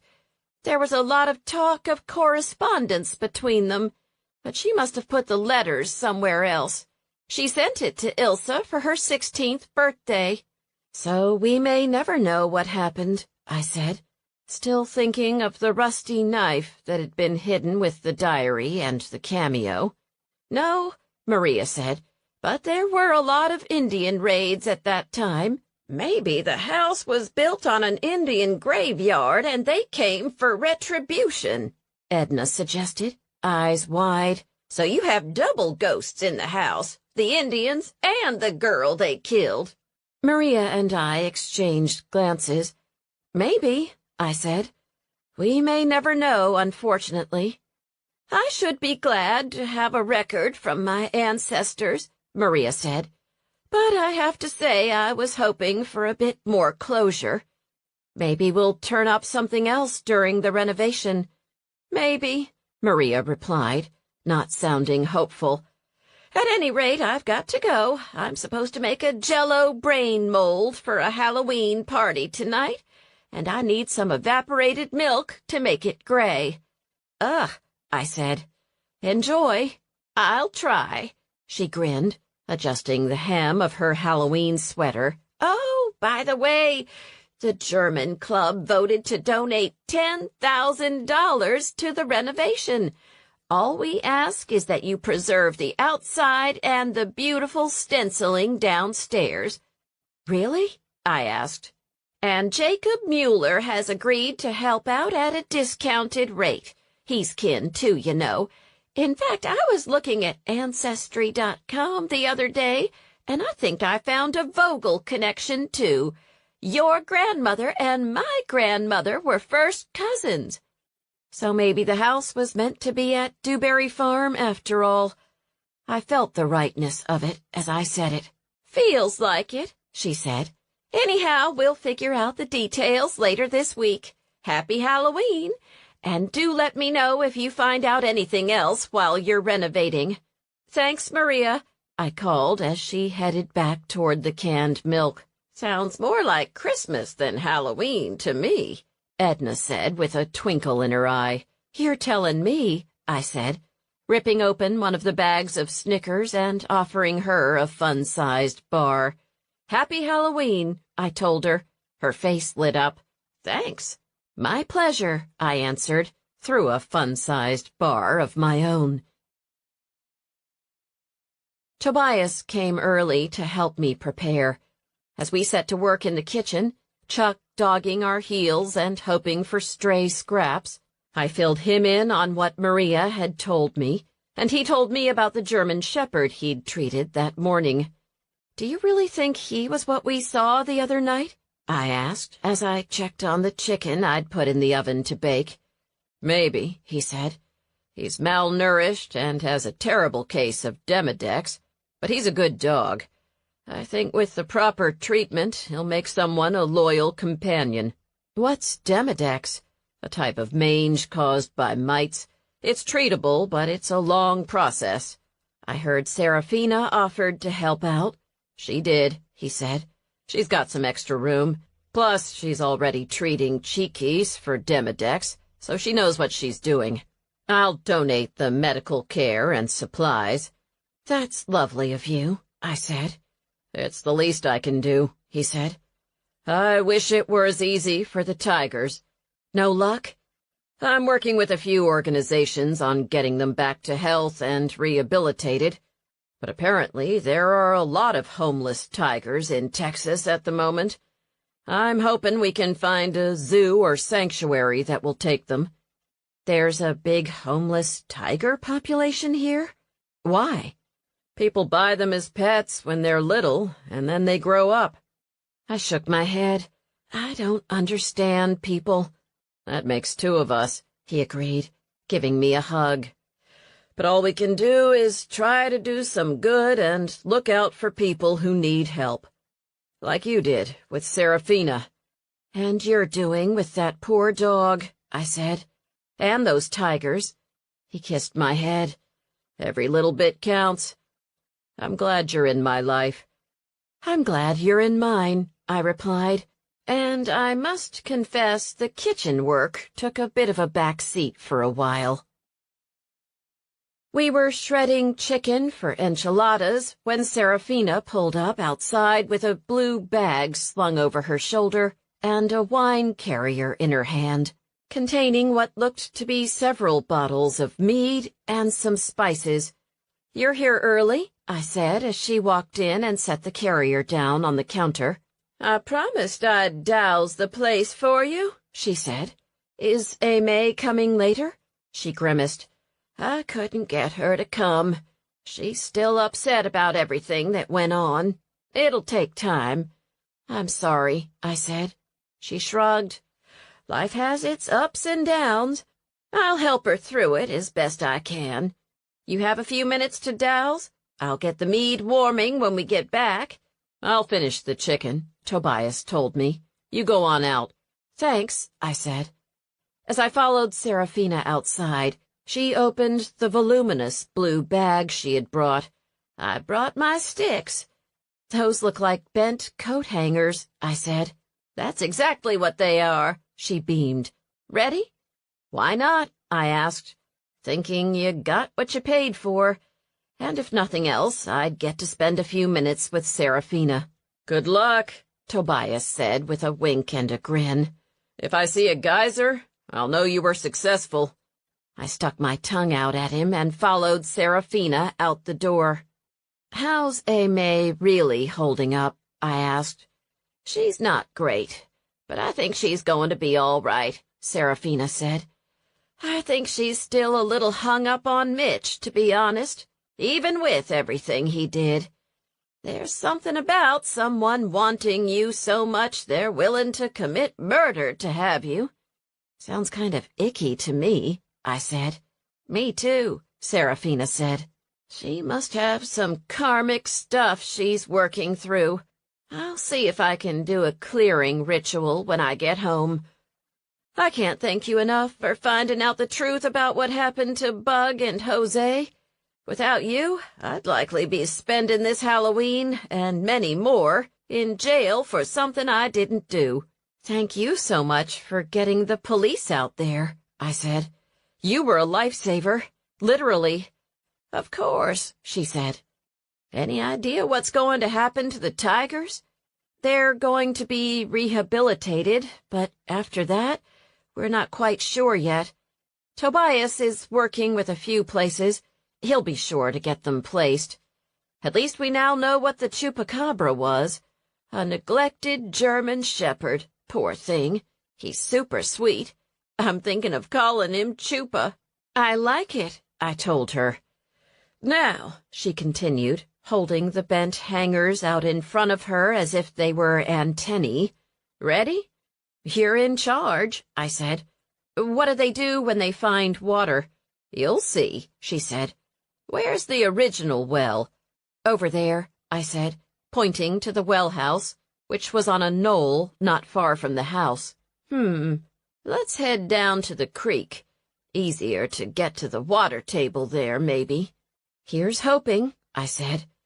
Together we walked down to the creek, Serafina holding her hangers out in front of her, me following her like an attendant. "They're just swinging. You'll see," she repeated with a grin. We took several trips back and forth across the field and the burned stubble. The hangers wobbled and occasionally swayed a little bit, but on our sixth pass up from the creek, in part of the burned field, two things happened at once. The rock moved under Serafina's foot, and the two hangers swung toward each other, then far apart. "Whoa," Serafina said, squatting down. "What's this?" We smoothed the dead foliage away to reveal a large, flat slab of limestone. "What's this doing here?" "I think there may be something underneath it," she said. "Help me out?" Together we grabbed one edge of the slab and pulled. The stone moved a few inches, enough to reveal a dark cavity lined with roots. The edges were lined with stones that someone had laid, based on the evenness with which they'd been placed. Serafina stood up and held out the hangers. They swung together, then apart. She then squatted down and grabbed a small pebble from near the opening, dropping it in. After a short moment, it made a satisfying plunk. "I don't think you're going to have to drill a new well after all, Lucy. You already have one." Peter and Quinn arrived as we hurried back to the house. "We found a well," I announced. "You're kidding me." "Where?" Quinn asked. "In the burned area," I told her. "I don't know how deep it is, but I'm hoping it'll be enough." "Let's get Tobias and take a look," Peter suggested. We all hurried over to the slab Serafina and I had found. As we tramped around the area, we confirmed that I not only had a well, but likely the ruins of an older structure nearby. Now that the fire had gone through, Peter, Quinn, and Tobias were able to find the remains of a foundation and possibly a cistern belonging to a much older building. "You'll need to install a pump and a new line, but this may be the answer to your water troubles," Peter said when he'd finished inspecting the area. "I hope it's deep." "We'll find out," I said. "In the meantime, we should probably cover it up again, don't you think?" We slid the slab back over the old well and turned back toward the farmhouse, whose windows glowed yellow in the darkening evening. "There's history here you don't know about, my dear," Tobias said, kissing me on the head as we walked back to the house. The sun had sunk below the horizon, and a full moon hung in the sky, silhouetted behind blackened tree branches where the fire had torn through. My eyes drifted to the silent, empty house I'd moved to the property. "Lots of history," I echoed, "including what happened in that house." Maria came up empty on the diary. Quinn slapped her thigh. "I almost forgot to tell you. I know what's making the banging noise." "What?" "I talked with Maria's cousin. He told me he's going to be doing some renovations on the house.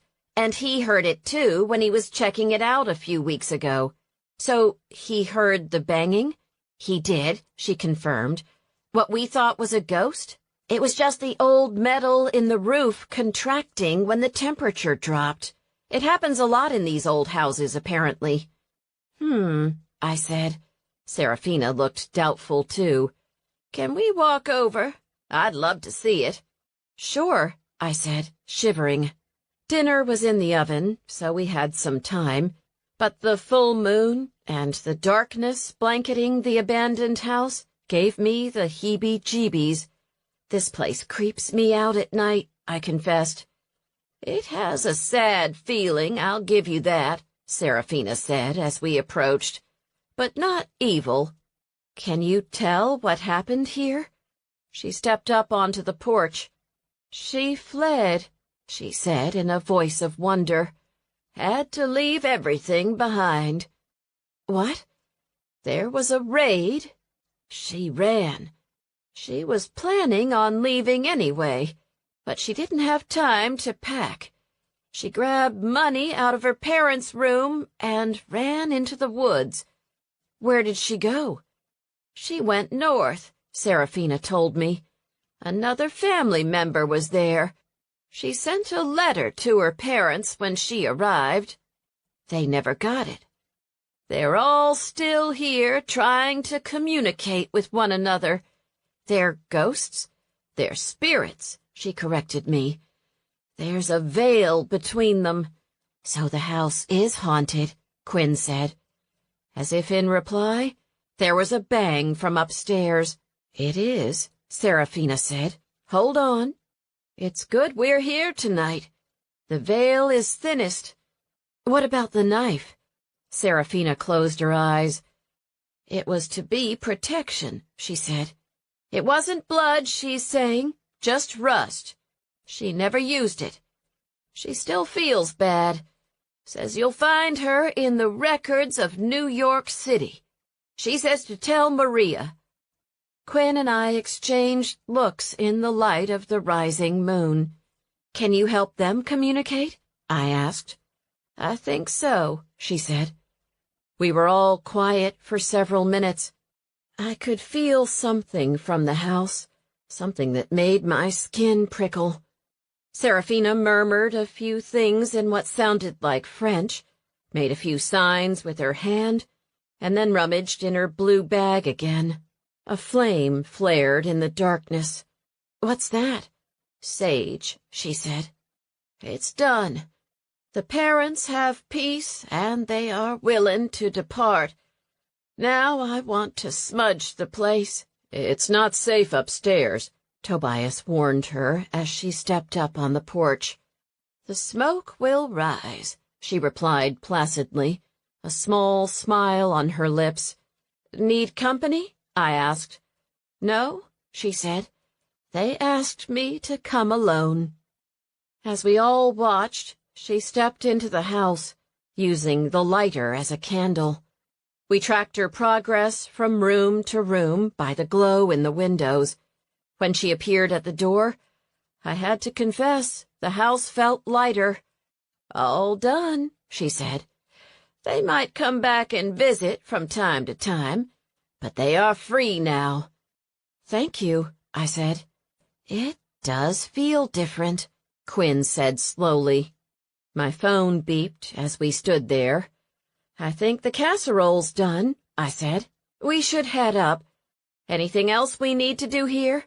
"No," Serafina said with a smile as we headed back up to the farmhouse. "Everyone here is at peace." "I'm so relieved," I said. "Where did you learn to do all that?" "I'm a fifth-generation voodoo priestess on my mother's side, and my paternal grandmother was a witch. I'm twice blessed. I grew up with all this," she said. "It must be so weird, walking through the world and seeing and knowing all this stuff." "It adds depth," she said, "but it can be a challenge some days." Her smile curved into a grin. "But this evening, I confirmed what I've always thought. There's someone here watching out for you, Lucy Resnick." Goosebumps broke out on my arms and legs. "Grandma Vogel?" Serafina nodded. "She says hello.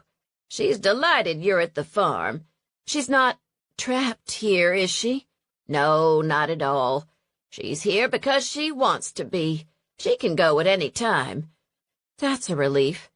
"Wait, there's one more thing." "What?" I asked breathlessly. Serafina's eyes were misty, as if she could see something the rest of us couldn't. "Got it," she said. "What?" "She told me to ask when you're going to make snickerdoodles." I blinked at Serafina for a moment. Then I laughed. Snickerdoodles had always been her favorite. "Tell her I'll make them tomorrow, just for her, and that I love her." "She knows that already," Serafina said with a smile, and linked her arm in mine as we all headed back to my grandmother's cozy farmhouse. This concludes Deadly Brew by Karen Macinerney, narrated by Karen White, a member of SAG-AFTRA. Copyright 2017 by Karen Macinerney.